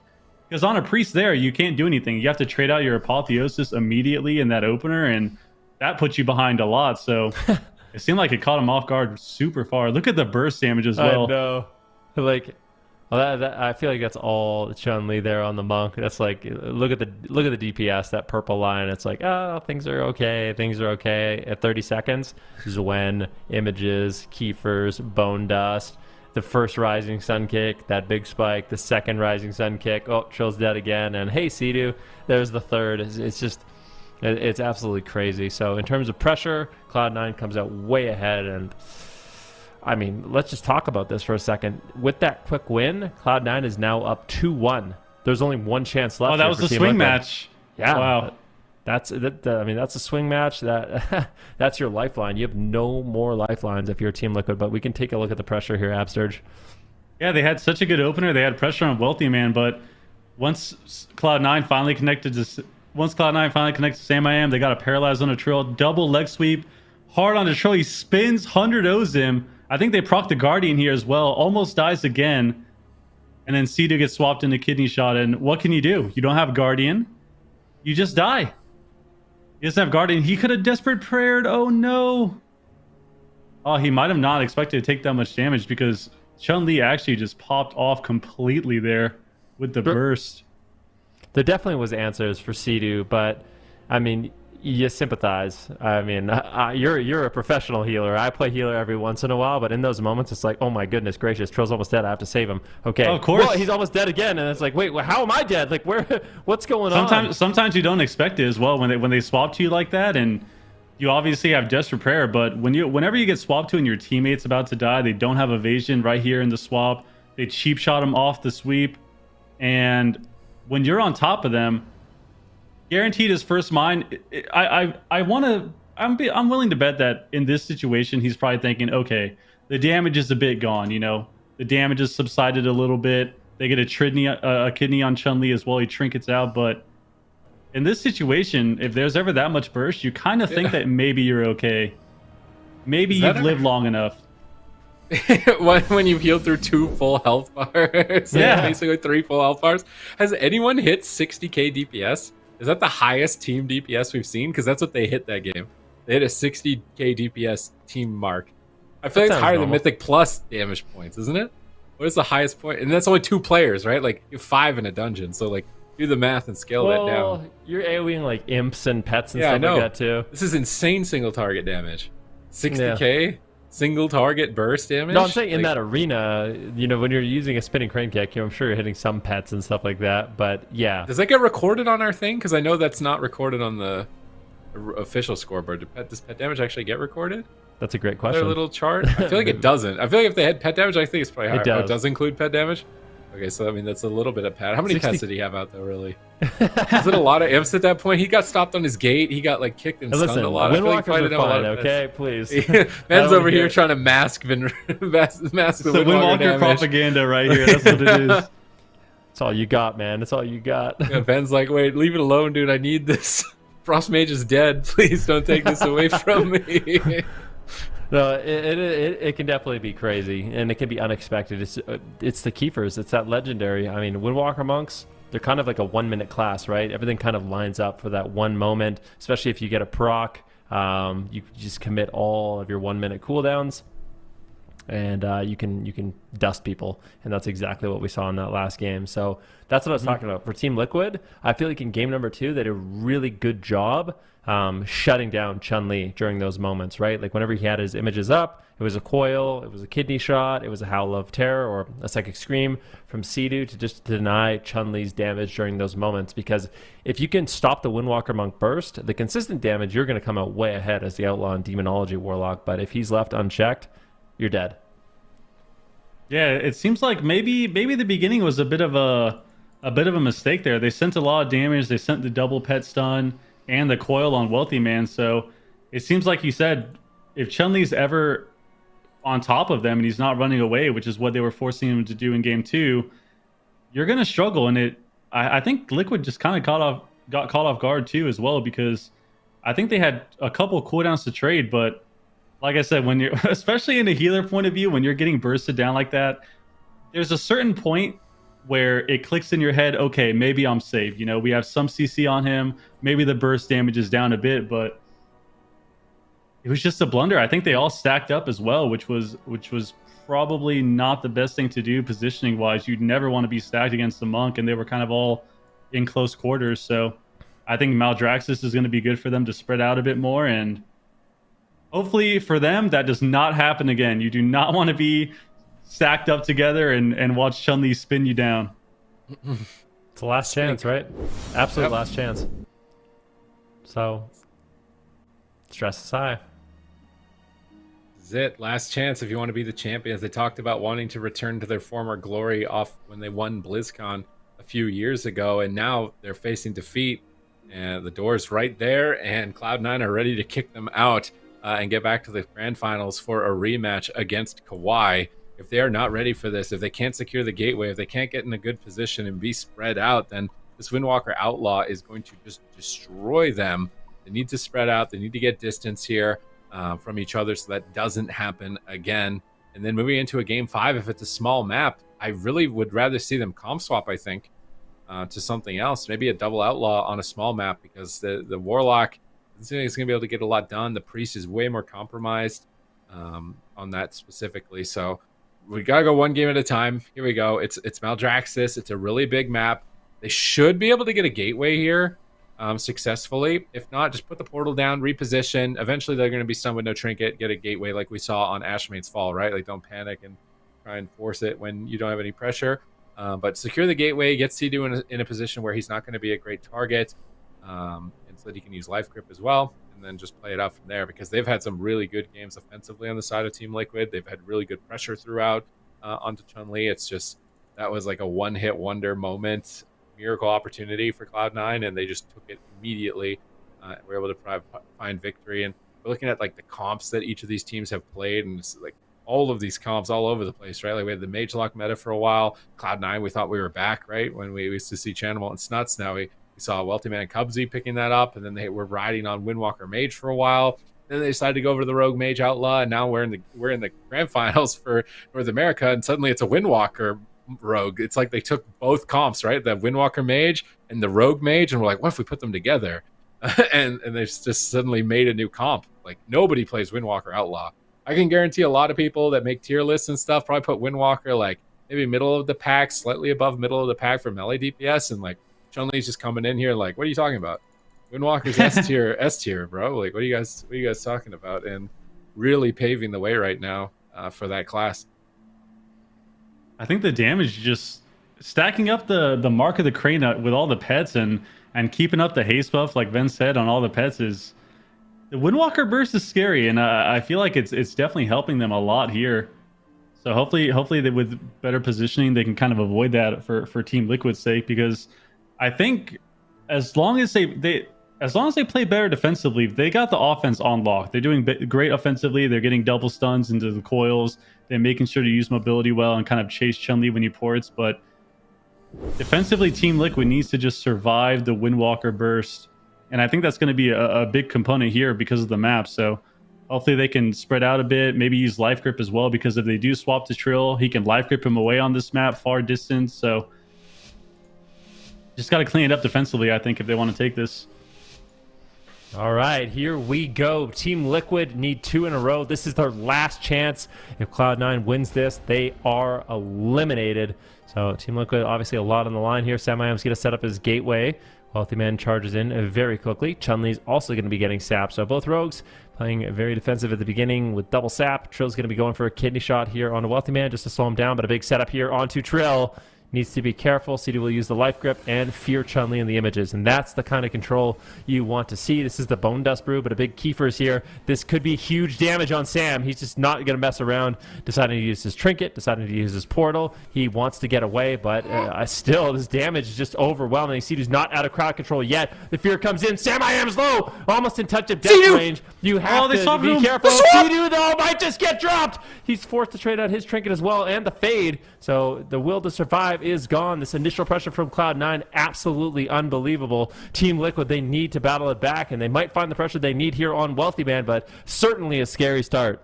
Oh, they're retreating from the Tyrant. They grip back to the pillar. Ring of Peace trying to prevent them from pushing in on them, but Trill is already there. Triple Shadow Fury in from Samayam. The Demonic Tyrant is catching up to them at the pillar and going to get a couple of casts off here around the box. No, it looks like it has just faded. They survived the Demonic Tyrant. Now where are they going to go? They got Will to Survive, the stun break for Sidu. They got Trinket from Sam. They've got 2 really good options here to go after. Flop getting stunned. It's kind of desperate there. Maybe actually they're just trying to kick his cast. Samayam in a kidney shot, paralyzed on Sidu, chastised on Trill, triple CC. It's match point and a full blind onto Sidu. Sam is on the run. Wealthy Man chasing him down. Kidney shot, but Chun-Li now on the back foot. Trill holding him at bay, trying to roll over to Wealthy Man and kidney shot him as well, trying to peel for Sam as much as possible to give him breathing room and survive to the next Demonic Tyrant. 15 seconds away. Trill is getting swapped to. He's going to have to evasion. What a chaotic match between these teams on match point. If Team Liquid lose, they're out of the tournament. Cloud9 win. They're going to be advancing to the finals. A rematch against KAWHI. Can they secure it and close out this game? I do love Team Liquid's adaptation here. Sidu in a much better position,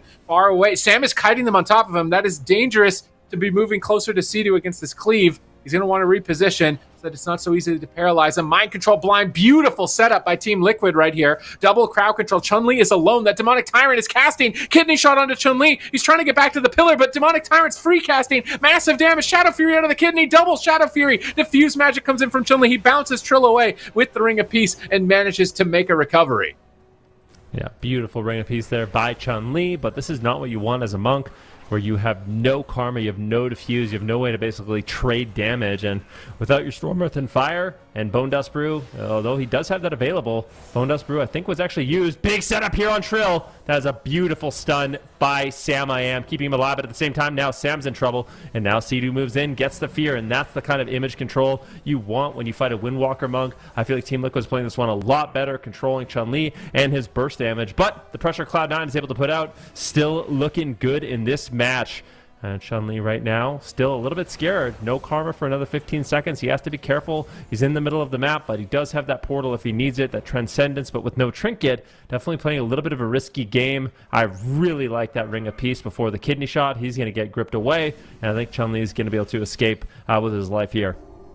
Yeah, let's see if they can keep surviving and get another setup, because offensively, Cloud9 have not found their footing since the beginning stages of the match. Demonic Tyrant out once again for Sam, chasing down Chun, cleaving him down. Wealthy Man getting cleaved as well. They fear the Tyrant. Good crowd control on the pet, very important, but Flop is running out of mana. This is looking better and better for Team Liquid, likely going to be going to a Game 5 if Chun-Li doesn't pull out a one-hit wonder again. Will he be able to stack up the Kiefers, stack up the haste, and get that big spinning crane kick like we saw in the last game? Wealthy Man is stunned. Flop is stunned. Wealthy Man's in trouble. Chun-Li's trying to roll over and assist, gets a double leg sweep, goes for the Bone Dust, goes for the spinning crane kick. Trill gets gripped away from it. Chun-Li gets stunned on it. Insane interception by Team Liquid right there, shutting down Chun-Li entirely. Now he's trying to get aggressive, but the Dreadstalkers are out. Instant port on the Fist of Fury. Sam gates away from the reconnect. Chun-Li chasing him down, ropping him into the wall, preventing his retreat for a moment. Now popping the Storm Earth and Fire, massive damage. Sam knows it. He pops Unending Resolve immediately on that incoming damage to reduce it, trying to soak the hits while Sidu is crowd controlled. Will it be enough? It's so much damage from Chun-Li. Sidu finally out of crowd control, gets a flash heal, big heals into Sam, but spinning crane kick, it's match point. Is Sam going to go down? Is Chun going to go down? Chun-Li has to abandon the mission,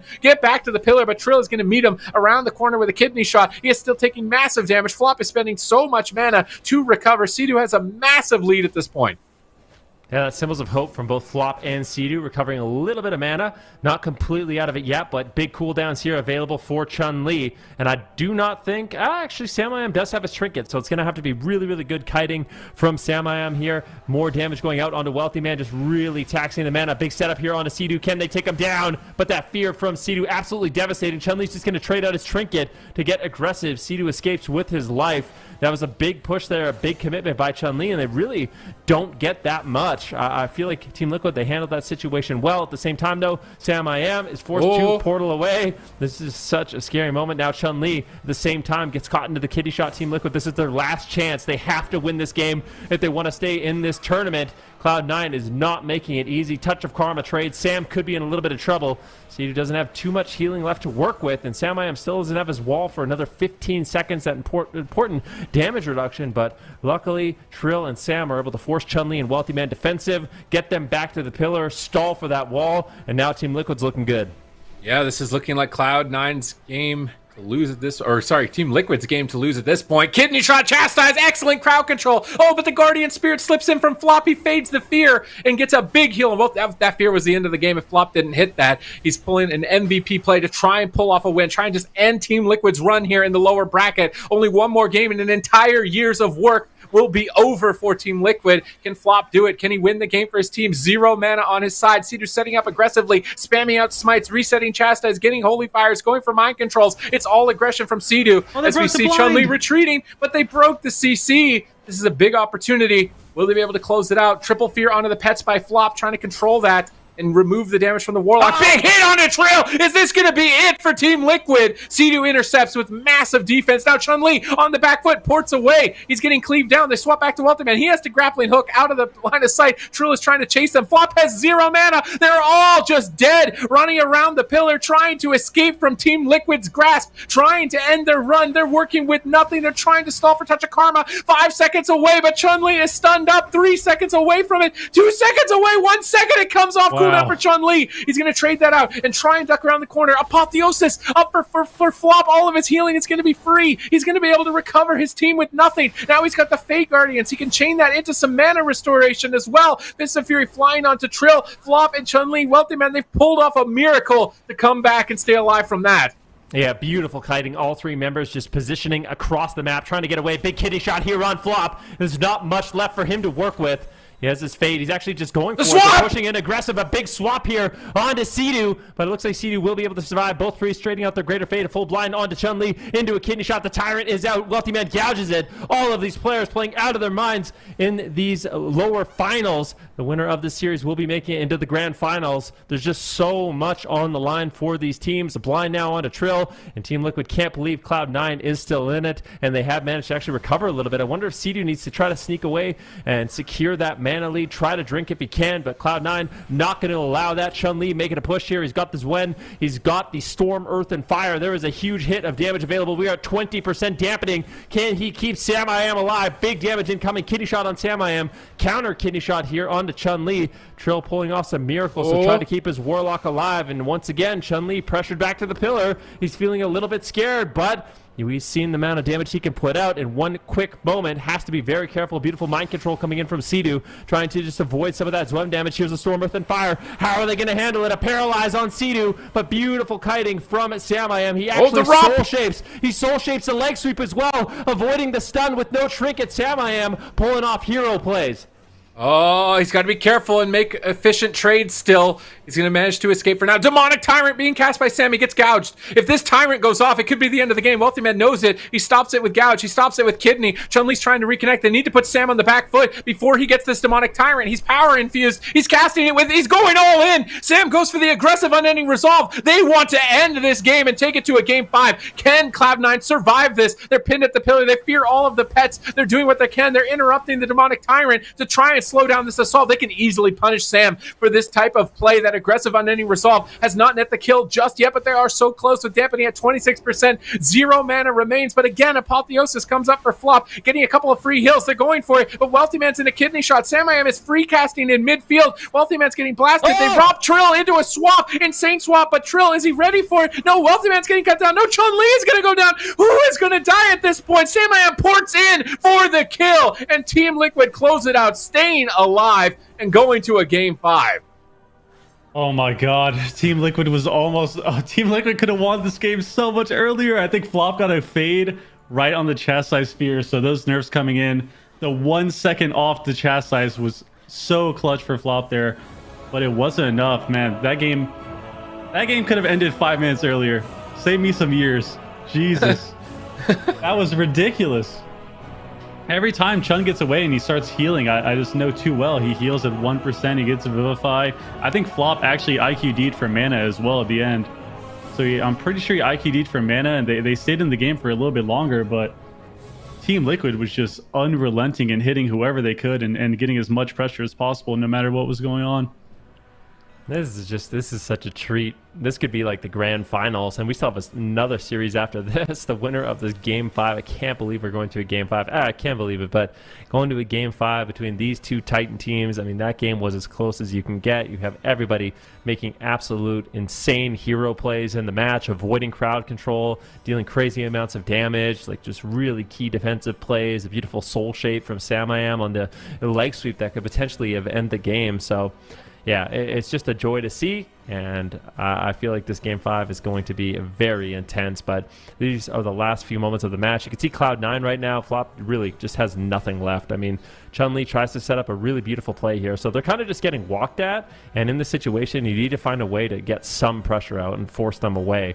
Chun-Li actually trades out his trinket, and I believe it's in a few moments here where he decides to pop his images, and they go for kind of a one-shot on Trill. You can see Chun-Li trying to set it up. I was like, there's no way this works. So he kind of pulls away with his images, doesn't commit all the burst, and then tries to rop him behind the pillar into the stun. And then they go for the Fist of Fury spinning crane kick, but Trill kind of read the situation. He traded out his will to survive. He got the feint, avoiding that AoE damage. And then at this point, I mean, Chun-Li, he's already used, you know, his 8 lives, his 9 lives in this match. Too many close calls. As far as Sea-Doo IQD'd for the kill there, do we have the killing blow? I'm pretty sure Sea-Doo IQD executed him. Like Sam ported and Demon bolted him, and then he IQD'd him just as the extra little bit of damage. I swear if we had like awards for the AWC, Sea-Doo would win the award for the most like IQD executes on a healer by far. They're not even close. Now is so brutal to deal with. So brutal to deal with. You just think it gives you so much hope too at the end of the game. You think you're alive and 30k IQD comes in. So and I believe you can use it through the pillar as well. So that trinket is definitely brutal. So game 5, it's going to be a small map. So is it time for Sam to retire on the Warlock for this game 5? Or is it just, we messed up, we stood too close to each other, we can spread out more on a small map? It's hard to say. I feel like whenever you get into game 5, I feel like there's got to be times where... Oh, there it is. Yeah. Wow. Oh, it barely got him. Overkilled it by a lot. him. It overkilled by a lot. 40k IQD.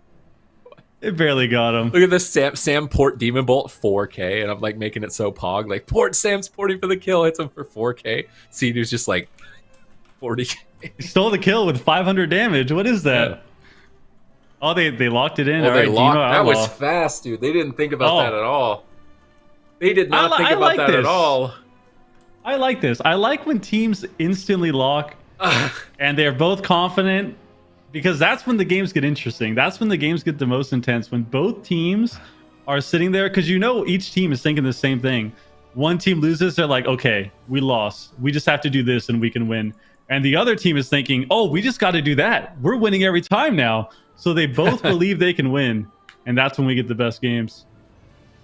Yeah, you're absolutely right about that. I feel like that's one thing we've like grown to love about your team as well. And it's just like, you just know that you're going to be locking in RPS for, you know, whatever the series is. And it's always nice to see when you're able to come back with that. And just, you always have a great series. So these two teams sticking with kind of main compositions. I know Samayam isn't normally a Warlock, but he's been putting in a lot of work on his ults. And I mean, you got to give a shout out to a lot of these players too. I feel like, correct me if I'm wrong, but I feel like this season we have seen more multi-classing from DPS than we've really ever seen before. Like, Samayam playing Rogue, he's playing Mage, he's playing Demonology Warlock. You have players like Wealthy Man playing Rogue, DK, Mage, Chun-Li for the first time, I think, playing something else besides the Windwalker Monk on the Outlaw Rogue. He's played a little bit of Hunter too, but it's just crazy how much work these teams have put into playing all these different classes and all these different compositions. But for this, it's just great to see both these teams have confidence in their main composition, and it's not going to be about counter-comping. It's just about who's going to make those little plays to come out ahead, and these are the kind of matchups I love the most. All right, everything on the line, an entire year's worth of work. We started in the Cups. We went through a full 4 weeks of circuit play to get to this point. Cloud9 versus Team Liquid. They're not going any counter-comping. It's just going to be skill, who plays better, who's going to get the upper hand here. It's Dalaran Sewers. It is map advantage to Cloud9, though, because they're able to take that swing match away. So with this small map, it's up to Team Liquid to get into good positions immediately, because if they get stacked up at all, we know Cloud9 are not afraid to punish that. They've gone after Sea-Doo, even on the big map last game, gone after Sea-Doo. So I really want to see the good positioning that we saw from Team Liquid on these large maps executed on a small one. Otherwise, I'm starting to lean more Cloud9 at this point, I think. I'm definitely... I think the small map, I really want to see... If C9 wants to win this, I think the key is going to be swapping to Sea-Doo.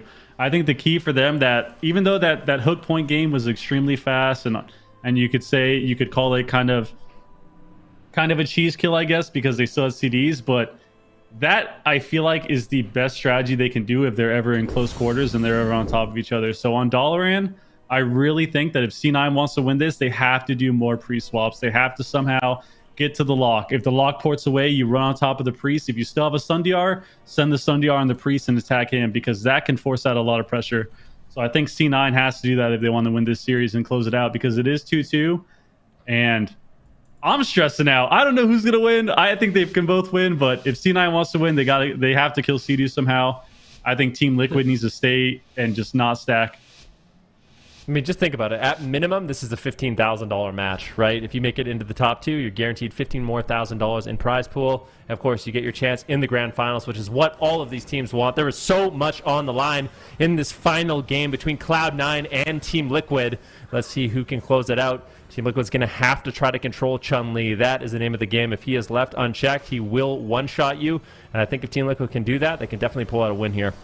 Chun-Li already on the back foot. Shadow Fury on his Storm Earth and Fire. He's trying to connect now. He's Mortal Coiled away. Fell Obelisk down. Tyrant casted. Sea-Doo's rolling in aggressively. He gets punished. He's caught in a kidney shot. Is he going to regret this push? It's game 5. Everything on the line. Sea-Doo treats out Guardian Spirit immediately, respecting that swap to himself and not going down. And that's what he's going to need to be careful of. Oh no, Ring of Peace blocking Samayam's retreat path. He portals back towards the ramp. Chun-Li still stacking up the Keepers, trying to reconnect. He swaps back over to Trill. Cheap shot from Trill on a spinning crane kick, trying to stall him down. That's a one advantage for Team Liquid, having Trill, that Windwalker expert. He's going to know how to shut Chun-Li down when he needs to, but fear on the Sea-Doo. Sam is down at half health. The pressure is at its highest. This is where mistakes are most likely to happen. If any team makes any mistake, I think it's going to be game over. Flop into stun, flop into fear. Sam gets a setup. Chun ports away. They're going to have to swap back to Wealthy Man as he feints the swap. Flop's finally out of fear, trying to get him restabilized. Chun-Li trying to help out as well, but there's double crowd control, triple crowd control by Team Liquid on match point. Wealthy Man kidney shot. Is he going to go down? He gets pulled back to the pillar. Chun-Li's trying to roll over to assist. They gouge Trill. They're trying to attack Trill in line of sight the Tyrant. Early symbols of hope from Flop. I think Flop has realized that mana is the main problem for his team, so very important that he gets these symbols of hope off on cooldown to restore that mana, as well as the Fey Guardians, if this game is going to extend past a Sea-Doo swap. Yeah, big setup here on Sam. He gets gripped away, and Chun-Li has not had fun this game. He is really struggling to get out his burst damage. A little bit of a swap here to Trill, but Trill is just vanishing out, getting the cheap shots on Chun-Li. Here's a big kidney shot onto Sea-Doo, and this burst damage is tremendous, but a Shadow Fury comes in from Samayam. Sea-Doo looks like he's going to be okay. He trades out the fade. Samayam now getting swapped at the same time. Wealthy Man taking a little bit of damage here. 2 minutes have elapsed in this game. Very intense so far. Beautiful portal there. Chun-Li in hot pursuit, but a spell lock on Flop is going to shut that down and force him to play a little bit defensive, but this kidney shot from Wealthy Man providing some opportunities here for the side of Cloud9 to get aggressive, but still, the pressure from Team Liquid is very surprising. Sam has done a great job so far, kiting, making sure he's getting out damage. Tyrant. Axe toss and a Tyrant here onto Chun-Li. There is no karma, there is no defuse, and he is stunned up. forced to run back to the pillar once again. Flop now in a kidney shot. Trill just doing work. Look at the He's gonna damage! paralyze. Massive, unbelievable damage coming in from the side of Team Liquid. Oh, no, right that now, rope! Cloud9 playing very defensive. A beautiful drop, but a beautiful port there by Sam I Am to stay in the fight. Both these teams playing insane, Sid. Yeah, let's see if they can keep it up here. The pressure is mounted. We're not even 3 minutes into this game. It's felt like an eternity. Nice Fear here by Sea-Doo onto the Storm Earth and Fire, totally shutting it down. Chun-Li now into kidney shot. Fear on Flop. Sam I Am setting up for the win. Can they get any more CC? Flop grips Chun back to the pillar, but he doesn't want to go back to the pillar. He's jumping right back into the fight. Fists of Fury flying. Sam trades the unending resolve during the crowd control on Sea-Doo, and it seems to be enough to stabilize him, but now he doesn't get to double it up with his Tyrant to free cast later on. Flop is trying to maintain his mana, but he's still behind. Chun's trying to run away. Flop gets spell lock. Chun goes for a Fleshcraft. Trill grapples in, gets feared away by Flop, trying to stall for that spell lock duration so that Flop can start healing up. Flop tries to Shadow Word Death to blind, and it looks like Trill holds on to it. They get the Holy Ward off. Now they can go for a full blind at any point here onto Flop and try and go for a win. No trinket on Chun. Dreadstalkers hit the whole team. Fellstorm cleaving down Flop. They're just trying to pad the meters, top the damage meters, and Flop at this point. But Mana's actually surprisingly close at this point. Can they keep it up? Kidney shot onto Chun-Li. Blind onto Flop. This is what Trill was waiting for. How much damage can they get? Chun-Li immediately diffused magics. Ring of Peace to knock Trill away. Lion is sighting the Tyrant. Tyrant gets gouged up by a Wealthy Man there as they're pushing forward. But now Wealthy Man in a kidney shot has to break free and use evasion. Cloud9 have used a lot of defensive cooldowns for this push. Pretty much everything, actually. The next Tyrant could be the end of the game if they don't win with crowd control before that point. They're swapping over to Sea-Doo. Chun-Li is trying to get there in the last second of the stun. Huge hit of damage onto Sea-Doo on match point. He gates out of there. Chun-Li is in hot pursuit, chasing him down, hunting Sea-Doo for the kill, but he doesn't want to overextend. Stays at the boxes, trying to line of sight Sam because leaving that Warlock open. Look, just a couple of seconds, and Chun-Li and Wealthy Man are both at half. Yeah, I mean, this damage is unbelievable from the side of Team Liquid. Once again, seated with a slight mana lead here. Wealthy Man charging out into the middle of the map, but he doesn't have much health. Sam I Am in a kidney shot, but if Chun-Li can't get there to connect, the damage is going to feel very underwhelming. Flop gets interrupted. Beautiful plays here by Team Liquid. The pressure is just unbelievable. It's a full blind on Sam I Am. Wealthy Man in desperation, making defensive plays. Trill in a kidney shot, but look at Wealthy Man. He gets coiled away, forced to trade up the trinket. Evasion cloak shadows every single defensive cooldown. Wealthy Man has absolutely nothing left. Team Liquid's pressure is it's just unbelievable, and I feel like at this point Wealthy Man has to be scared. Mana is even. This is the first time mana has been even. Flop is doing an amazing job this game to stay even with Sea-Doo. Now they're setting up the swap. Once again, kidney shot onto Sea-Doo. Can Chun-Li get there? No, Chun-Li gets intercepted by Trill in his kidney shot. He can't get there. Wealthy Man's just soloing Sea-Doo. Is he going to solo Sea-Doo right now? Sea-Doo finally recovering from it. Big damage onto Sam. It's match point, and they trade out everything to try and keep Sam alive during that hit. Chun-Li was so patient with his burst. They get everything. They're swapping to Trill. Trill's getting devastated, but now here's the Tyrant. Sam I Am is turning it around. It's match point with full blind on the Flop. Wealthy Man in the Shadow Fury vanishes from the fight, grapples in, stuns Sam, but Flop is still CC'd. Evasion available, but he's not going to press it. He's going to go down to the dots. No, how on earth is Wealthy Man still alive? Flop keeps him alive, and now Trill on the back foot needs to run. Sea-Doo's in a blind. Team Liquid pushes over. They need to worry about recovering. Wealthy Man gouges Sea-Doo. Stun onto Chun-Li. Sphere onto Wealthy Man. Dismantle as well, as both teams are trying to just diffuse the damage and recover. And now here comes the burst from Sam. Dreadstalker's out. Stun on Flop. It's still match point. And into the full mind control by Sea-Doo. That mind control. Oh, they disrupt the mind control. And Flop gets a big heal. And Cloud9 recover. And they actually have a mana advantage.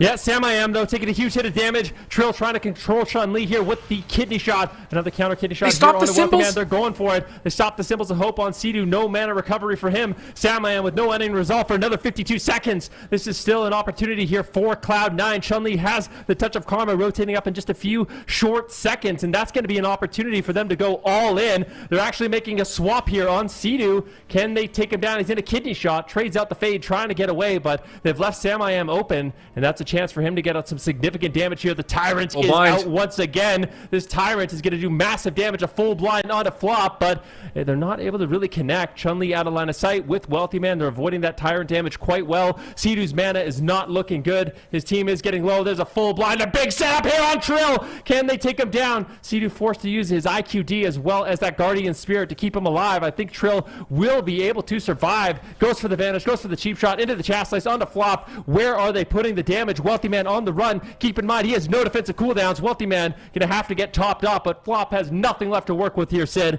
I can't believe this game is still going. Crowd control and Chun, crowd control and flop. Ultimate down in half, stuns up Sam I Am, trying to turn it around. Mind controls onto Trill. They're desperate. Spinning crane kick connects. Sam makes a trade. He's trying to escape. This is when Chun-Li is ramped up to maximum damage. He's feared on it by Sam. Sam expertly crowd controlling Chun-Li during this time, but Flop is getting aggressive, gets a triple fear. Sam has to port back to the pillar. Chun ports on his port, chasing him down. He gates back to the pillar. Sidu gets in line of sight of Sam. Insane kiting from Sam during that moment. The pressure is at its highest, and he is still keeping his cool here in game 5, now trying to turn it around. The Fell Obelisk down, getting a lot of hand to Goldans. Wealthy Man down to half, reconnected, full blind. This could be it. He's got Cloak. He's going to faint. Line of sight the Warlock. Grapple back to midfield with the Vanish. Try and reconnect. Try and go for the win. Full blind on a Sidu, and this is it. Sam has nothing and is good. He will go down. Cloud9 close it out, but they're still going to play it here. Flop has 0 mana. Chun-Li has nothing left for 5 more seconds. Trill out of this dismantle. If he can connect, could possibly kill Chun-Li. If he doesn't get the pre-touch of Karma, he's 1 second away. Oh, but it's on diminishing return. There's no way. And now with Trill in the kidney shot, that should be game over, but you cannot blame them for trying at this point. There's still 0 mana, but Apotheosis is coming up. Big Guardians are out. That's going to give Flop a lot of mana. And it's got to be over from this point. What an unbelievable series between Team Liquid and Cloud9. You got to be giving them a round of applause in chat. I know we can't hear it, but I'm sure we can get the visual representation of it because this was an insane series. Definitely a capstone one for these teams this year. I am out of breath just watching. I don't know. that was ridiculous. So many times. I think Flop was down on mana by like 30%. Sidu came and then Sidu ended up being as well, and wow, what a back and forth game. I think one of the most crucial parts was they at one point had no unending resolve, and I'm just staring at Chun-Li's cooldowns. You see this Wen, you see the Storm Earth Fire coming up. There's no wall. Wow. I am absolutely blown away. I mean, I don't think we could have asked for a better series between these two teams, a better lower finals. It kind of felt like a grand finals, and we still have a series to go after this, but such a back and forth series. I feel like both these teams should be extremely proud of their performance, just locking in one composition the entire way through, so back and forth, and it is ultimately Cloud9 that does walk away with the win, but the plays coming in from both of these teams, it's just a joy to watch. This replay was just insane from both sides. Like the survival tactics between Wealthy Man and Sam, and like the swaps to everybody. Like at some points, everyone was pressured in this game and could have possibly gone down. Close calls throughout. Mana was just slim to nothing, slim to 0 for basically 4 minutes on either side. Maybe stopping that Symbols of Hope was one of the main reasons that Sidu couldn't keep his output as high, keep Sam going there. But ultimately, blind kidney shot, gonna reconnect. Chun-Li, Wealthy Man knew they needed to take a gamble. Like, look at this push. They almost kill him through everything. They got every single cooldown on that push. I thought it was over for him. And then they swap damage to Trill. I'm thinking it's over for Trill. But then Wealthy Man's on the back foot. I'm thinking now he's dead. Like, what's going to happen? He's at 10%. It's a full blind on Flop. But he is able to vanish out at just the most critical moments to keep going. This was an insane game. Massive improvements from Cloud9 overall in this matchup to maintain their mana and actually have an advantage. Look at this CC. Like, Flop's out of the game. Chun-Li's out of the game. And what's Wealthy Man?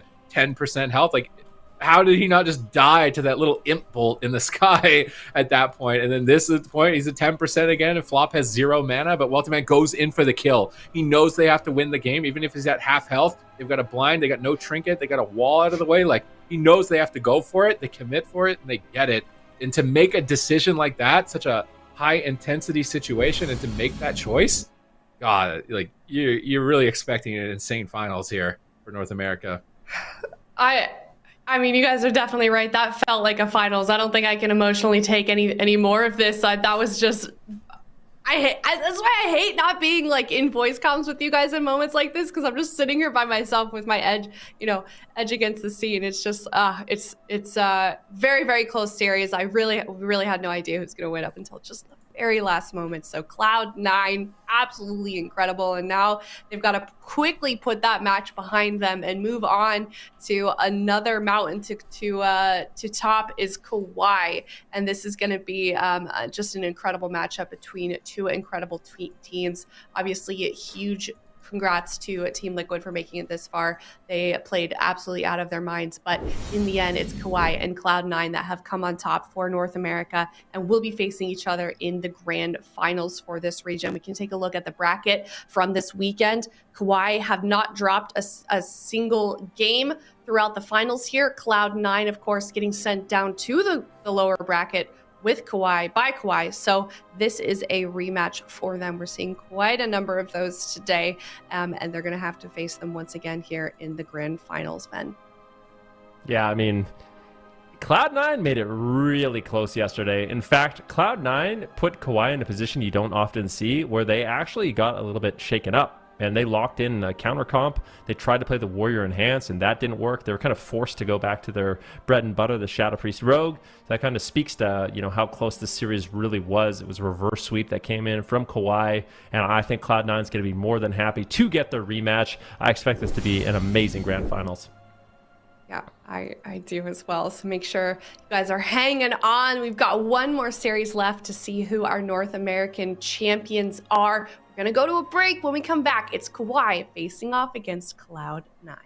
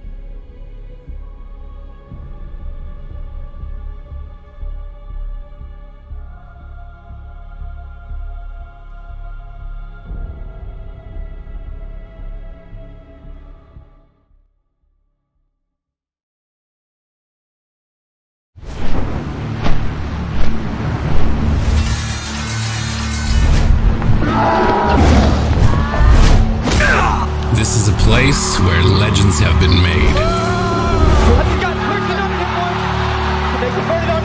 And where dreams have been crushed. This is a place where people from all around the world come to compete. For glory. Getting him a little hype-up speech, telling him not to let it get into his head. And for pride. This is a realm that only the most determined gladiators can conquer.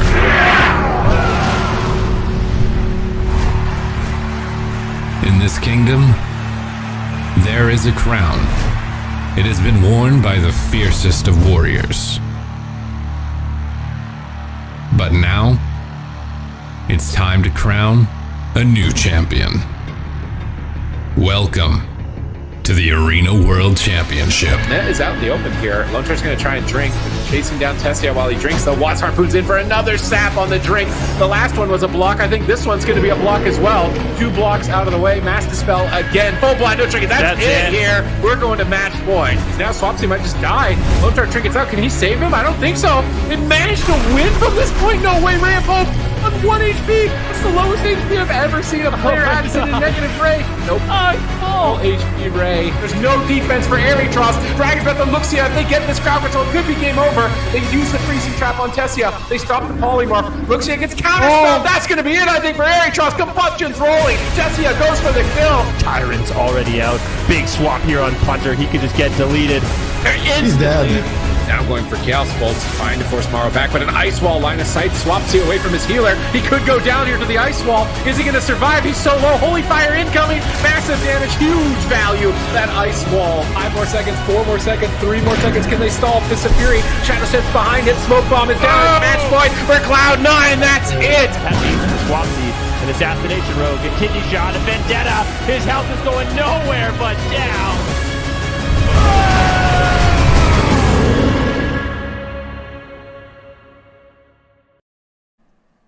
We are about to find out who the best team in North America is. KAWHI coming from the upper bracket, not dropping a single game this weekend so far. Cloud9 fighting for their lives up into this bracket here from the lower bracket, and they beat Team Liquid by just a hair. Now here they are with a rematch against KAWHI. Zico, what would you like to see from Cloud9? We know that they've already played this team. They weren't able to best them last time. What do you want to see them improve on from this game? Well, I think for Cloud9, I want to see them. I think their DK Rogue did look good, maybe with a different healer, but also their Windwalker Rogue. I think if they, I think most of us are expecting KAWHI to lock in the Rogue Shadow Priest Paladin, and if they lock that in, I think Cloud9 actually has a decent shot. I think the rogue lock got kind of figured out a little bit. It felt like yesterday. So I don't know if I don't think they should lead with that on the side of Cloud9. I think their strongest bet is either Windwalker Rogue and Holy Priest, or go with that DK Rogue. And if they go with that Windwalker Rogue Holy Priest again, I think the main thing that we all kind of agreed on yesterday was that we need to see more purges on those freedoms. We need to see them shutting down those freedoms more to maximize their uptime on that Shadow Priest. And that's how Cloud9 finds those insane kind of pressure moments where they're doing 50, 60k DPS. So I think that's their win condition, but they have a lot of options, of course. And their hearts are probably racing after that last series. That was just, that was a nail biter. Yeah, I mean, I know what it's like to, be watching that as just a spectator. I can't imagine how they must be feeling right now. So hopefully they can, take a moment, kind of put it behind them, and focus on what's in front of them. And that's just, this trying to beat Cloud9 in this rematch. So we'll have to see if they can apply any of that. But I'm also curious on your guys' thoughts, Van. Do you feel like this is it just seems like Cloud9 is really on it this weekend? Is this a different team than we saw in the circuit? Well, I feel like this team, they're kind of a new team in the circuit, right? Or at least in the Cup. Yeah. So during the Cups, they're a brand new team. And I feel like throughout the year, they've just been getting better and better, right? Like the more opportunities they have to practice and actually play in the tournaments, the more repetitions they're getting. It just seems like they are improving, all of them individually. Obviously phenomenal players, but we talked about it a little bit yesterday. A lot of them had to pick up new roles. So you're seeing Wealthy Man play a melee, Chun-Li having the multi-class, Flop is now the healer, Cubsy's not healing, he's a DPS all of a sudden. So a lot of roles controls having to be picked up by these players, and it just seems like they've been getting better and better, leading to this point where they're looking their absolute best. We're having Chun-Li on the Windwalker Monk, being able to play as main, which is obviously a huge benefit to the roster. But they're going up against a very difficult opponent. KAWHI with their Shadow Priest Rogue Paladin has looked absolutely phenomenal. I kind of wonder what Cloud9 is going to do. There's a lot of different directions that they could go. Do they lead with comfort? Do they put Chun-Li on the Windwalker Monk? Or do they try something else like the Outlaw DK we saw yesterday? Yeah, I mean, you really make a good point there. I feel like when you see a player like Chun-Li, for example, not be able to play his main for so long, and then you finally get to see him hop on that Windwalker, you really see that fire coming out in the arena, and I think that's what we're seeing with Chun right here. So we'll hopefully they can continue on with that. They've got to defeat KAWHI if they want to be crowned the champions here, and that's no easy task. Speaking of fire, the Grand Arena is on fire for game number 1, the North American Grand Finals, KAWHI versus Cloud9. All right, gates are open. Drake's just going to be moving in here. Double grappling hook by Wealthy Man and Drake.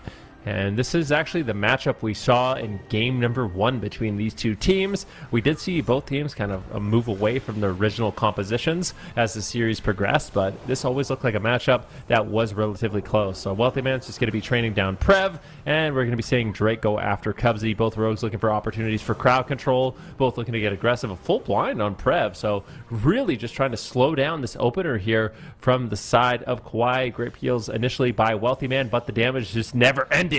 Cubsy in trouble at the beginning of this game. Will portal away. Good control there with the axe toss onto Drake. Not a bad start defensively here by Cloud9. Yeah, very nicely done there. Brain actually is not playing the ultimate sacrifice, and he tried to pre-sack the blind right there. That's why they blinded Prev instead. And Prev is taking a huge hit of damage right there. He does get the Fey Guardian, still catches a big hit from Brain, and Brain should be able to keep him alive right now. Axe toss coming out, but I don't think they have a fear to follow it up, and Brain's going to duck around the corner. Here comes the Tyrant, Power Infusion. Here comes the damage from Cubsy. He's going to teleport out and let his pets do the work, but all of his pets just got feared right there as Cubsy is running laps here with Drake, trying to kite him, but Drake does manage to get on target. Double kidney shot coming out from Drake, and he is getting very aggressive. Guardian Spirit, though, will be used by Flop, and I think it should be enough defense here. Coil coming out onto Drake, health funnels on the pet, and Prev now getting counterspelled as well. Big pressure coming in. Axe toss onto Brain. Can they get the dispersion here? This would be a nice moment to get it. Almost getting that fear from Cubsy. They connect a kidney shot onto Brain, but kidney shot will subside. Cubsy porting in here for the fear, presumably, but Flop getting crowd control at the same time. Not the move to teleport in aggressively like that. And so far, the game is way too close to call. I don't think any team really has a big edge so far. And we'll just have to wait and see on those next couple of goes who can pull ahead. Yeah, if they can get a dispersion before a Tyrant, like right now, that's going to be key for Cloud9 to be able to get victory. They're coming very close. He's getting so greedy. What is potted? He's so greedy. He potted him. Is he going to go down through the pod? Can they keep it alive? Brain gets coiled away from it. Wealthy Man's dismantled. He can't kill the pod. Prev is going to come back. But can they kill him a second time here? He's still below half with no dispersion. Going down through it. He was so greedy on that assault. Another game where you can't let that pod tender tilt you. Yeah, I mean, definitely not a very unfortunate situation there for Cloud9. They were almost able to push through, but sometimes I feel like KAWHI, they're so confident in keeping that seed alive that they just like let it proc. Has like an extra cooldown. They know they have the Blessing of Protection and the heals to keep it alive. But yeah, we'll see. I feel like for Cloud9, they need to kind of regain their bearings. That was almost a win there for them. Flop's going to be gripping Cubsy away, and Cubsy so far has had great positioning in this match so far. His ability to kite and maneuver with his gateway, as well as his portal, and the grip from Flop has been quite good. We see the Tyrant being summoned out, but Tyrant not really getting too much value right now. It's going to have to run into the pillar. It gets feared away. Nicely done there by the side of Brain and Prev to just deny any of that incoming damage. And it's going to be Brain and Prev just kind of sitting at the pillar. Meanwhile, it's going to be up to Drake to cause a lot of pressure here on the Cubsy. Yeah, but it's another 12 seconds on that dispersion. Prev did use it. Oh, Cubsy, though, He does get a big heal there with the Guardian Spirit, but Flop still in crowd control in that blinding light. Coil coming out here onto the Rogue. He tries to fear Drake, but not able to get it. But he does fake as his kick, and now Brain could get feared here actually, and that's exactly what Cubsy is going to do. Prev already very defensively positioned. Refear onto Brain. Wealthy Man on a solo mission here. They did force out the Trinket and a Bop with that Pod Tender earlier, but Dispersion is back here for Prev. Takes a big chunk of damage there, and Brain will be able to stabilize him once again. He's got the Fey Guardians as well, active and rolling. Full kidney shot onto Prev. Wealthy Man with a blind coming up in about 30 seconds, so no real opening here for Cloud9. And KAWHI, despite having that disastrous moment, are looking like they're coming out from this scot-free. Gouge onto Brain. Do they have a kidney shot to follow it up? They have a cheap shot, and Wealthy Man actually getting stunned up here now by Prev into a full blind here. He might have a kidney shot for Prev as well. Brain trinkets out from that blind. Very dangerous situation there, but nice trade by Brain, and that should be enough to keep Prev alive and allow him to just stay offensive here.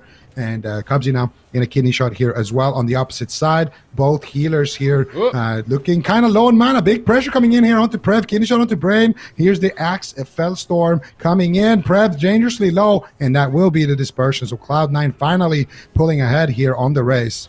I feel like they're in control of the game right now.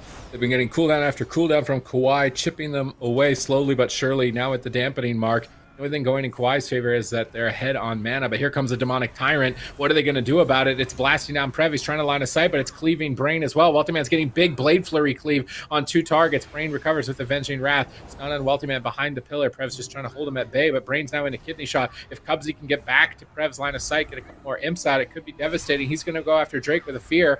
Gouge onto Brain. Wealthy Man's just trying to 1v2 Prev and Brain behind the pillar here, kicking the Void Eruption. Flop is drinking. Flop got a lot of mana amidst all of that. Wealthy Man kept him pinned at the pillar. Cubsy kept Drake distracted, and Flop's going to put his team back in the game, but now he's blinded. They're setting up damage onto Cubsy. They really need to get unending resolve with this. He vanishes. He gets the sap, but it's on DR. Cubsy tries to blink behind the pillar. Flops out of CC. Coil onto Drake. Instant dispel by Brain, trying to keep his uptime. Going for a kidney shot. They're trying to pressure, but they're not finding enough damage for unending resolve in this push. And that is going to put them behind and give a lot more breathing room for Cubsy to get aggressive. Yeah, definitely. Let's see if he can get aggressive here. Brain in the middle of the map right now in a kidney shot. Do they have the damage to actually take him down and force the Divine Shield? He's in a gouge, taking a huge hit of damage. Big burst coming in, and they do. They get the Divine Shield. That was a beautiful swap there by Cloud9, netting themselves yet another cooldown. Prev now getting cleaved down. Wealthy Man doing work on this Outlaw Rogue. He was so impressive yesterday, and he has been impressive today so far. At the same time, though, Cubsy getting all in. He uses the Unending Resolve, the portal, as well as his gateway to maneuver across the map. His positioning on Warlock is unmatched. I mean, Cubsy, we know him for his Druid. His ability to survive on the Druid is unbelievable, and I feel like a lot of those lessons he's able to put on that Warlock as well. The principles of good positioning, definitely doing work for Cloud9 in this one. At the same time, Prev might just go down. He went down to 10% health. The damage is never ending. Dispersion is traded out. Cloud9's pressure is unbelievable.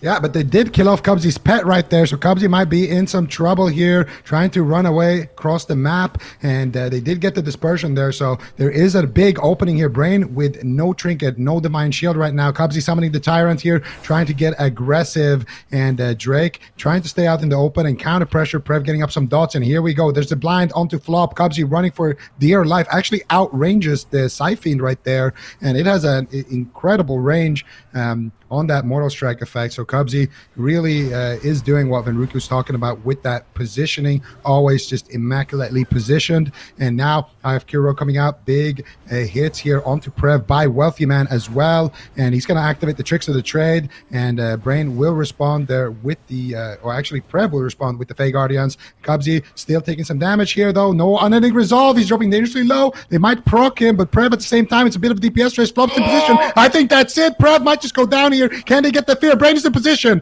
and they do secure game one on the side of Cloud9. They have come to play.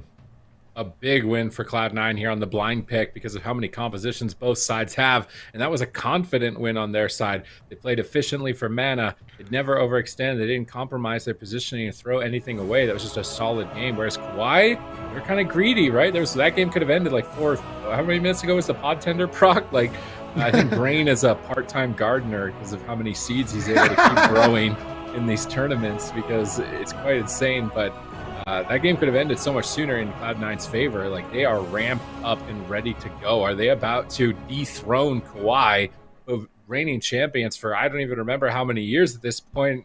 It feels like almost a decade of just win after win after win for KAWHI. And Cloud9 with a confident game one. I was a bit worried, like, Cubsy coming off the bench. Is he going to be cold? What's going to happen here? But he did a great job in game number one.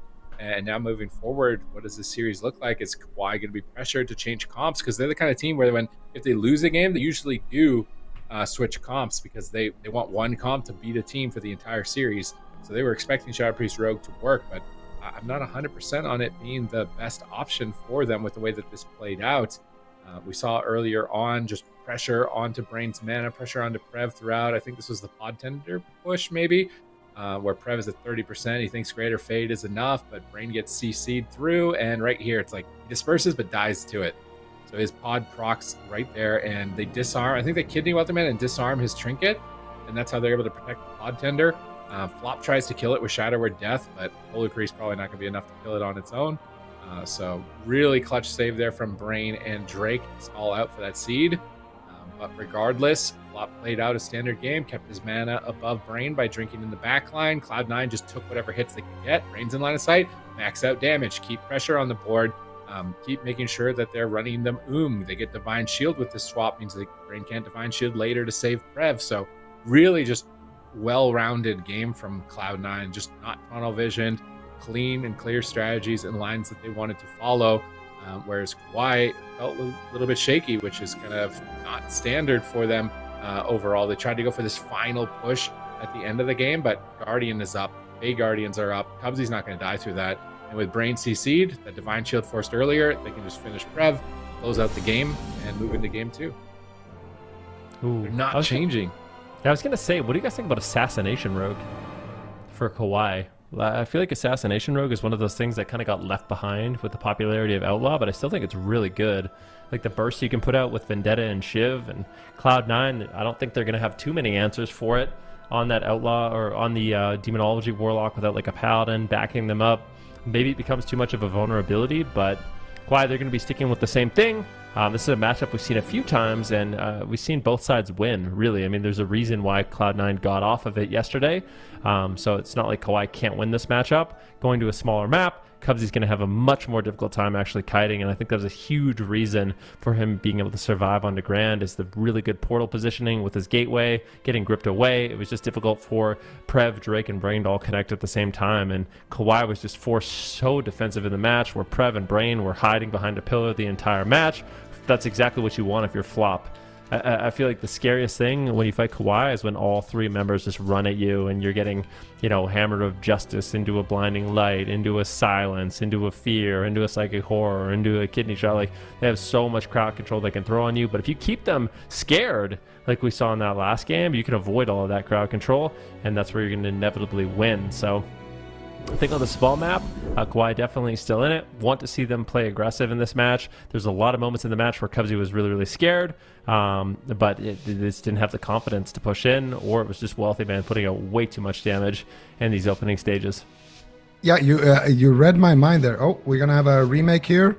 This doesn't count as a win for anybody. The gates were not open. I saw an adrenaline rush before the gates opened. Yeah. From Wealthy Man? Yeah. It's a little bit eager, you know. He's pumping his veins full of adrenaline before the gates open. Like he's maybe getting a bit eager here, being up 1 point against KAWHI. But this is not a team that you want to overestimate or underestimate and be overconfident against because of how dominant they have been. So quickly leaving that game just to make sure their cooldowns are min-maxed as much as possible is definitely a wise move here on the side of Cloud9. But it just goes to show that the nerves are there.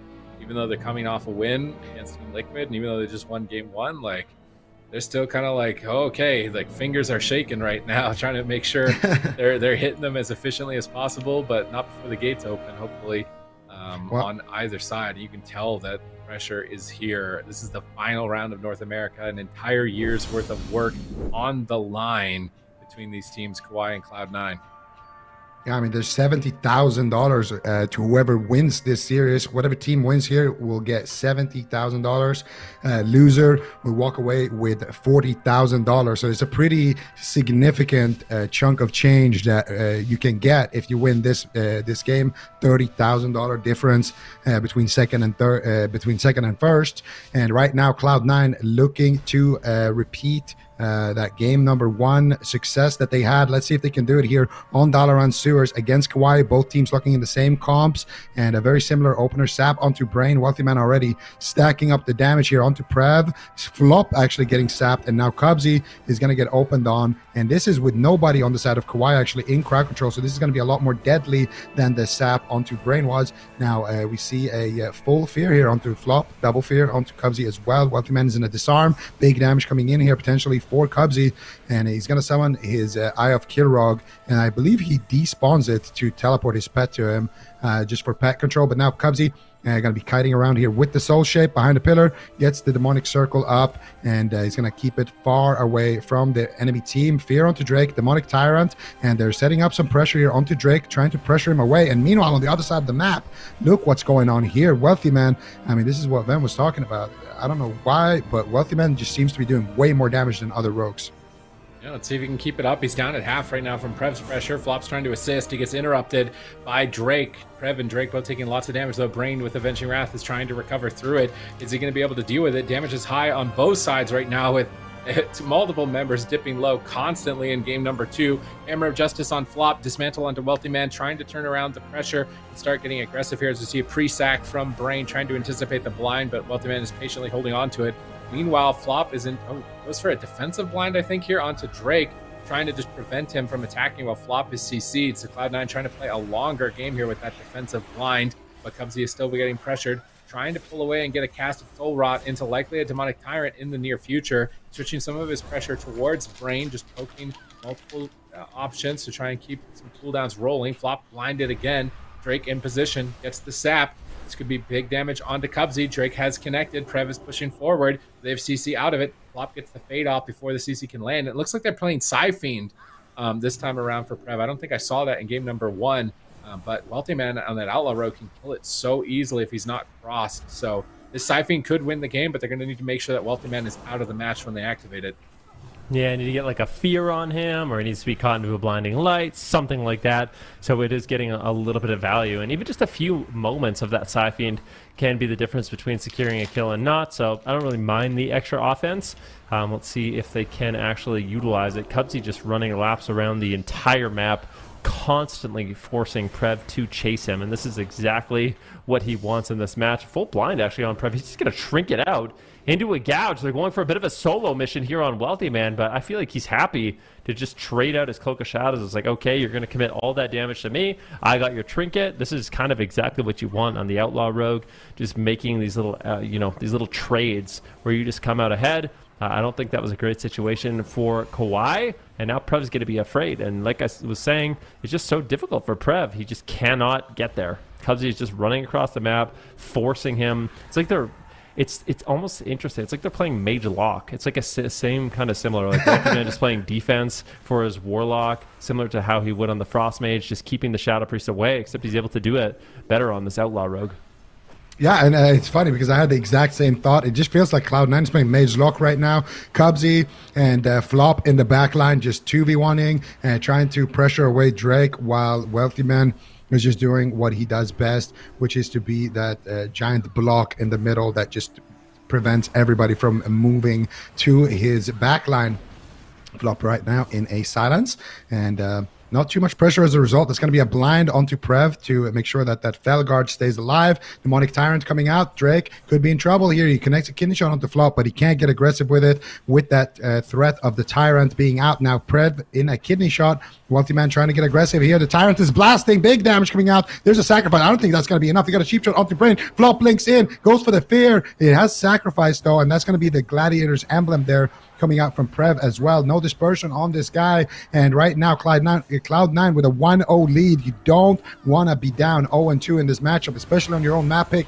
Right now, Cubsy taking a lot of pressure, trinketing out aggressively. Guardian Spirit will connect from Flop. Big heals coming out. Brain is on the same pillar, ready to go with the Hammer of Justice and the Blinding Light. Flop knows it. He tries to pre-fade it. He pre-fades the Hammer of Justice. Flop with an insane outplay right there onto Brain, but now caught up in a full blind. Cubsy in a kidney shot. Immediate unending resolve gets traded out here by Cubsy. Prev now taking some pressure from Wealthy Man. Full sap onto Flop though. Cubsy still not out of the woods yet. He's going to summon his Felguard. He gets kicked on it. Beautiful kick there by Drake, making sure that Cubsy does not get that fast summon. They blind him. They can purge it. They might purge it. No, he does get it off. So close call right there. Nice blind there onto Prev. I do believe Prev might have had a fear or some kind of stop right there. Maybe not a fear, but still big plays coming out from both of these teams. Cubsy does keep his pet alive and stays in the fight. Flop manages to come out of crowd control, and when it's all said and done, Prev is going to be the one on the back foot, Sid.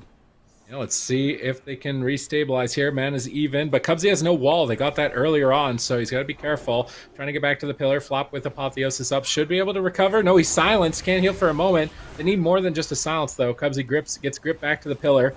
Trying to line of sight the Psy Fiend that's on him right now. So he doesn't have that Mortal Strike effect, and he's managed to get to the pillar, but Flops in a full blind. Cubsy gates away from Drake. Drake gets kidneyed by Wealthy Man. He gets bopped aggressively. They're going all in right now into Cubsy, trying to connect. Can they manage to get their kidney shot? But the Fey Guardians come out from Flop. That's going to block the kill. Now Prev is on the back foot. Cubsy has Tyrant coming up in 20 seconds, and this could be a big push. It would be astounding to see Cloud9 take a 2-0 lead in this grand finals, but it looks like, oh no, the Felguard has gone down, and Cubsy does not have Fel domination to instantly get it back. He's going to need to get Drake CC'd if he wants this hard-casted spell. He blinks with a defensive blind to the pillar. He's going for the hard cast. I don't think anyone can get here. Flop's in position to fear out of the blind if necessary, and Cubsy does manage to sneak away. Great synergy between Wealthy Man and Cubsy. They need that Felguard pressure if they're going to win the game. They need the Soul Link to keep Cubsy alive. Stun onto Drake, pressure onto Prev. Two-pronged assault by Cloud9. The biggest problem for them right now is trying to set Flop up to get mana back because Brain is drinking right now. This is very bad. If this gets deep into dampening, mana is going to be a key factor.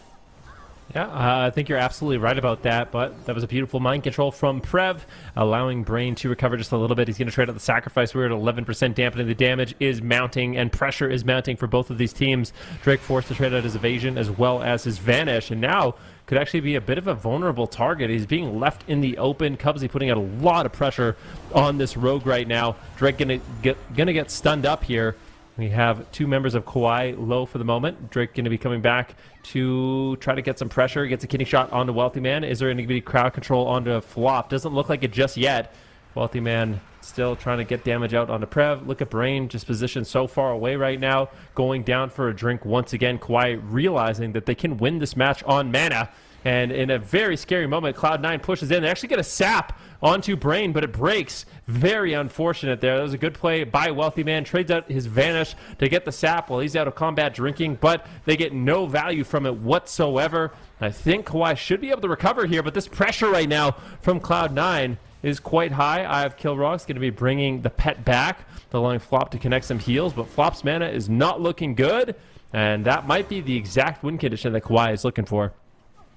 Yeah, absolutely. And KAWHI right now, slowly but surely weathering the storm. Mana not looking great here onto Flop. Cubsy's in a full kidney shot right now. Prev trinketing here actually with his every man for himself ratio, getting gouged here as well. And Prev is not going to be able to access that PvP trinket, that medallion that he is running. So he's not going to have that for another minute and a half right now. But let's see what they can do. Wealthy Man under a lot of fire right now. Going to be using his Cloak of Shadows as well as the Feint to stay alive. Flop with the Holy Ward ready. Brain in a kidney shot. Last time around, they swapped to Brain and got his bubble. They might do the same thing here. Wealthy Man's trying on a solo mission, but Cubsy once again with a lot of trouble. There's a Siphon down. They need to kill the Siphon immediately, but Wealthy Man is caught up in a blinding light. He can't kill it. Cubsy's trying to take it down, and he finally does, but still a lot of cooldowns were used. A lot of mana was spent there by Flop with that Guardian Spirit down now. There could be an opportunity here for KAWHI. Full fear onto Brain. He's going to bubble out immediately. Prev in a lot of trouble with no dispersion still for another 10 seconds. Brain Brain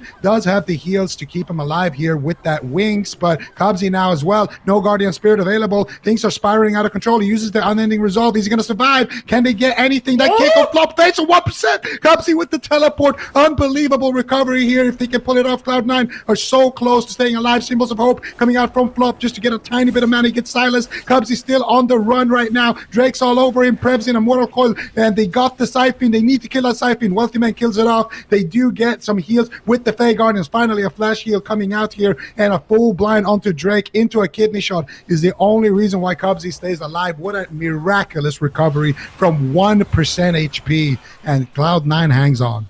So evenly matched at this point. 30% dampening, slight advantage now to the side of KAWHI. Can they maintain it? Prev is falling behind. He gets interrupted on Shadow. Can they close out the game? Do they have CC for Brain? Doesn't look like it. Prev is still just getting destroyed. He's going for Void Eruption. Prev wants to win the game. He trinkets out of the kidney shot. He needs to get aggressive during this time, but he's falling behind. No, that's Spell Lock. He can't disperse for 2 more seconds. Brain is in a cheap shot. 1 second. Prev gets the dispersion and should recover here, but that's Cloud9 evening up the cooldowns, keeping their opportunities alive. Brain gets feared into midfield. Good opportunity to CC him, maybe attack him. He's got no bubble. Prev's mind controlled at low HP. Brain is gouged up. They're pushing for the win here. They're turning it around, but flops in a blind. Cubsy gates away from Drake in the kidney shot, but Prev is losing out against Wealthy Man, and Wealthy Man's overrunning Prev right now. Is he going to be able to take him down by himself? Brain has to Fleshcraft trying to avoid CC, but Prev is kicked on Shadow. Divine Favor comes out. Flop is getting aggressive. Full Fear onto Brain. He has to trinket. Is there a punish? Drake gets blinded. He can't assist. Flop comes up at 7. It's not going to be there. Prev is trying to get back to the pillar. Goes for maybe a... He's not going to get anything off here. He's kidney shot. There's nothing. No, they have a bop. It just came off cooldown. They need to purge this bop as soon as possible so the Pets and Wealthy Man can finish Prev here. Sacrifice just came off cooldown for Brain. He can press this at any moment, but he's trying to hold it for crowd control in the future. I don't think he can hold it. 50% HP for Prev. Drake jumps over to Flop, cheap shots him, trying to get some crowd control into a gouge, but Prev is falling behind while he's fooling around with Flop. Goes for a full blind, trying to close out the game onto Cubsy. Cubsy's in position to port. They stun Drake. They stop the sap. Flop dispels off the dots, trying to put Prev behind. If he can get all those dots removed, Prev's Shadow Priest healing is going to hit absolutely 0. Brain's mana has hit 0. Disperse comes up in 10 seconds, and that could be the last time that Prev gets to press it.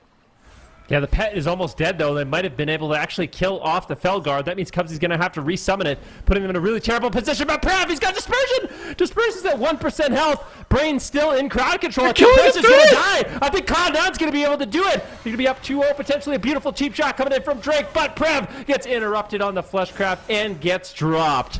A very close game number 2, but Cloud9 once again pulling out a victory. They're up 2-0 in the series. And now KAWHI, or are they going to mix it up? I mean, this was their map pick. I don't think it really gets better than this in terms of map. Do they have to make a composition change?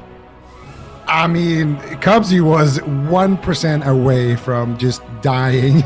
I can't say. Honestly, both teams could stick to both of these comps the entire series, and I wouldn't think that they're making a mistake. These games are absolutely insane how close they are. Cloud9 are just bringing it to another level, and this is exactly how the series started off between Cloud9 and KAWHI yesterday in that upper bracket. Now, KAWHI was able to reverse sweep that, but getting another reverse sweep, Cloud9 today, I'm not sure if they can pull it off. Obviously, this is still a best of 7, so it's not a full reverse sweep just yet. Whoever gets 4 map wins first will be the winner of this grand finals. And I mean, let's just look at the damage here. Look at Wealthy Man. Like, is his character bugged? Because I swear I don't see other Outlaw Rogues do this type of damage. It's actually nuts. I swear he's doing more damage than Rogue mains. Yeah, I mean, Chun-Li said it yesterday that he thinks Wealthy Man is the best rogue, the best Outlaw rogue. So, I mean, it's really, really interesting to see. I know we talked about it yesterday. Wealthy Man has played rogue in tournaments in the past with Cubsy and Chanimal for actually multiple years in lots of different tournaments. He was an assassination rogue, so picking up the Outlaw, he seems to be doing a really good job. I mean, his ability to control the game, deal tons of pressure, it's been a huge asset to their roster. And Cloud9 with confidence lock in this composition that they actually lost with yesterday, and they are making it look better than ever. Prev made a big change this game. He actually went Necro Lord, so he wasn't playing Night Fae, didn't have the Fae Guardians. It gave him a lot more damage, and that's probably why we saw more pressure on the Cubsy, but imagine maybe if he had a Pod Tender or a Fae Guardians. Was it a lot more damage? We need like I want the scoreboard from game 1 to game 2 because that actually is an important comparison. Did he benefit from it or not? Because the Pod Tender kept him alive, the Fey Guardians kept him alive, and if it didn't give him more damage, then yeah, I don't think it was worth change for him to go Necro over Knife. But I would imagine it is. I feel like when you're playing Necro Shadow, that's because you're playing it for the extra dot, the extra damage.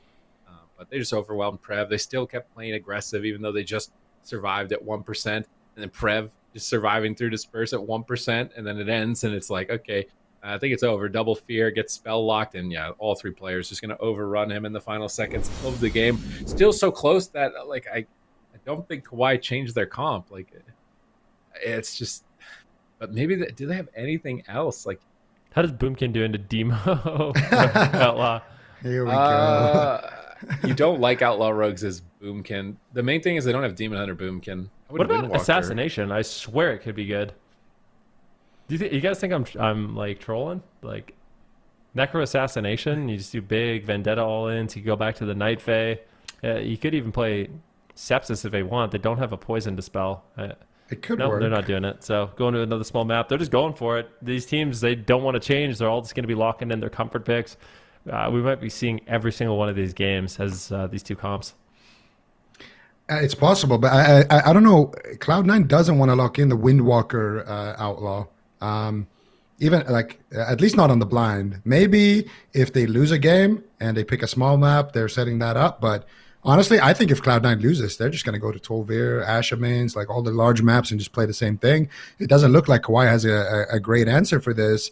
At best, it's a close game, and that's on the small maps. We saw on Nagrand, it wasn't, I wouldn't say that was a super close game, especially not if you compare to that last one. That last one just came down to if they got one more crit, Cubsy probably would have died. But in that Nagrand game, it looked a lot more convincing. And that's because on these smaller maps, they're getting a lot more value of those Siphons, and they're getting better uptime on Cubsy as well, of course. And it's also harder to drink. It's just like a chain effect that the map does. So the map in this series, I feel like it does matter a lot, especially for Cloud9 defensively. So I think Cloud9 are looking fantastic right now in this series. Like this is really, it's crazy because we've talked about it for such a long time. There's been such a dynasty here in North America with KAWHI just winning everything. I mean, you always say it, Ben. They don't lose. Like you might take a game, you might take 2 games, but they don't lose. They still haven't lost. I mean, True. Cedar tweeted it yesterday. It's like, yeah, you can beat KAWHI twice, but they're never out of it. So even if they go down 3 here, they might just ascend to something, do something different, and win 4 in a row. You really can never count them out. Cloud9, they need to take it 1 game at a time. Just try to get these victories where they can. The good news for Cloud9, right? Here's the good news. Is there's not that many small maps, right? Like there's not that many small maps that KAWHI can kind of default to. If they win on Hook Point, and even if they lose on Hook Point, I feel like they've kind of weathered that storm. There's not many other maps, or they're going to be too sad where Cubsy's not going to be able to kite around on. So I think that's the good news for Cloud9 in terms of their map picks. And yeah, KAWHI, I feel like they need to pick up a win here. Otherwise, they're going to be in a really difficult spot. Unless they have some pocket comp, but I feel like they're a team that likes to have one comp that's supposed to be good into everything you have and then not change it. So they think that this is that, and I mean they've come close, right? Maybe the first game less close, but the second game was definitely close. Do we like the Necro Shadow Priest? Do you think it's changing? I mean, they did get more pressure. It felt offensively like they were. Is that a map thing or? Maybe it's a map thing. Maybe it's both. Sure, both could probably be. have some impact of percent, but I mean, Prev will tell us by logging in his what covenant in the game as to whether or not he thought it was better or worse. But that was the Boone. I'm joking. He's not gonna go Boone. That was a caster humor. Not that. You know what's interesting? What? Wasn't Prev yesterday playing without Relentless? Wasn't he playing? I think he was playing no Trinket. Yeah, he was playing Human. Right now? Yeah, now he's playing Human Trinket in that last game. I think he should take the Trinket off. I think you should just play Relentless, personally. Yeah, I think what's wrong with Relentless? Like we've seen no Relentless, and we've seen double trinket. What's wrong with like one trinket and relentless? That seems to be the standard. But I think Sturge was talking about it as well, that a lot of Shadow Priests opt for that build. And obviously I haven't played a Shadow Priest at all ever, so they definitely know that stuff better. But it is interesting to see kind of how he completely did a U-turn on that. And he is going to be playing Necrolord once again here with the Shadow Priest Covenant.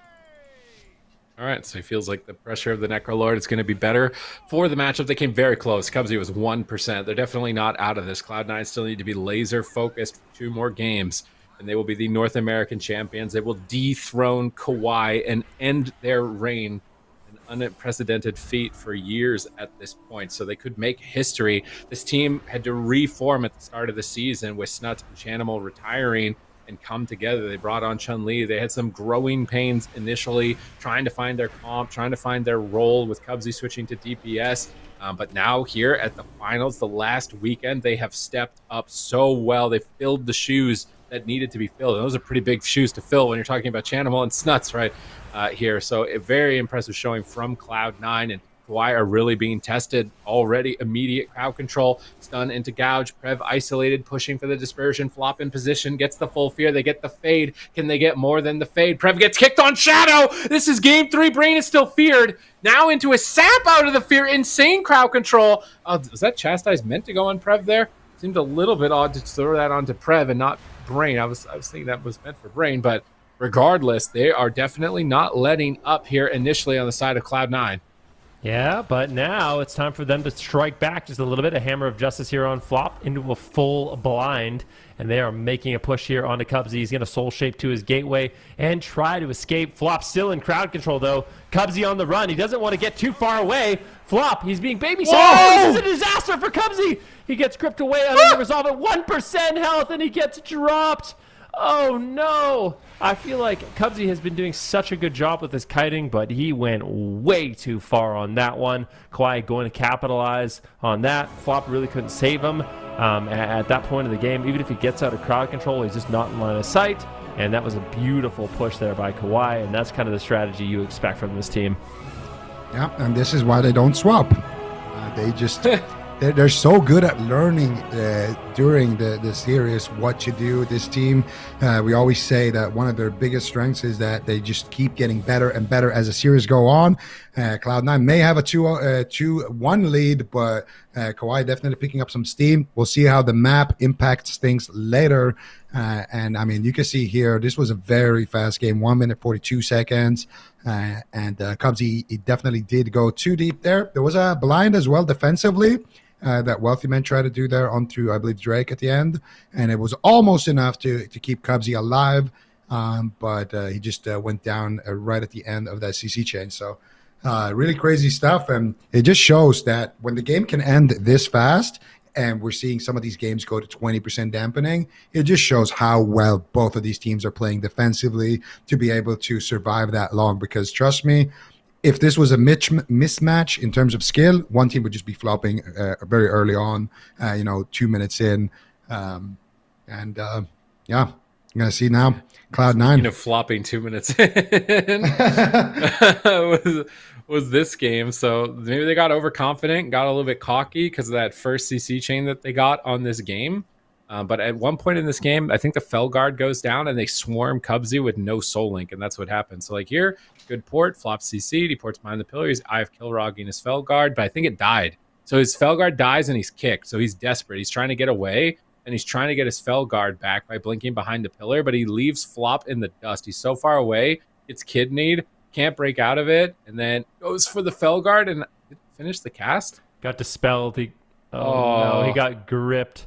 That's like worst case scenario. He goes for the instant cast with his unending resolve, and Flop grips it, and during the grip, Trev dispels it. That's like, ooh, that's unfortunate. That's just like, watching a little kid skin his knee or something. It's just like, that's something you do not want to see. And Cubsy, definitely unfortunate there. But yeah, Prev really just focusing on taking down the pet. You can see right now in the bottom, Prev is targeting the pet, and that's his main focus in the match. And it's really a nuisance for Cubsy, quite honestly. He has an outlaw rogue training him with mind numbing the entire game. He's having to deal with his pet just going down. You can see Flop. He goes from the blind into the sap, and look at Brain. He's just like, yep, I got this guy no matter what. Cubsy's in a kidney shot. We're going to see the unending resolve. And here comes the oh, no, he actually gets it off. So he actually did get it. All right, we needed ultra slow motion for that one. But yeah, he does get the pet off, but it doesn't ultimately matter. He gets taken down. So yeah, KAWHI going to strike back. But like I was saying, these small maps, they're running out of small maps. And now Cloud9, they have a good lead in the series. They're going to have a lot of opportunities on their map pick, on their comp pick, to come back in this one. And I fully expect us to go to, like, Maldraxxus at this point. Like, I think we're going Maldraxxus would be my guess. What about Empyrean? I feel like Small Pillar might be better, because then the pets aren't getting lined as easily. Maybe. There's a lot of good options. Oh, Empyrean. I called that one. Okay. Zico takes credit when he calls things. I want to take credit for this one. Okay. Fine. Well done, Super T's. I book up a sticker for Sid. Yes. I want a reserved sticker. Yeah, it was a map, half a sticker. Yeah. Absolutely. A comp is a full sticker is a comp. A full sticker is if you get a full prediction right, including the game score. If you get one map right, you can get half a sticker. Anyone want to make a bet on actually getting stickers? You know, why is it purple? Where did the purple come from? It was red before. It's purple now. These like map filters are my favorite thing ever. This map looks incredible with this. But yeah, let's jump right into the game. Drake going to be getting aggressive on a Cubsy. Something to keep in mind this match is that Felguard. Prev's going to be trying to snipe it the entire game with that Shadow Priest damage. And if it overstays its welcome, I mean, that's one of the things, right? If Cubsy and Flop are positioned so far away, that pet is very vulnerable to the damage of the Shadow Priest. Yeah, and that's the thing. Cubsy needs to have good pet management, and that's why we keep seeing him summoning those Eyes of Kilrog. It allows him to, when he exits, to get his pet basically instantly teleported to himself. Brain, you're getting interrupted here on the big heel. Prev immediately forced to use the dispersion right there. Great start for C9. They get the dispersion, they get the trinket from Prev, and they get the sacrifice from Brain as well as his wings. Cubsy now, though, in some trouble. Guardian Spirit coming out from Flop, and Flop now caught up in crowd. It looked like Flop was lagging right there. He just teleported in that Hammer of Justice. He does not want to be lagging in the grand finals right now. We'll see when he comes out of that fear.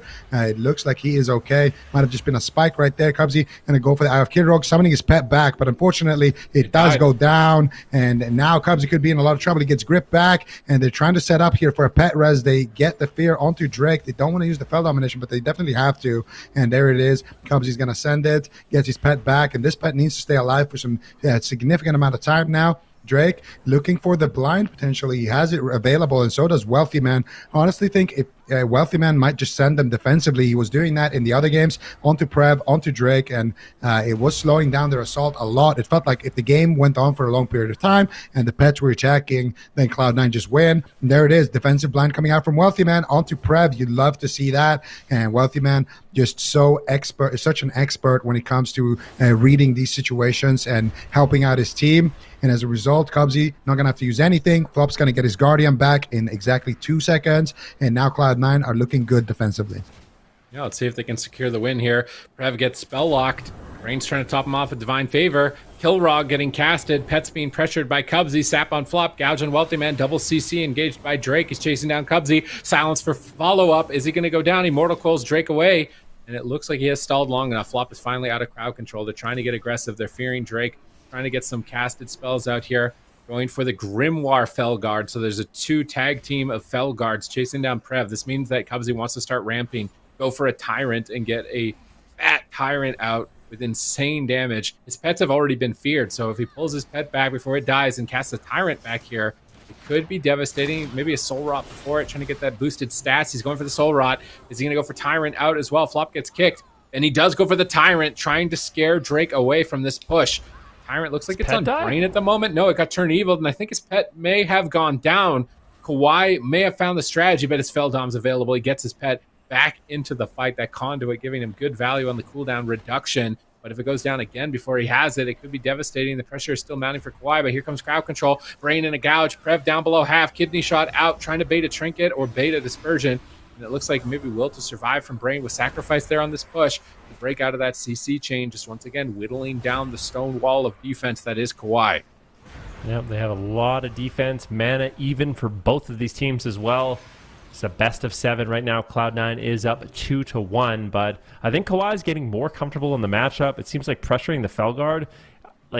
Basically, Cubsy's forced to take his pet back way more often in this match. He's focusing on his pet. He's distracted with that the entire game. It's really difficult for him to actually get off the damage that we're kind of used to seeing. A big setup here. Wealthy Man just going for a hero play, but there's no way, right? He's not going to be able to take him down. That was a really good try, though. He goes for the blind onto Prev. He goes for the kidney shot on Brain, but unfortunately, with the kidney, with the blind, aren't able to really force out any cooldowns. A silence right now onto Cubsy. He's trying to get out some significant damage. That Tyrant is going to absolutely slay, but Prev shuts it down once again with the Psychic Horror. Can he take it down again? No, he cannot.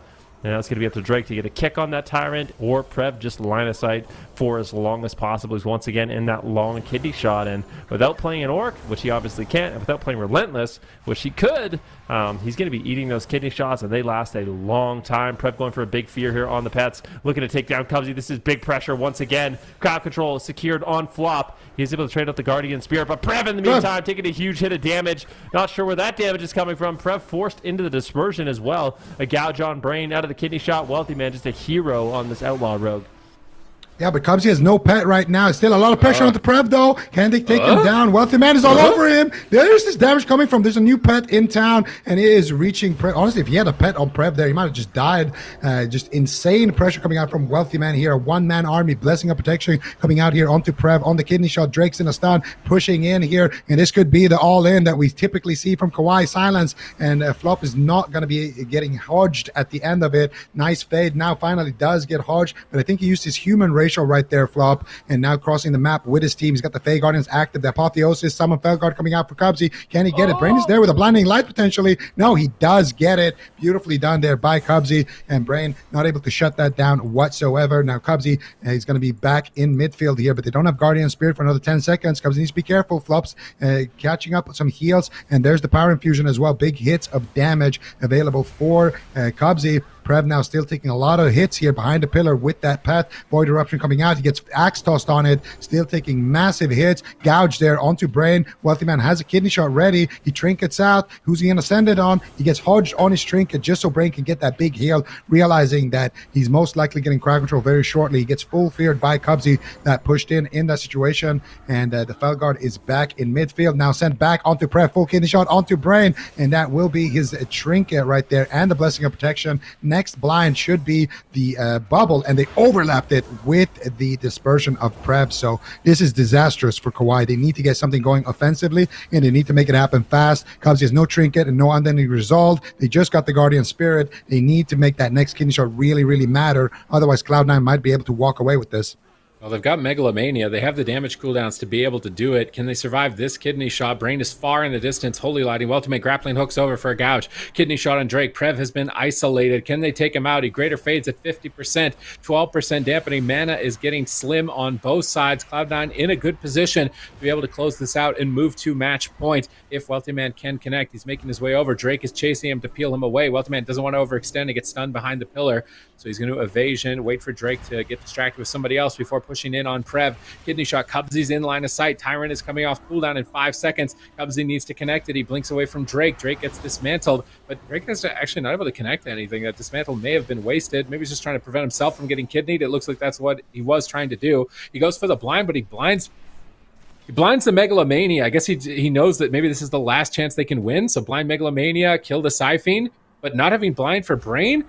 Drake is going to die there. He's getting soloed by Cubsy right now. He's trying to get out of there. Prev grips him, but Megalomania explodes. Prev's down to 20%. Drake's down to 20%. And Brain's trying to heal both of them at the same time with those beacons of light and struggling. Flop is drinking, but Drake grappling hooks across the universe to get a sap on the drink on Flop. Swapping back to Wealthy Man in the cheap shot. Prev recovers thanks to Brain. Drake feared away. Cubsy's trying to push in. He got a Soul Rod off. He's got the double Felguard. Those are hacking away at Prev. Aura Mastery Shadow Mends from Prev. Trying to free cast with that borrowed time. Will he be able to do it? He gets stunned on the Void Eruption. A huge swing of damage. Brain sacrifices it, but will it be enough? They are cutting through the sacrifice. Prev fears defensively. Drops the Siphene to try and give pressure onto Cubsy, but the pressure is just not mounting yet onto him. He has port at any time. He's going to port back behind the pillar. Line of sight the Siphene. Wealthy Man's getting aggressive towards Brain and Prev. He's 1v2ing them right now. Kidney shot on Brain. Big damage onto Prev. He's trying to heal himself up. He fakes out the interrupt.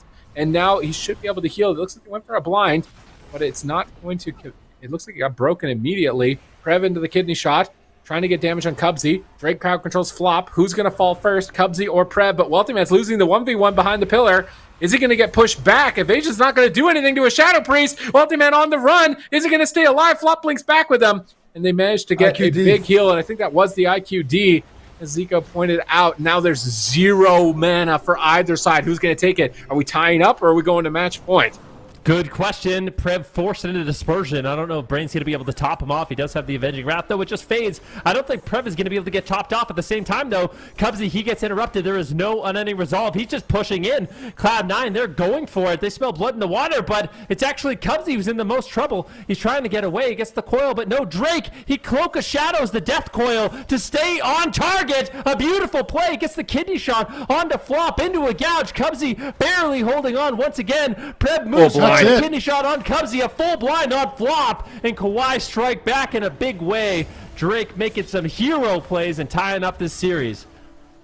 I gotta say, this was an insane turnaround there by KAWHI, but still, Wealthy Man, for as much praise as we've been giving him, that one time he used his Cloak of Shadows aggressively, he used his Vanish aggressively, and then when Prev trinketed, he decided to stay in a little bit longer than he was welcome to, and that's when all the pressure came in. They got the IQD, they got Wealthy Man really low. That's when kind of the core of how Cloud9 has been playing this matchup started crumbling, and that's when they were able to start snowballing that pressure. Beautiful cloak there as well by Drake at the end, making sure that he can stay on target. And of course, Cloud9 going to try to play it out with Brain being completely tapped on mana, but it's not going to be enough this time around. It's going to be 2-2. We have a series on our hands, ladies and gentlemen. This is exactly how we started off yesterday. KAWHI ended up reverse sweeping, but this is a best of 7, so we still have plenty of more games to go. All right. It's got interesting here. It's looking like Cloud9 may have just been able to walk away with a 4-0, but why, you can never count them out. They've adapted, they've evolved, and now it's Cloud9's turn to respond. So they're going to keep running the same comp, or are they going to make a swap? Is Chun-Li coming in on the Monk to try and close this one out and get 2 wins? Regardless, it's 2 wins away from a result, and a massive difference in prizing between first and second. So definitely want to be closing that gap and getting the win here as soon as possible. It's probably going to be a bit better to be the cozy team on match point with how high intense these games are and how long they are, right? Like, you need a lot of stamina. Let's take that into account. Cloud9 are coming from the lower bracket. They have been playing a lot of games, and KAWHI has been stalling these matches so long that, you know, we see plays like last game, not this one, but the game before, where Cubsy maybe got a bit too aggressive. Pet went down. They were able to finish him. So it's like, you can't get too far ahead of yourself. These compositions and these players are going to make these comps last for a really long time. And maybe Wealthy Man towards that mid-range point of the game got overconfident in Outlaw Rogue survivability, overstayed his welcome, and that cost vital cooldowns that Flop couldn't use to save Cubsy later on. So let's see if they can keep their patience here. This is going to be a battle of endurance and a battle of stamina for both sides. Right there. This is where Wealthy Man should have just gouged Prev and peaced out. But Prev, he trinketed, and that's what Wealthy Man has been doing throughout the game. He just gouges him on the trinket and runs back. But this time around, that's where he overstayed his welcome. He used his cloak, he used his vanish, he did a kidney, Prep trinketed, and if he got the gouge there and then ran off, they could have avoided a lot of this. And then here, I think Cubsy was pushing in for the win, but just wasn't able to connect. And then Drake immediately capitalizes on the pressure they had, gets the offensive Cloak of Shadows there on the coil, and then he gets the kidney into a gouge, and he vanishes to reset his blind cooldown, and then resets his kidney as well onto Cubsy. And that's the thing about Outlaw Rogues. You can do quite some tricks if you are using that Vanish Legendary, which of course they are all using. Really nice showcase there at the end by Drake. I think they're changing comps. I mean, I guess there's no pillars. That's what they want. No pillars for the Tyrant. I don't know about that. I feel like KAWHI is dealing with this quite nicely now. It's like you send it, and it felt really good yesterday when it's like, oh man, Wealthy Man and the Felguard. It's like you have a strong Mortal Strike. You have all that pet damage. things are looking good. But now there's like, well, you can't send in your pet because that will kill it. Like, if basically it's a healer caster sitting at the pillars, both of them just across the map, I feel like the one that has to send in that pet, the healer has to deal with now the outlaw rogue crowd controlling him, killing his warlock, and the pet throughout the entire game. And if it does happen to go down, it's just a nightmare. You have to burn through so much mana. So I could see Cloud9 making a change. Runes of Lordaeron, obviously a really interesting map. Maybe they still want to go with the Demonology Warlock. Not allow Prev to line of sight, but I feel like the central position is still like a pretty decent place to line of sight. And it's also going to force Cubsy in a spot where he has really nowhere to run and resummon his pet, right? Because, I mean, as nice as pillars are for Prev, if Cubsy didn't have pillars to get off his pet, the summons, then I don't know how long this matchup's really going to last. Yeah, and Cloud9, they're definitely thinking about it right now. They are going to lock in the DK Mistweaver Outlaw. Now, I don't mind this comp that much, but the map doesn't make a whole lot of sense for me. I feel like Flop actually won't have that easy of a time on this map compared to like a really, really large one, because this comp didn't look too bad when they played it on Asha mains, but on Ruins, I think there is a way for KAWHI to kind of snowball their momentum and find a win condition, especially with Flop essentially not going to be able to sit, across the universe and just channel Soothing Mist. I don't know. You're banking on a Mistweaver in the grand finals? Come on. Come on, man. Mistweavers are okay. Mistweaver is good into Shadow Priest. It's considered like a bit of a counter, no? I don't know about a counter, but it's definitely... So the thing that Mistweaver think has going for it is it should have a mana lead, but even yesterday it didn't really when we watched the game on Asha mains. Flop's mana wasn't looking good, and all it took was one crowd control chain for the game to just end, right? So, yeah. I mean, Flop's going to have a lot of throughput when he can just sit back and heal, but at the same time, you don't have an offensive dispel. So, Brain, his freedoms on Prev, his blessing and protections on Prev, they are all going to sit full. And another thing that Prev is likely going to be doing is swapping over to the Fey Guardian. So playing the Night Fey, making sure he can get the Fey Guardians on himself for every single one of those Abominations limbs. And if you have Freedom and you have Soul Shape, you're gone. Like, yeah, I mean, the Death Knight kind of relies on locking you down with the Slappy Hands, with the Abomination limbs. But if you cannot do that, then, I mean, I feel like the Death Knight isn't nearly as effective. Yeah, I mean, they're banking on a lot here. And it's interesting to see kind of the mental state as well, because when Cloud9 won their first two games with the comp, they kind of, they didn't hesitate a second to lock it in. And in KAWHI's credit, they just kept locking it in. So I feel like this development in the series, whoever swaps comp first, I feel like mentally is losing. Yeah. 0%. But how much play That's what I'm that saying. You're have? relying on a Mistweaver in the grand finals. Maybe it's only that one game as a sample size, though. That is, I think. But still, it looks funny. And it plays into the narrative that you wanted, Sid. So, perfect. Numbers don't lie, right?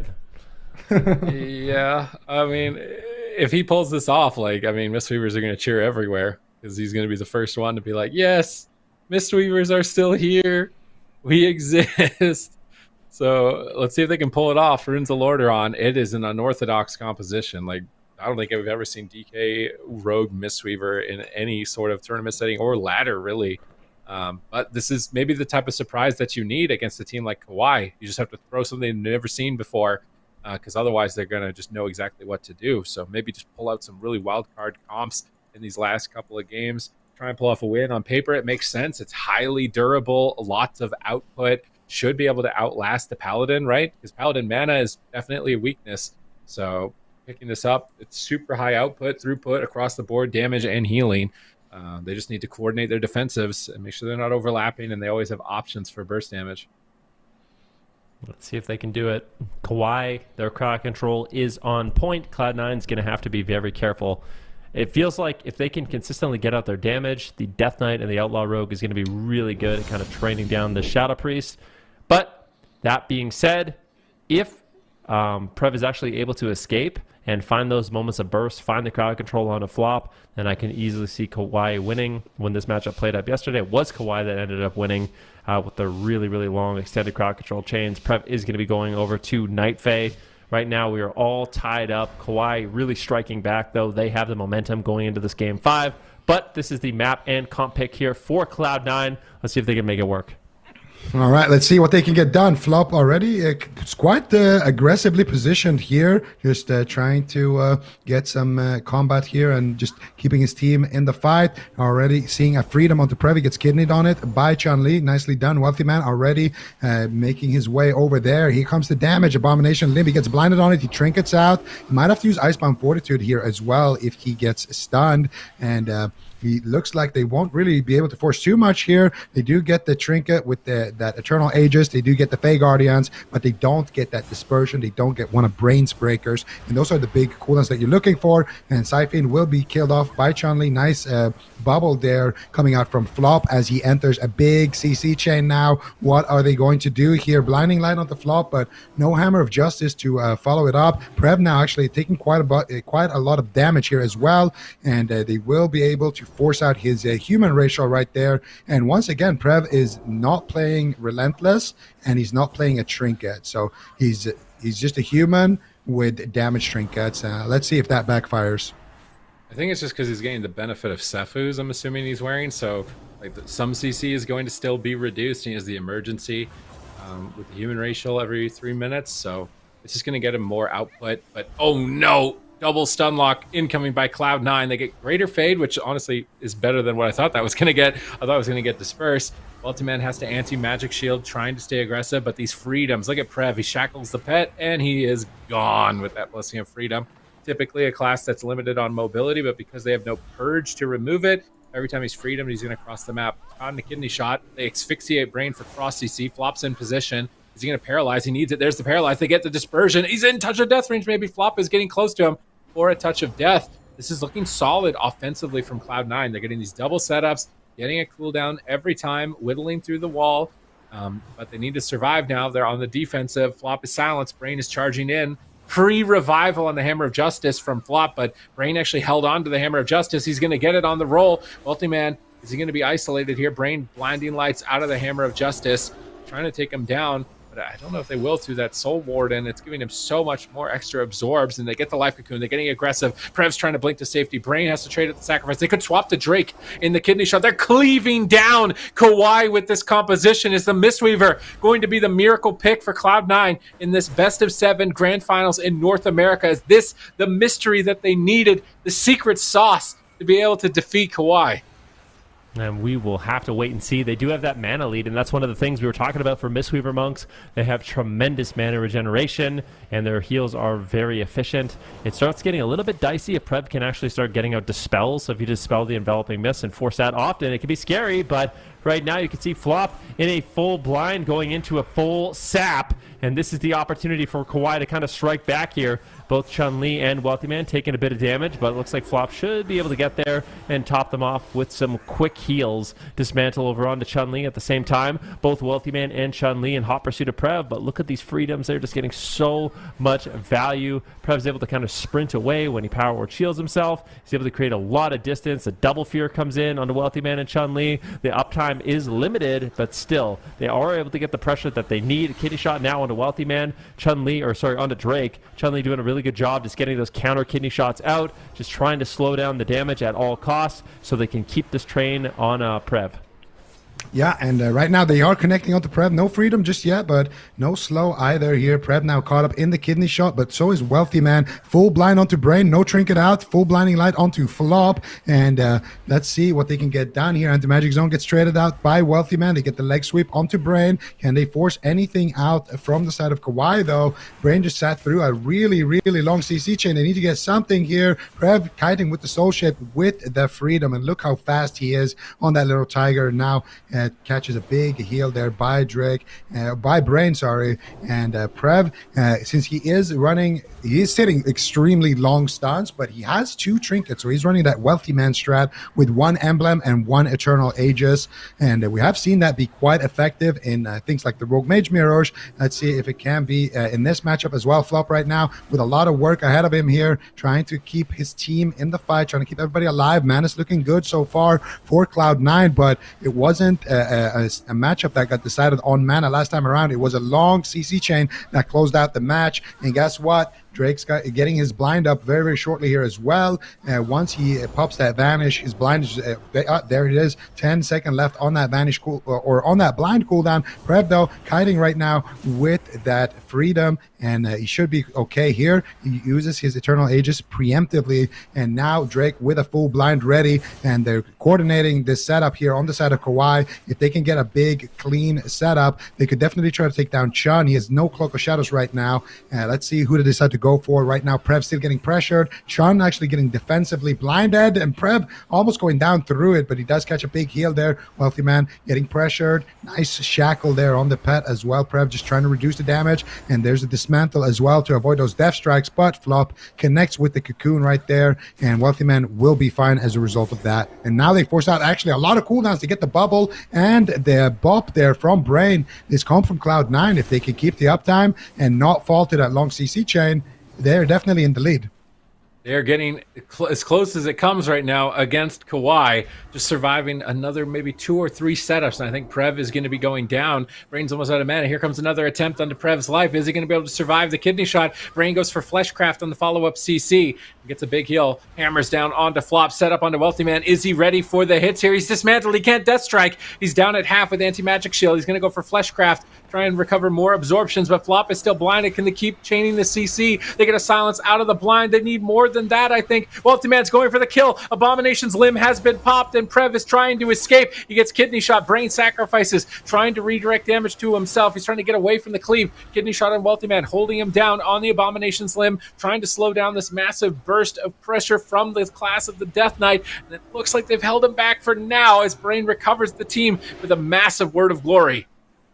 Yeah, right now, Prev's going to be kiting once again. He has the Fade, he has the Dispersion, he has the cooldowns to survive, but the one thing that's scary for KAWHI is they do not have much mana, and Brain basically has 0 left in terms of buttons that he can press to actually keep Prev alive. We're at 13% dampening. The pressure is getting higher, but that also means these long crowd control chains are going to be more effective coming in. Silence on the Flop right now. Wealthy Man taking a huge hit of damage. They do force out the Life Cocoon. Flop not going to have that for quite some time. There is no revival. There's no Life Cocoon. Anti-Magic Shell still available for Wealthy Man, but these pushes from KAWHI are strong, and they become more effective as healing gets reduced. Prev, though, just getting absolutely chopped up. He needs to kite. He needs a freedom. He's just going to trade out the Dispersion with the Vampiric Embrace, trying to get some off heals. He is positioned very far away right now. Flop not being put into the sap, so something kept him in combat there. Unfortunately for Drake, he commits the Vanish after the blind, not able to get the sap. He gets the cheap shot, but I feel like things are unraveling really quickly here for KAWHI. Yeah, they don't have too much to work with right now. Brain popping his wings. He's got one more Blessing of Protection in the back pocket. Mana's looking terrible for KAWHI. They don't have a blind sap. Where are the openings right now? Prev with no Dispersion, no defensive cooldowns, kiting with the Soul Shape, building some distance between him and Wealthy Man. But Wealthy Man, ooh, nice Ring of Peace there. They lock the door, and here comes Cloud9. Flop's in a full Hammer of Justice, but Wealthy Man doesn't care. He's just going to send the Anti-Magic Zone and stay on target. This could be it. They get the Paralyze onto Brain. Do they have any follow-up? CC. Chun-Li gets caught up in the kidney shot, but he has a blind when he comes out. He could send it, and they could maybe even end it. Can they get the full blind? But Brain has a trinket for it. He tries to pre-sack the blind right now. Big heal coming in. Defensive fear coming out from Prev as he continues to cut with that Blessing of Freedom. Still 20 long seconds away on that Dispersion. He takes a kidney shot. Massive chunk of damage coming in here onto Prev. He gets bopped, and now looking to reverse onto Wealthy Man. But Wealthy Man still has his trinket, still has some death strikes, and still has his Anti-Magic Shell, and I have no idea how Brain is going to keep his team in the fight. They need to make this blind really count, but Drake gets counter-blinded defensively by Chun. He realizes their win condition, and he's not about to let go. Cloud9 is pushing for the win. In cap onto Brain, stun onto Drake. Prev is isolated, but Wealthy Man and Chun-Li are beginning to rot down to the Shadow Priest dots. Can they stay aggressive and make the final push? They're down at half, looking to push to match point. Flop tops up Wealthy Man, but Chun-Li is now low. Is he going to survive? As we see the Aegis popped preemptively on the kidney shot. Vampiric Embrace, they're throwing everything that they can. They drop the Life Cocoon on Chun-Li. They want to keep him on target. They want to overrun Prev. He's trying to blink away with Soul Shape, gets gripped back, needs to blink again, gets stunned, has to disperse, and that's the last disperse, I think, of the game. There's 0 mana mana for Brain at this point. Chun-Li's chasing him down. He desperation fears Chun-Li. He's trying to cast out some dots, but there's so many interrupts. He gets gouged on it, paralyzed onto Brain. This could be it. Drake is dismantled. Brain triggers out of a paralyze. He could get fully stunned at any moment, but somehow, some way, pulls off a heroic heal, tops off Prev, trying to give them another opportunity to go for a kill. Ultimate pre-flesh crafting the crowd control. Gets interrupted by Drake, trying to close out the game here. Crackling Jade for the extra damage onto the target of Prev. He greater fades away. Is he going to survive? Full kidney shot onto Brain, and I think this is it for Prev. Cloud9 are pushing for match point. He's in touch of death range, possibly for flop. He's all over him, just a little bit lower for that touch of death. Just a little bit lower for it. They can't push him over the edge, and he actually tops off, and Chun-Li is at 10% now. Flop is trying to recover, but he used so much mana. I can't believe that Prev survived that push. They're dropping the Siphon. They're trying to get aggressive, but here comes the Abomination Slim. They sacrifice it, but I don't think that's going to be enough. Flop's in position and gets the touch of death. Cloud9 move to match point, and this is the most pressured we have seen KAWHI in a series in a long time. Oh, that's absolutely crazy. I mean, that is what you love to see. I'm sure the Mistweaver monks in the chat right now are cheering, watching Flop go in for those aggressive plays. It's not often you see a Mistweaver play aggressive, but in those final moments, he's moving in for the blackout kicks, the rising sun kicks, just waiting. Get to 15%. I want to touch of death you. The first one, it looked like he was able to get away with it, but that second time Flop was there and nailed the kill, and puts Cloud9 in a great position right now. They're one away from closing out the series, but how back and forth was that? What a close game.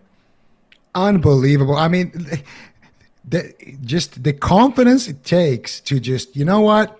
This is our swing match. If we lose this, we lose game 7 advantage. We probably throw the series. Let's lock in the Mistweaver that we lost on, and let's do it on Ruins of Lordaeron. And let's take KAWHI to match point. Insane stuff here from Cloud9, and wow, you gotta give Wealthy Man some credit here as well. I mean, this guy, he's been so important for the roster this year. He really had to do so much work playing Frost Mage, playing Fire Mage, playing Outlaw Rogue, DK, whatever his team needs. He's been putting in the work, and it really shows. Cloud9, they want this, and Cloud9 used to be the team to beat.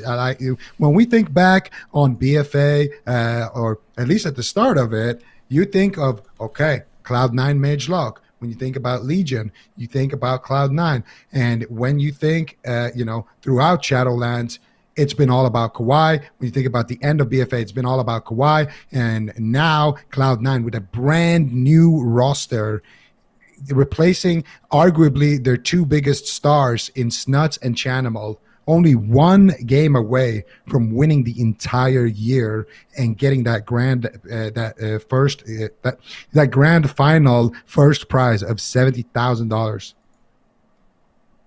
Pressure is at its highest here in North America. Are Cloud9 going to end the reign of KAWHI, take the title for themselves with a reformed roster? They had to refill some pretty big shoes between Snuts and Chanimal as they retired from the team. And they're just went away from successfully successing their successors. I don't think that's how you say that, but I'm really tired at this point, so I'm going to go with that. That's what we're going with. It's been an intense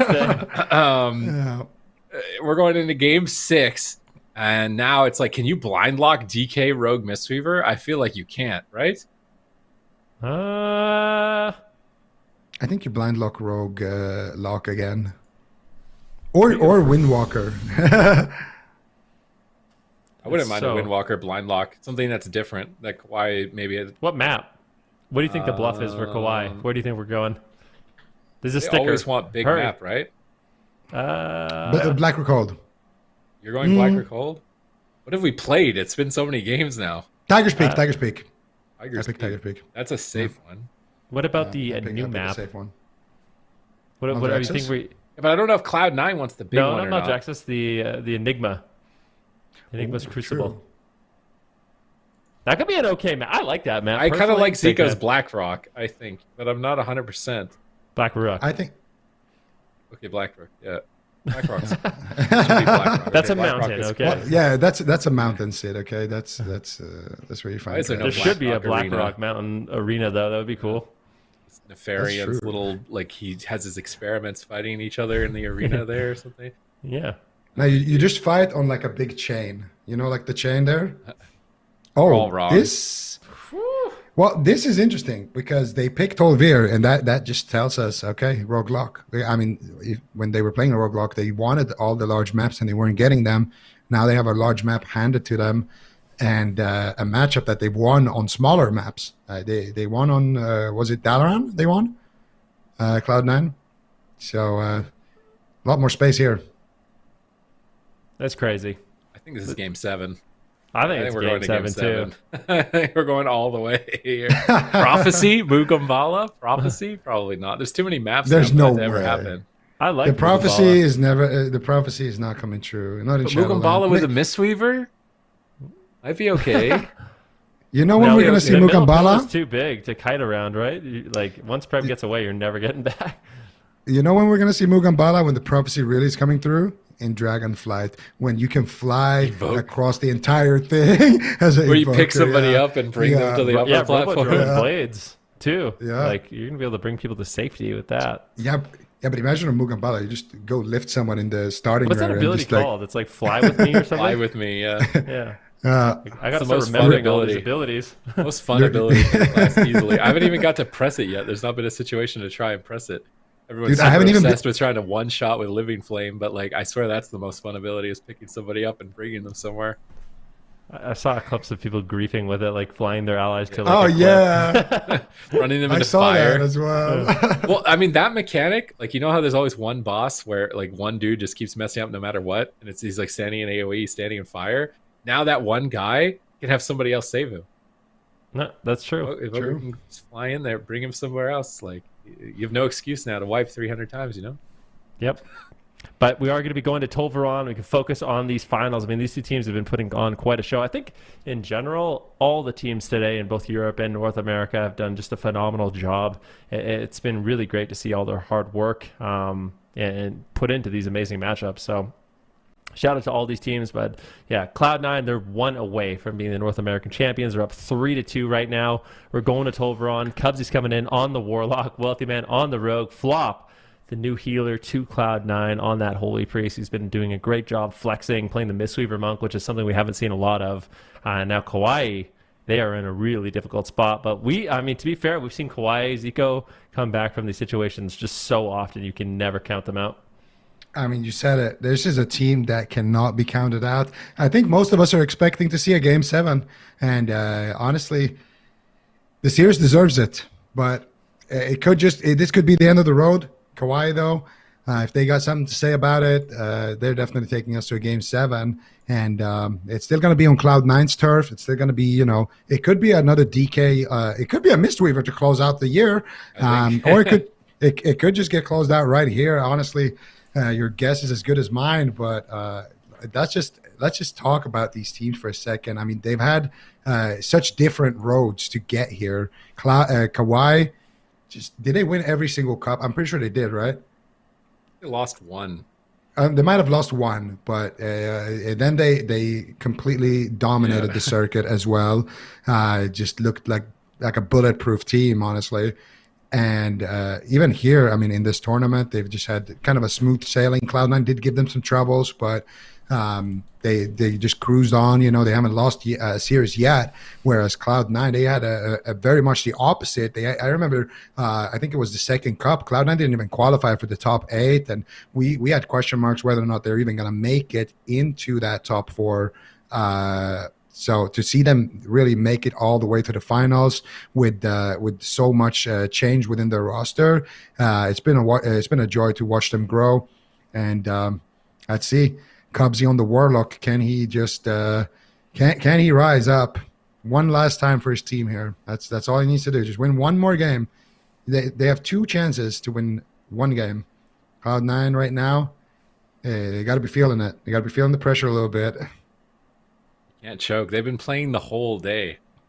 Well, not the whole day. I guess Team Liquid would have been playing the whole day, but they had like a brutal Game 5 series, which maybe might have gone Team Liquid's way with how crazy that one was. So there has been a lot of games played right now for Cloud9. They're fighting North America's kind of ruling champion right now, the overlords of KAWHI. They've just been winning every single thing pretty much for the last couple of years, and now Are they ready? Can they fill in the shoes completely? Can they complete the prophecy and realize their potential now as a new roster and defeat KAWHI and give ourselves a new champion? It's Tolvaron Arena. The roof is literally on fire here as the gates are about to open. Who is going to take it? Cubs is going to need to be really careful with his pet. Like, Eye of Kilrog needs to be on a good keybind this game, getting his Felguard out of bad positions when Prev pulls it out of line of sight. All right, here we go. Gates are open. Cloud9, if they can win this one, they will close it out. They will be the North American champions, putting KAWHI in a position we haven't seen them in quite some time. This team literally wins everything. Right now, kidney shot on a brain. Wealthy Man trying to create some early pressure here on the Paladin, just avoiding Prev at all costs. Prev actually going to be charging out into the middle of the map. Who are they going after? A full blind now onto Brain, and it looks like Wealthy Man is just trying to buy some time here for Cubsy to kind of ramp up some damage. It's a kidney shot into a full blind, into a sap here onto Brain, but where are they putting the damage? It doesn't seem like the strategy is really getting too much, and in fact, I would say it's actually going to be Cloud9 who's further on the back foot from this opening from Wealthy Man. Yeah, not a great opener. They weren't able to really get anything going with that long CC chain, and still good pressure here onto Cubsy by Drake, but now finally Drake getting stunned behind the pillar, gets pulled back by Prev, catches a big heal, and feels confident to keep going at it.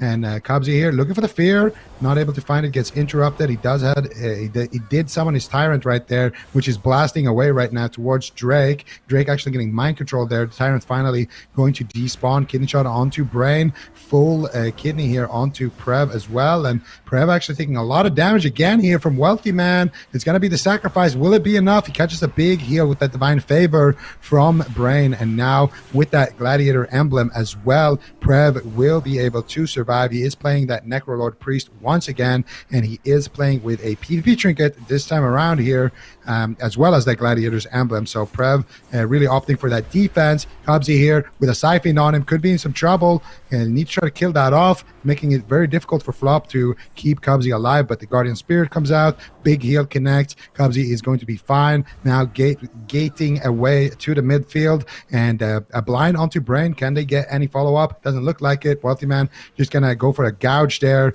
and actually going to swap to Brain here with an Axe Toss. Nicely done here into a DR Kidney. They might be able to push for some cooldown here. They do proc the Save by the Light, but nothing else really coming out of that swap. Now, once again, Wealthy Man going to try to find an opportunity here onto Prev. Yeah, let's see if they can keep the pressure going here. Cubsy's in a kidney shot. Aggressive Cloak of Shadows. Blind on Flop. Drake is going for the kill here, or trying to force a major cooldown, but Flop pre-Fey Guardians. So 40% damage reduction on Cubsy during all that crowd control. Otherwise, that was unending resolve. Maybe a kill even. So nice play by Flop, reading that situation, but he still gets unending resolve. Even despite that, they want to respect the push here. They're actually kind of just getting overwhelmed by KAWHI. This is a big push by KAWHI. They want to stomp out this game and get into a Game 7 fast. Yeah, I mean, definitely. That's a position they want to find themselves in. Cubsy in a lot of trouble here with really no defensive cooldowns. Prev's all over him right now. And this is the KAWHI you love to see. So aggressive, just playing on top of the healer. Flop now into a fear. Cubsy's going to have to portal away. And it looks like he will be able to buy some time, but Flop's still in a weird position where Prev is right on top of him, and that is not what you want. There's so much crowd control from that Shadow Priest. He needs to try to create some space, but Cubsy did a really good job kiting there, just avoiding a lot of that incoming damage. And if Prev overstays his welcome for too long, I really think Cloud9 might be able to reverse the pressure here. Let's see if they can do it. Wealthy Man getting a lot of damage out right now. Prev goes for a Fleshcraft, able to just channel that entire shield, and now once again getting aggressive. Look at Brain. He gets the Hammer of Justice on Flop. KAWHI wants to tie this up and not make it easy for Cloud9, but Cubsy in defiance and his positioning has been doing a great job, and now it's going to be Prev on the back foot, who is forced back to the pillar. This is a great counter assault here by Cloud9. Yeah, beautiful stuff there to get the fear, to get the gouge, to get a nice little chain there onto Brain. And now Eye of Killer coming out. He actually gets kicked here, and he has to manually call back his pet. This was a Fel-domed pet very recently, so he won't have a pet for a while if this one goes down. They're doing a good job on the side of C9, keeping it alive. Fear onto Drake. Big damage onto Prev here with that kidney shot. And nice turn evil there on the pet as well. And nice turn evil there coming out. actually fear from Prev, and Drake gonna make sure that Flop does not drink. They're winning hard on mana on the side of KAWHI, and they're swapping to Flop. Prev's taking a lot of damage though. Flop on the other side as well, forced to use that Guardian Spirit on himself. IF Kiro gonna be summoning back, or calling back the pet rather. Wealthy Man trinketing out of that Hammer of Justice behind the pillar. Prev ramped up and ready to go with the Power Infusion, doing a lot of damage here right now, and Cubsy definitely feeling it. Symbols coming out for Flop. Brain just, I don't know why, but his mana is so much better than in all the other games, and all of a sudden it's all KAWHI here. They did get a kidney onto Flop, into a kidney onto Cubsy, into a blind onto Flop. Trinket coming out from Cubsy, and he will use the Unending Resolve as well. Wealthy Man now as well being forced back to the pillar, and all of a sudden it is all KAWHI, all the pressure coming out from them, all the setups, all the cooldowns being forced, and KAWHI, no dispersion, really is the one opening on the side of Cloud9, but still a lot of cooldowns left for Brain here, and not too much mana to work with on the side of Cloud9. Yeah, this is looking grim for Cloud9 here, but at the same time, maybe some glimmers of light with no dispersion for 30 seconds and Tyrant off cooldown if Cubsy can cast it. Kidney shot, they need to get a Tyrant here. Cubsy goes for it, but it's around the pillar. Prev can line of sight it here. If they don't have a stun for him, they stun up Brain. Prev's going to greater fade away from the Tyrant, try and line of sight all these pets, trying to go for a Fleshcraft, kicked on it, double fear by Flop, trying to just end this series. It is still match point for Cloud9, and if KAWHI fall, that's it. That's the end of their run for the North American Championship. Although they do have a massive lead at this point. They can't afford to choke, they can't afford to throw. Oh, these Dreadstalkers doing so much damage right now to Prev and Brain. Drake is crowd controlled in midfield. Wealthy Man all over him. Kidney shot. Is Drake going to go down? Mortal Coil on Prev. Brain's trying to help. He goes into the blind. He trinkets it. Will Drake survive? Feint and Cloak of Shadows. They grip Drake back to the pillar. Wealthy Man chasing him down with the grappling hook. Now swapping back over to Prev. Nice punish by Wealthy Man, creating pressure onto multiple targets. A two-pronged assault here by Cloud9. Look at their damage right now. Drake at half. Prev at 30. Brain trying to break free and trade sacrifice, and a huge recovery as he stabilizes his team with that Word of Glory.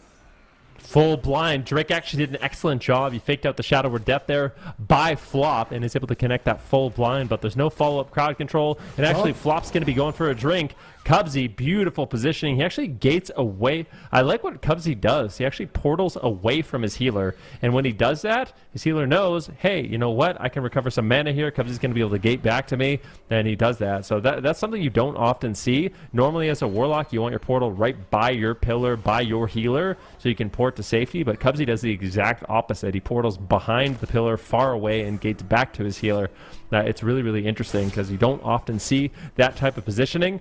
Cubsy right now has his Tyrant up, but is going to get interrupted, and Drake is going to retreat, but he's taking a large amount of damage, forced to trade out the evasion, and he gets feared away. This is such a tense moment for both these teams. Mana actually recovered for both these teams with a kidney shot on the Brain. Drake might go down! A dangerous situation! There's no life swap here from Prev. He's not playing any defensive talents whatsoever.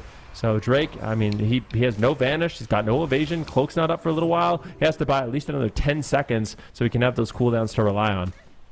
Yeah, and all of a sudden, that situation that wasn't looking too good for Cloud9 is starting to look quite good. The map, they're using it well. They're getting drinks. They're equalizing that mana advantage that Brain had. And now in dampening, they're going to be able to use that to their advantage. Cubsy still with his Felguard alive and kicking. Needs to get aggressive here onto Prev. Prev trying to summon some dots. Tyrant gets kicked. Drake gets feared, but gets immediately broken there. And now another Tyrant coming out here from Cubsy. Actually, line of sight's the gouge there to make sure that he can get it. Full kidney shot onto Brain. Wealthy Man's pushing in, and he gets some pressure. Cubsy, though, is going to be the one on the back foot. Big Healthstone coming out there for Cubsy while Flop was sitting through that silence. They don't have the Guardian Spirit for at least a couple of seconds. 40 seconds there for Flop, actually. Prev, though, taking a big chunk of damage there as well on the opposite side of your screen. Wealthy Man forced to trade out his evasion as well as his Cloak of Shadows. So Wealthy Man, and we saw him overstay his welcome sometimes, and this is a situation like that where he has his Vanish. He just popped it, but now he needs to be a little bit careful. He doesn't have too much to work with, but he is trying to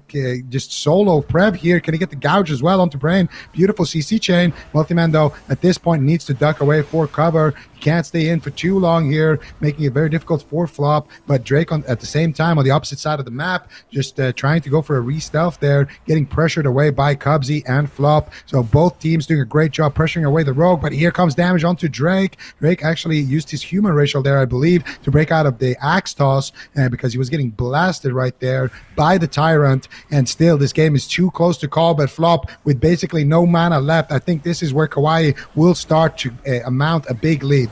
Yeah, but Tyrant is out for Cubsy. Do they push? They gouge the Tyrant. They need to CC it as long as possible. Turn Evil out of the gouge. Can he dispel the Turn Evil? It's really important they dispel the Tyrant right now. It doesn't look like it's getting dispelled. It's still feared. Cubsy's not getting pressure. They stun Drake in desperation, trying to turn the tables and close out this series against KAWHI and rob them of any opportunities for a comeback in a Game 7. This is unbelievable. This is the most KAWHI have been tested for such a long time. Cubsy on the run with Soul Shape. Drake rotted down and whittled by Wealthy Man. He's dismantled. He can't peel. He's trying to pull away with Brain. Mana slightly in favor of Flop. He blinks back to Flop, gets gripped across the map, trying to avoid Drake at all costs, but Drake will connect here with the grappling hook. They fear him away. Cubsy trying to get his pet back alive with the Feldom. Gets it. Triple CC by Cloud9. Can they close it out? Mortal Coil onto Drake. Gouge for follow-up. Can they finish him? They defensively blind Wealthy Man. Drake cloaks on 30%, stalling the fight for Brain and managing to buy time to get a big heal.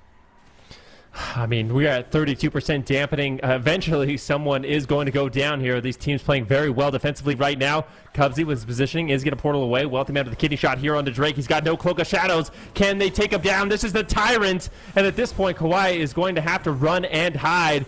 Flop going for a dispel. He gets feared away by that VT, but Prev, Drake, and Brain realizing the direness of the situation, they need to run away. They need to just weather the storm of that Tyrant, and once it fades, once a lot of this Demonology Warlock damage fades, that's when they can make a push. That's when they can try to get aggressive. Anything can happen at this point. I mean, KAWHI, they have such a powerful all-in with the Shadow Priest Rogue Paladin, so much instant crowd control, they can just overwhelm Cubsy if he's not careful. But Cubsy has a lot of his defensive cooldowns. He's got a lot of his mobility. He's going to have to make sure he does not mess up in these final moments. Yep, and this is really the final moments right now. Prev taking a lot of damage. That next blind, there's no breaker for it for Brain. And next blind might just be what ends up closing out the match. 20 seconds away here for Wealthy Man, and he's trying to reduce it as much as possible. The trinket's out. Prev still very low on HP. He has the dispersion, but will it be enough? They're going after Flop. Big swap of the Flop. Flop, though, teleporting away with the Soul Shape during that silence. Excellent defense from him. They forced out the dispersion here. Do they have the blind, though, for Wealthy Man? Only 4 seconds left. Wealthy Man could close it out. 5 seconds, though, on Brain's trinket. He might have an answer here late for that blind. He's going to trinket out immediately when he gets it back. Flop recovers here on the opposite side with the Apotheosis. Cubsy sitting through the blind himself, and now Cubsy finally making his way back to the target. Siphon is down around the corner. Wealthy Man ducks in to kill it, and he does manage to finish it off. They might go after Drake. Axe toss onto Drake. He gets grip back. Flop might go for a dispel right now instead of try to sit down and drink with those Fey Guardians. Symbols of Hope is rolling. Brain with the sacrifice as well, active and ready to go, and Wealthy Man trying to go back here, helping out his team. Pops the Vanish, has a kidney shot ready. Who's he gonna get it? It's gonna be Brain. They're going for an all-in. Brain with no bop. Tyrant coming out. This might just be the game. They have the Tyrant in midfield, and it is blasting away. It's gouged right now, I believe. Brain, though, ducks for cover around the corner. Will be able to survive, but Cubsy, though, getting blasted here now, using the unending resolve, trying to stay alive, and I don't know who is going to win this. This is so close. Drake right now on the run, trying to stay alive. Wealthy Man as well on 20% HP. Flop with 0 mana left. Brain with 0 mana left. Cubsy's in a trinket. He trinkets out. He gets gripped. Then all of a sudden, Wealthy Man rots down on the other side of the screen. Still very close, though. They might be able to play this one out on the side of Cloud9. 48% dampening. Brain really doesn't have too much healing to work with, but full blind onto Flop, and that should be it. Ladies and gentlemen, we're going to Game 7. I can't believe what's happening. I mean, these teams are just, they're playing so well defensively. Took 50% dampening for this one to end. KAWHI tie it up. We are going to a Game 7. Teams are very evenly matched, and now, I mean, Cloud9 winning those first 2 games put themselves in such a prime position. Now, it's their map, their composition. I think we know what to expect. A small map, and we might actually be seeing a Mistweaver tagged in for the grand finals of North America, but we can kind of unpack this game. It just, things become so unstable later on, and I feel like KAWHI is a team that thrives in dampening, right? I mean, at that point of the game, the Shadow Priest and the Rogue, they have a lot of instant damage. With the Paladin, you have a lot of instant damage, and you also have a lot of instant crowd control, right? And you have these kind of micro cooldowns you can trade out. So at that point of the game, the Demonology Warlock, he has to ramp up a lot of his damage. He just falls really far behind, and at that point, Flop, he just didn't have the healing to maintain such a late game and dampening. It's just, you can't keep up with the damage at the point. The Shadow Priest damage just finally starts sticking. The one thing was, I feel like Cubsy should have unending resolved when Flop used symbols, because it's just going to reset the cooldown. And then he could have free casted all of his tyrants and all of his pets out. And then he walled kind of late, but it seemed like you normally don't want to wall unless there's CC, but when you're at 50% dampening, like you're going to die to dots at that point. So maybe if the wall was like 1 second faster, like those last couple of decisions might have made the difference. It kind of felt like they got tunnel visioned into Drake also for a long time, and I don't know if the Outlaw Rogue should be your main target. It's nice for creating pressure, but I don't know if Drake should have been their main primary focus for so much of this game. Like, this is the 7-minute mark where they're just hammering down on Drake a lot of the time, and maybe they should have been chasing after Prev here and trying to force disperse. Like, I get it, he's at like 10%, you want to go for the kill, but he's also an Outlaw Rogue, so it's gonna be really tough to finish the game. Meanwhile, Cubsy just had some amazing saves. I love the coordination of the team to crowd control and then go for the Feldom so it doesn't get purged. And again, they're going for the kill on the Outlaw Rogue, and faint Cloak of Shadows, not going to die. Crimson Vial, look at the healing from Crimson Vial, just so much when you have that much HP, so he's not going to go down. Whereas later on, Wealthy Man just ends up dying to dots. Like, they throw a Hail Mary, they're like, oh, Brain's got no bubble, no trinket, no bop, let's go after Brain. And a Gul'dan, send out the Tyrant, try and cleave him down, but Brain line of sights the Tyrant, pops the Aegis, line of sights, pressure on Wealthy Man, pressure on Cubsy, and Wealthy Man just kind of ends up dying to like 2 dots in the middle of the map, because I think Drake actually continues to chase Cubsy after he gets away and survives. But again, Drake is the focus target. I don't know if that's the move, but just watch Wealthy Man. He literally just falls over to dots here. Like, Flop has no Serenity charges. He grips Cubsy thinking he's the target, but ultimately it was Wealthy Man that will go down. They got overwhelmed at that final point in the game. Felt like maybe just a targeting thing. And I cannot believe that this is the last map. I would have never expected Blade's Edge to be a map in a series, really, if Blizzo wasn't involved, or to be the Game 7 map. Like, this is the most chaotic map, and I think it makes sense. Pick the most chaotic map, pick the Mistweaver comp that maybe KAWHI aren't ready for, and win with that. Because if you pick something standard, like KAWHI are taking this, I'd be really surprised here. They've got the comp, they got the Outlaw SP, that's what they wanted for the Mistweaver. If they don't lock in the Mistweaver after winning with it, is it a mistake? See Chun-Li just come in, hero as a Windwalker, like maybe they play Windwalker DK. Yeah, maybe. No, Windwalker DK. Windwalker Zico Rogue. immediately was like, no. I was like, yeah, Windwalker, and then you're like DK. I was like, what? No, not Windwalker Rogue. That Windwalker DK doesn't make a lot of sense either. I feel like we're going to see the cleave with the Mistweaver. Blade's Edge Arena, though. I actually don't know if I like Blade's Edge. Yeah, I feel like as the Mistweaver, isn't it terrible? I just feel like the Mistweaver doesn't have any room to kite. Like, you can just... I feel like you're going to have Prev with freedom just sprinting at you 10,000 miles an hour, and he's going to be able to Psychic Horror Fear you. Whereas on, like, a large map, if you have a lot of space, then Flop can actually use, but his Ring cheat of torpedoes. Peace. Yeah, that's true. Knocking people... You remember Elevator Cleave or Trampoline Cleave? Trampoline Cleave, that's right. The Double Monk? They pioneered that, right? What if they do Double Monk? That's double what I'm monk saying, rogue. Double Monk. With Windwalker Trampoline. DK. Just bounce everyone off. DK Rogue, Mistweaver. All right, pick a Who random would have map. guessed? Who Blades would have Edge guessed Arena. that Mistweaver in the finals, right? Like, Nobody. yeah. There's no Fire Mages in the finals. There's no Holy Priests. Well, there was some Holy Priests in the finals, but in the final map, no Holy Priests, no Fire Mages. Sure, there's Outlaw Rogues. Two but, Outlaw Rogues. at least we're seeing some Shadow Priests, some Mistweavers, some, Unholy Death Knight. I really would never have predicted this matchup. I don't think anybody could have. I mean, and also these two teams, personally, I'm just going to say it. I thought it was going to be Liquid and KAWHI battling it out here. Obviously, Liquid had an insane series against Cloud9. That was about as close as it can get. But still, I feel like this entire weekend has been super unpredictable in terms of results, in terms of comps, in terms of maps. Like, just in general, it's been very fun to see. It kind of has and it kind of hasn't. Like the comps definitely, some of the results, yeah, but I mean, ultimately in Europe, KUNGARNA win the finals 4-0 with RMP.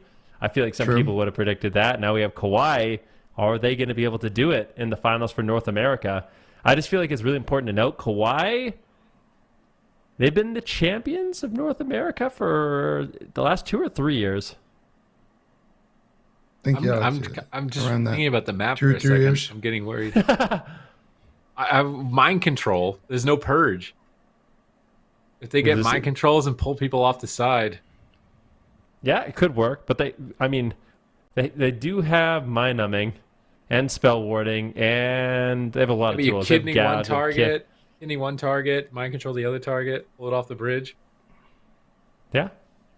Let's see if they can. Let's see if they can do it. They might just get trampolined off though. Like Prev goes for a mind control. Oop, you're gone. Ring of peace. Bye.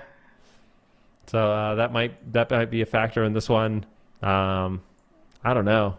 Even though Cloud9 won with this, on Ruins of Lordaeron, it was still close. Like Flop's mana not looking so good. He traded out all his cooldowns. He had to roll in for like a hero touch of death. So I don't think this is a blowout at all. I still think KAWHI could win this one, but obviously Cloud9, they should theoretically have the advantage. It's surprising we're going to the legendary Blades Edge Arena. I mean, I'm still a huge fan of this map. It doesn't get picked that much in the AWC because it's a bit of an awkward map with the positioning, but some specialist teams like to utilize it. You have Ring of Peace, for example. You can use it to knock people off the top side of the bridge. It can be big in terms of positioning. All right, quick predictions. Go, boys. Who do you guys think is going to win this one? Oh, my God. I can go first if you want. Yeah, go first. I think KAWHI wins it. Really?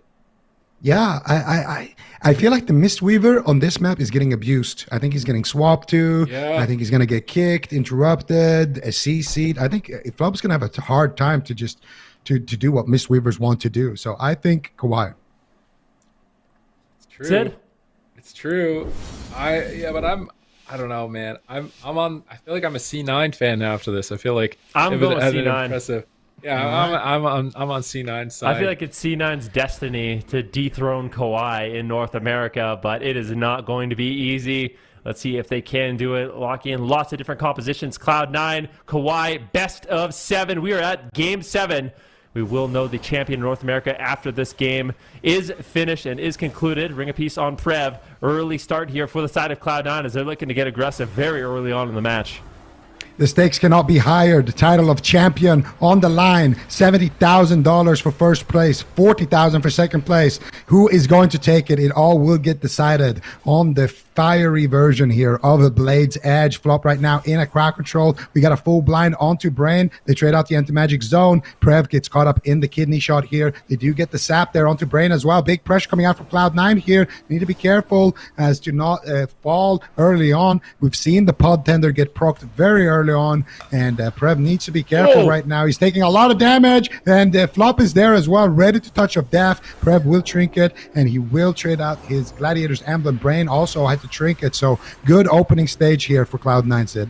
Right, Void Volley's out for Prev on that Shadow Priest, trying to get some control of Chun-Li and Wealthy Man, playing on the bottom side of Blade's Edge, now kiting towards the top. Let's see if Ring of Peace comes out from Flop or not. He gets interrupted on a heal here. I think playing up top is going to be better for them because then they can get close to Flop, whereas playing down here, Flop just heals for free at the top and doesn't really have to care about too much max range. So let's see if the positioning pays off. Prev blinks away upstairs with the Soul Shape Freedom. Amazing combo for escaping away from the Death Knight and the Outlaw Rogue. Some dots going out on Flop as if they want to poke towards him in the future. Drake is stunned up behind the pillar. Brain tries to reposition. He's still at 30%. It's still match point. Cannot afford to choke here or overextend his defensives. Does manage to recover Drake in an efficient manner as he makes his way back to Chun-Li. Kidney shot, blinding light on Flop. Chun-Li pre-fainted, but Flop actually, I think, broke out of that crowd control with the IQD and used the Life Cocoon. So IQD and Life Cocoon, I think you kill Flop at this point. I mean, definitely a possibility. Let's see if they can get it done. He doesn't really have any outs. I wonder if he's playing the port while in stunned. He is, so he does have the eminence. So the all-ins are going to be difficult unless you silence it as well. Brain's actually going to get leg swept there. Tried to jump off, but Flop managed to find him with that stun, and now as a result, Prev's going to be forced into the dispersion. Abomination Limb going to be channeled out here by Wealthy Man, doing tons of pressure to the side of KAWHI. Brain is going to stabilize, but surprisingly, Brain is actually leading on mana, and that was a huge win condition for Cloud9. So if Brain can manage to maintain his mana later on in this game, they might be able to actually pull out a win here, but I would say in terms of pressure, Cloud9 has been massively ahead in this game. Yep, Cloud9's pressure is looking great. The one opening is that IQD being down. Chun going back to his healer here, just trying to it actually looked like he hooked himself down there on Blade's Edge. It can be very tricky on this map to navigate around. There's a full blind onto Flop. Who are they going to go after here? Big pressure. This is the all-in. Nice anti-magic zone, though. Is it going to be enough defense? Chun still in a kidney shot, and the crowd control is endless. They have another Hammer of Justice on the Flop, but they don't get a follow-up on that blind with a sap. So, unfortunately, for KAWHI, that was their big moment, and now it's gone. Prev with no dispersion. He Greater Fates, goes for the Shadowman, gets another, and he catches a couple of big heals there from Brain as well. Brain had to use his trinket in that exchange, and it was not in exchange for a blind. Guess what? Chun has his blind ready right now. If he presses his Vanish as well, he's going to be able to sap that, and that should surely be a Divine Shield, because Prev doesn't have his dispersion for another 5 seconds. There it is, kidney shot coming out. There's the full blind. Brain has to bop this or bubble. He will bop, and it potentially might not even be enough here. Could be a mistake from Brain's part here. He has to send so much heals here for Prev. I don't know how he stayed alive right there, but Prev manages to recover. Another extremely close call here for Cloud9 to fulfill their destiny of dethroning KAWHI. Let's see. Prev gets knocked off the side by the Ring of Peace, now into a kidney shot. Prev breaks out, trying to survive with the Fey Guardians and manages to recover. But if that happens when he doesn't have a stun break, he doesn't have a disperse, that lights out for KAWHI. The map is definitely working wonders here for Cloud9. Let's see if they can close it out. We're 1 minute away from dampening. Abomination's Limb is coming out, pulling Brain off the top side. He's going to go for a Void Eruption, trying to Void Volley away. Wealthy Man managing to land one and escape from the Abomination Limb. Now Chun-Li in a stun, Flop in a stun. Is Chun-Li going to be able to survive? He's working with nothing at this point. Blinding Light for 1 more second! 1 more second! Flop gets sapped in between the CC. His Renewing Mist does not put him in combat. That might cost the game.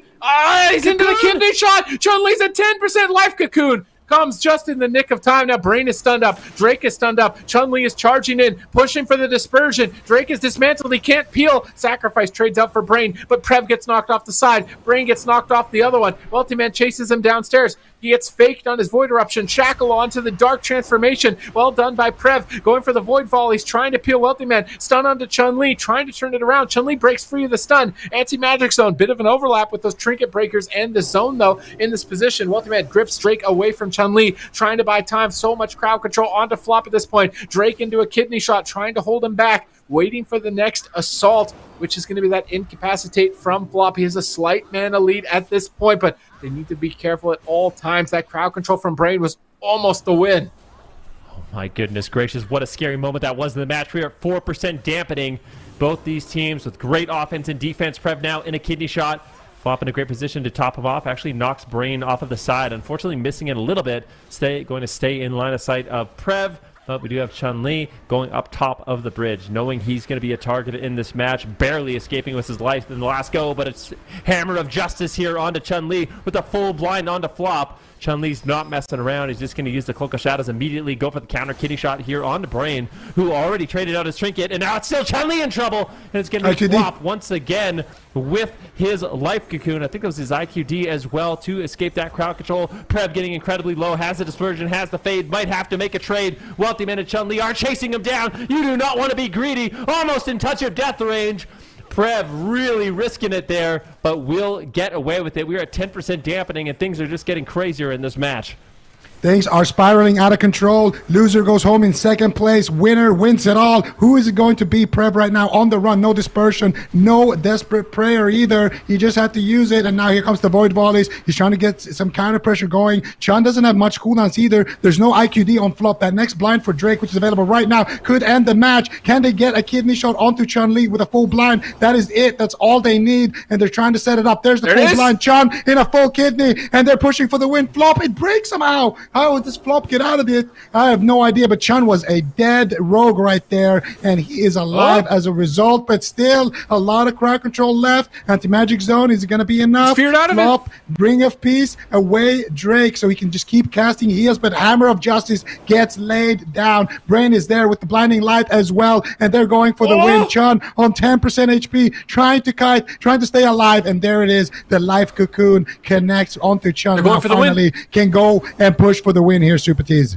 They get the bubble sacrifice. There's no bubble. There's no trinket for Brain. No dispersion for 15. They could even swap to Brain, possibly. Flop rolls up. Double stun from Flop in this position. They're swapping to Wealthy Man, though. A big swap. Dismantle onto Chun-Li. Can Flop keep Wealthy Man alive? Big heals come through. Flop stabilizes him. Wealthy Man is marching towards Prev, trying to force those final cooldowns. The last fade. The last disperse. They get the fade. 1 more second away from possibly getting the dispersion. They kick Prev. He tries to blink with the freedom. Tries to escape. He gets grip. Brain gets knocked off the side. That Ring of Peace could win the game. He's trying to get in line of sight. Prev is so low. They bop him out of the stun. Void Eruption. Prev is trying to pull off the win. Blind into Kidney Shot. Can they finish Chun-Li here? Can they drop him? Sap out of the blind. Chun-Li is cheap shot. He pre-faints it. Is it going to be enough with the pre-faint? Flop comes out, but it's not. The silence for follow-up. And KAWHI will remain your North American champions.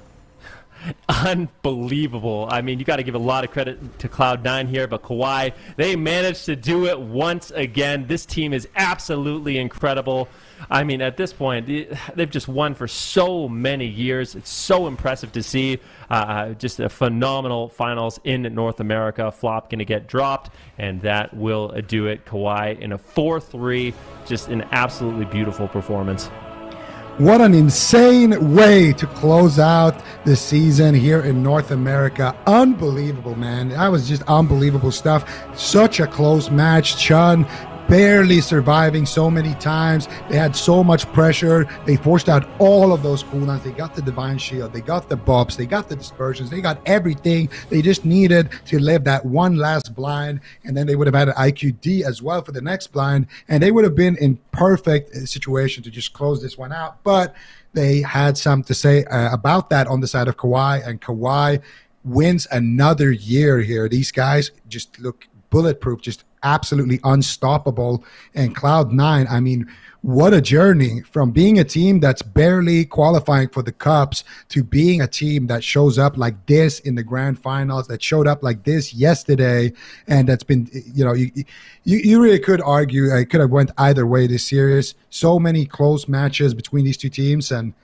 just a lot of respect and hats off to everybody who competed this weekend. Just phenomenal games. Crazy weekend, and I'm curious, like, what does this mean for the Cross-Region Tournament? Because this was so close in North America, and there's such weird comps. Like, is KUNGARNA ready for these weird, wacky North American comps? Because these are strange, man. You're playing Mistweaver in the last game. The entire year is riding on this game, and you play Mistweaver? Like, they are not afraid to pick some strange stuff here in North America. And the only thing in this game that I'm really wondering is, did Flop need to use the last life cocoon that he did? Like, did he need to use it? Because if he didn't and he had it at the end, I think Chun-Li would have survived. But this is so crazy. No, because he used it literally like 10 seconds before that point, and it didn't feel like it was necessary. And I'm wondering if that's in the replay. So Chun-Li was a target at one, but this is still too early in the game, I think. I want to see it because Chun-Li was gone. He grappling hooked upstairs and no one was next to him, and then Flop life cocooned him. So like, was it 100% necessary? In the end, though, did Flop get a single global off? I think he did. I think he had a global in between the sap and the silence. That could have been a life cocoon instead. Mind you, should that gap have been there? That's something I want to see in the replay as well. Was this it? Yeah. So he's blind. He has life cocoon here. He's sapped. He faints, and like, I'm looking for the gap. He shouldn't leave a gap because silence is available here. Did he? Yeah, he wouldn't have had a gap. Yeah, there's no gap. There's no gap. The map definitely did what I think Zico kind of predicted it to do in the final second, where like it just gets on top of Flop, and then there's too much for him to deal with. Yeah.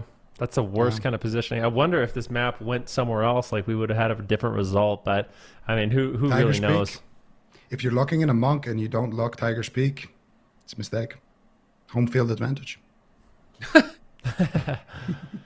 I'm spent. These games are crazy today. I feel like I've exhausted so much energy. I can't even imagine how it's like for the players. Well, I can't imagine it. But yeah, it is. It's just crazy. It's been such an amazing day of games. And obviously KUNGARNA in Europe with their RMP, and of course KAWHI in North America with their Shadow Priest Rogue Paladin. Now, what's really interesting to me is going to be next weekend. I feel like we've had a certain matchup a long time coming. Sure, there might be some issues with ping, but I'm really, really curious to see what happens if KAWHI and KUNGARNA are able to go head-to-head. Who would have been fourth? What is the most likely? Do we have a bracket for that? I wonder if we have a bracket for the cross region after that. It's going to take a bit to construct. We literally just finished the seeding for one of the North American teams. Well, we can make up the bracket in our heads. It's three, and it's then it's Liquid versus SK. And then it's CGN versus C9. No. Yeah, versus C9. Is it? Yeah, it's second phase is third, and first phase is fourth, right? Yeah. Third versus second. Yeah, okay. CGN versus C9. So KUNGARNA, we're probably expecting to beat 3.5 men.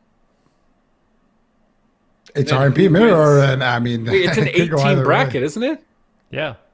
It's a full bracket, not like a top 4. It's a full bracket. It's a little bit more chaotic than this weekend than next weekend.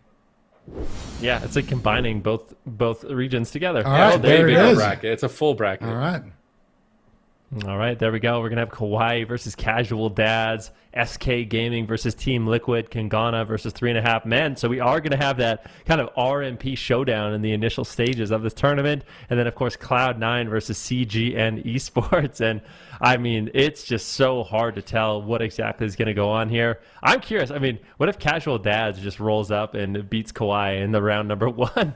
I mean, that would definitely be interesting. But I think it's going to be an incredible weekend. We have not seen a cross-region tournament like this in such a long time that I could not be more excited.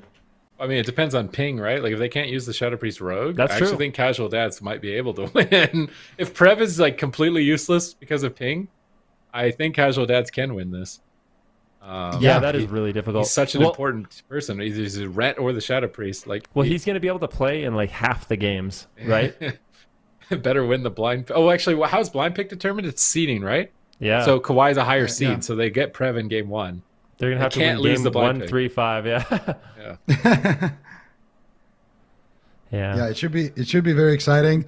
I mean, it's been, when was the last time we had EU versus NA? I think 2019, right? So it's been we're closing in on 3 years here. Obviously, this won't be like 100%, like a skill showdown because there is going to be ping. And if you don't know how it works, basically, the higher seed will start on their side. So let's take KAWHI and Casual Dads here, for example.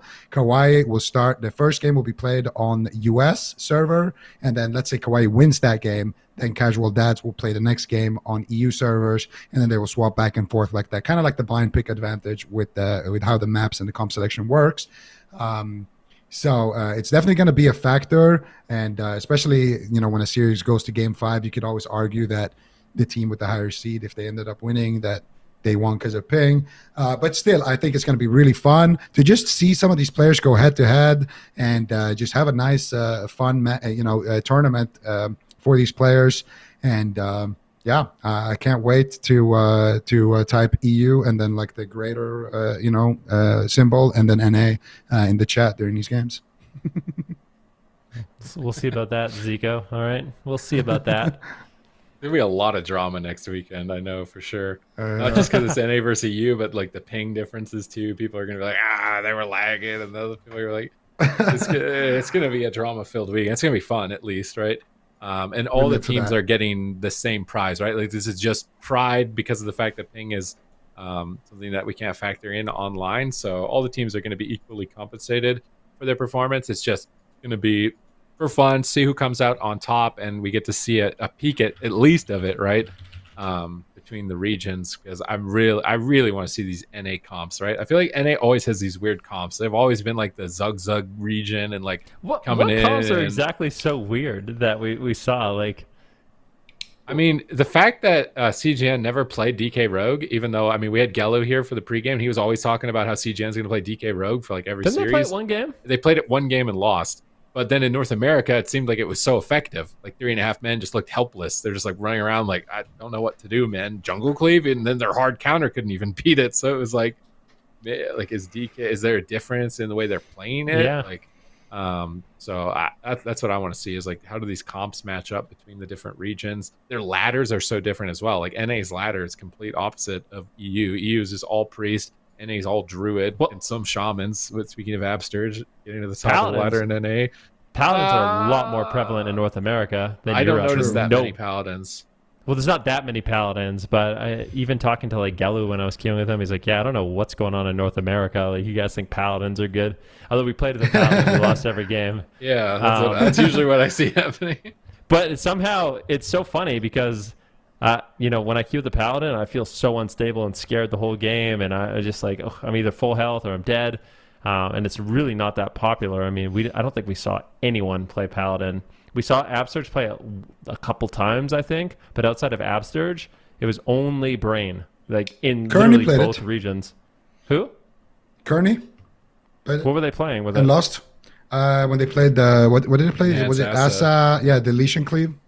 But no, that's fair. I mean, your point still stands, though. It's like the point still stands. I mean, I feel like it speaks volumes to KAWHI, the roster with the Paladin. I mean, Brain on that Paladin somehow is just winning tournament after tournament after tournament when no one else is even looking at Paladin. It's like, ugh. They play other healers play Paladin. Like, yeah, I don't like this, but Brain plays it and just wins every tournament.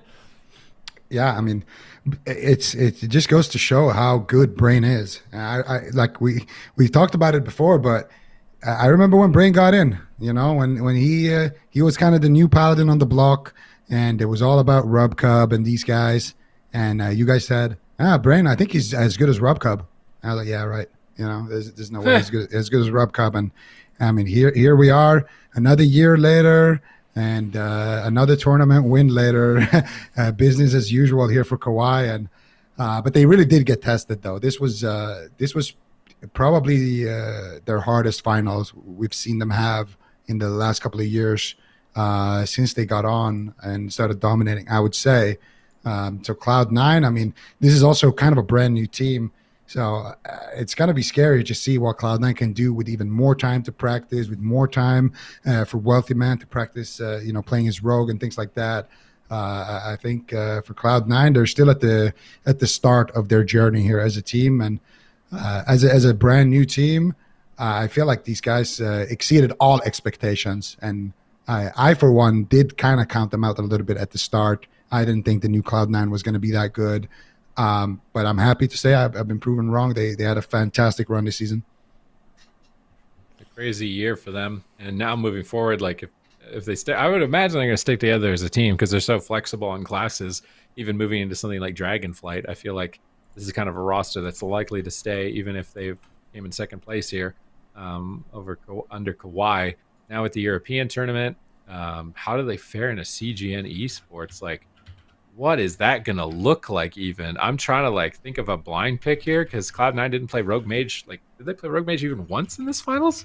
No, I don't think they played it even once. So they're gonna play Windwalker Rogue is game one, and then CGN esports are gonna play what? Like EK Warrior? Like what, dude? That first round is gonna be insane on the Cross-Region Tournament next week.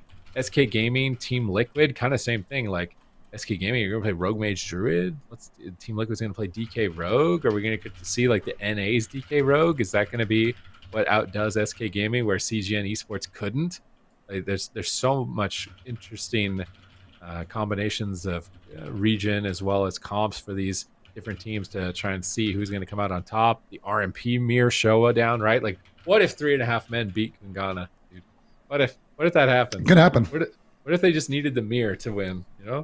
Like they were owning in mirrors in North America, and I don't think KUNGARNA has anything else they could pull out. So 3.5 men, this could be their comeback week after this showing. But even their team is a fairly new roster, and making it this far, going up against the biggest names in WoW Arena history. I'm very impressed with all of the teams that competed this weekend, and excited to see where they go from here. Yeah, and we're actually going to have an opportunity now to talk to KAWHI. We have an interview with Aya. Hello. Hello. Can you guys hear me? Hello. Can you hear me? Yep. Hello? I can hear you. How you doing? How you feeling? Good. Very good, actually. Yeah, I think the Can you guys hear me?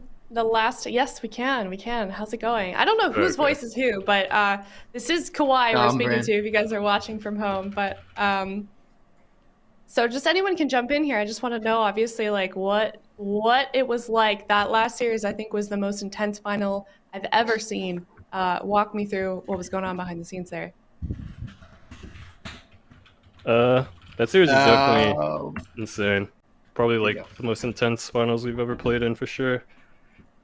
I think like every loss was super close, every win was super close. Yeah, I mean, I felt like the first two games I played really bad, to be honest. I just like I'm so bad at like in the Outlaw Rogues, to be honest. Like they just have mind numbing poison. It feels like awful to play Shadow Priest. I kind of wanted to play Rip, but we really just haven't practiced too much. Well, I mean, worked out nonetheless. Speaking of practice, what exactly did you guys do leading up to this finals here? What was the practice schedule like when we were having those MDI tournaments instead? I would say we didn't really like ladder too much, but every time we were kind of able to get some more games, we would log on Tournament Realm and just try some stuff out, see what comps are good into what, and if we're like struggling with a matchup, we'll try different strats and stuff until we find one that kind of works out the best. Mhm. But for the most part, I'd say war Yeah. games probably like 95% of I our don't think we practice. practice as much as other teams. Like this year, I think there was not as much motivation as like earlier. Like last year, I felt like we practiced a lot. We were like really prepared for everything, and we have really good comps too. But this year, I felt like we didn't play much. Brian likes TBC, so he doesn't play retail.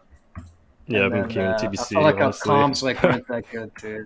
Like they're very good, but they're not like super meta comps. Like I would have much rather been playing like a demo lock or if we were playing like RMP or something. But good anyway. Well, in the beginning of the season, did you guys think that you would be able to have this, repeat the same success that you guys had normally have had in previous seasons, or what were you expecting, I guess, from the team for this year? I didn't. No. I mean, Yeah, I think didn't for the think everyone like was good. during the cup stage, I think I was personally thinking we were like chilling kind of hard, but then I think by the time the circuit came around, the meta was like outlaw rogues became really strong, Mhm. and every game was like RMP, and then at that point, I felt like, yeah, we probably weren't gonna do as well as we did, but I guess everything worked out. So Yeah, I felt Yeah. like good into 3.5 men, and then Cloud9 and Liquid. I felt like I feel like they're like double melee comps, so like very hard for RP Pal. So those are a bit scary. Yeah, just a bit.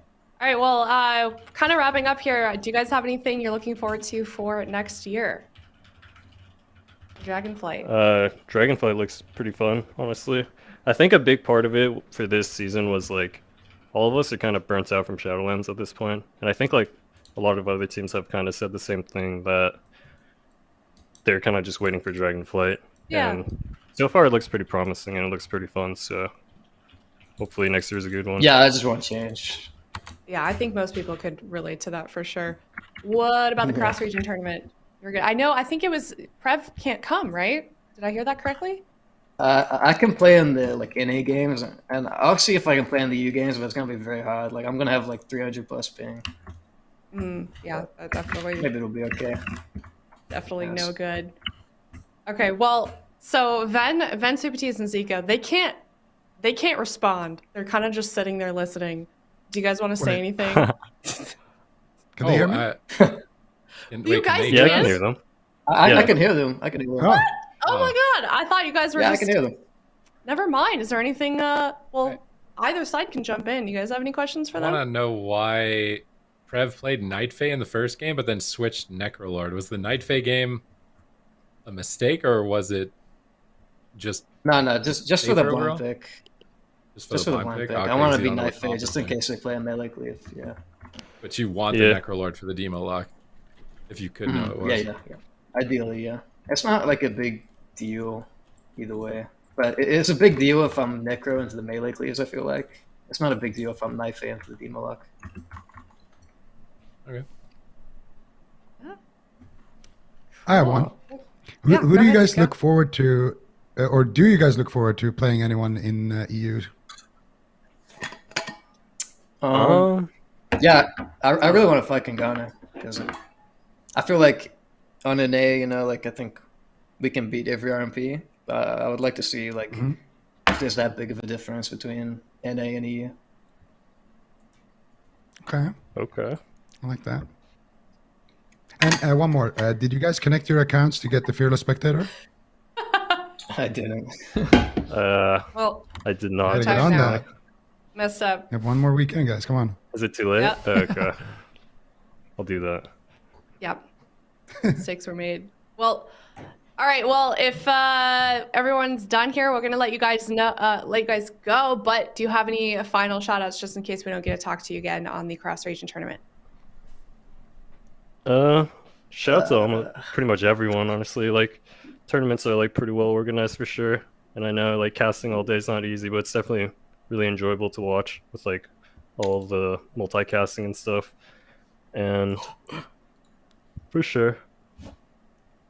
Yeah, shout out to Cloud9 too. They play really good, and they're like my favorite team on NA. Apart from my own team, of course, but I really like them. I think they can play like every comp. Yeah, I really like Cloud9 too.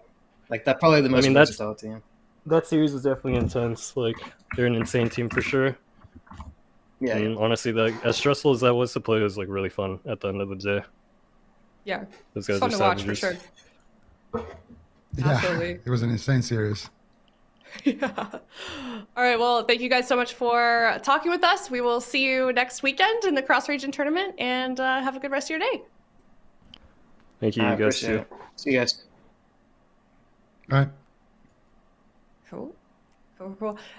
Dude, I thought that, I don't know what I thought, but I thought you guys couldn't respond for some reason. So I was gonna be like, do you guys want to say anything about them? Well, they can't say anything, can't defend themselves. I can't hear Aya. It works out. I can hear you, Aya. Keep talking. Wait, you can hear Aya? That's right. No, I had to come back into the actual. It's just okay. Remote interviews are complicated. I'm glad somebody heard me, but it's always great to talk to those guys. I know that they're a little bit I don't know if shy. Maybe shy is the right word. I'm not sure. They're low key. You know, they're Low chill. key. Yeah, it's a good way to put it. Vibing. Yeah, vibing. I like that. They've been putting in all that energy into the hard games, and now that they're done, they can just sit back, relax, you know, enjoy the show. Right. They're like musicians, like professional. Well, maybe I shouldn't say this because we've got super teas, but like when they're so good at their music, but then you talk to them in person, they're just really weird. They don't blink. They kind of just stare at the camera. You're talking about me now? Like this is suddenly this got really personal. I thought you were just going to talk about musicians in general, and now it's no, like. but then I decided to throw that joke in there. But yeah, either way, really cool to talk with KAWHI. Obviously, congratulations once again. You guys, while we're getting that interview sorted behind the scenes, you guys were talking about the Cross-Region Tournament, right? Oh, yeah. Okay, Yeah, we talked a lot about it. Talked a lot about, okay, well, we're going to cover it a little bit more. Just a reminder from, for those of you watching from home, it is next weekend, July 23rd through the 24th, and we are going to finally be able to see all of the teams from both regions be able to play against each other and see, you know, who the best in the world is. So there's some matchups I'm really looking forward to. We don't need to go over it too much. I'm sure you guys kind of talked about that. I did see the bracket up, but I'm really excited for that. I'm almost more excited for that than I was for this weekend. What do you think? I don't know. It's going to be hard to top this weekend. It's going to be hard to top this weekend, but I am stoked for EUNA. I am stoked for some friendly banter with my American friends here on the desk. I can't wait to rub it in your faces every time an NA team loses. They're not American. I'm the only American. Well, like U.S. Yeah, but the NA. I don't know if you're saying North America, there's plenty of Canadian players in the AWC. For some reason, I heard just the word American, not North American. I apologize. I said NA. I'm hearing things. Listen, it's been a long day. My bad. I'm second guessing myself now. Did I say America? I'm trying. I'm just gaslighting you. Apparently, I'm sorry. I'm just hearing things. Just ignore me. Anyways, I think with that we can call it a weekend. Huge shout out to all the players, all of the people working behind the scenes. There's a tremendous group of people that work together to make this happen, and obviously shout out to everyone in chat for hanging out with us all day. So make sure you guys are tuning in for the Cross-Region Tournament next weekend. Follow us on WoW Esports as well. Make sure you're subscribed to the channel also, and you have the notification bell turned on so you know exactly when we go live and when we post new content. Also, follow us on Twitter. I think I already said that, but I didn't say the handle. WoW Esports. Make sure you're checking that out. All kinds of great information on there. And with that, we will see you guys next time right here, youtube.com/Warcraft. See you soon.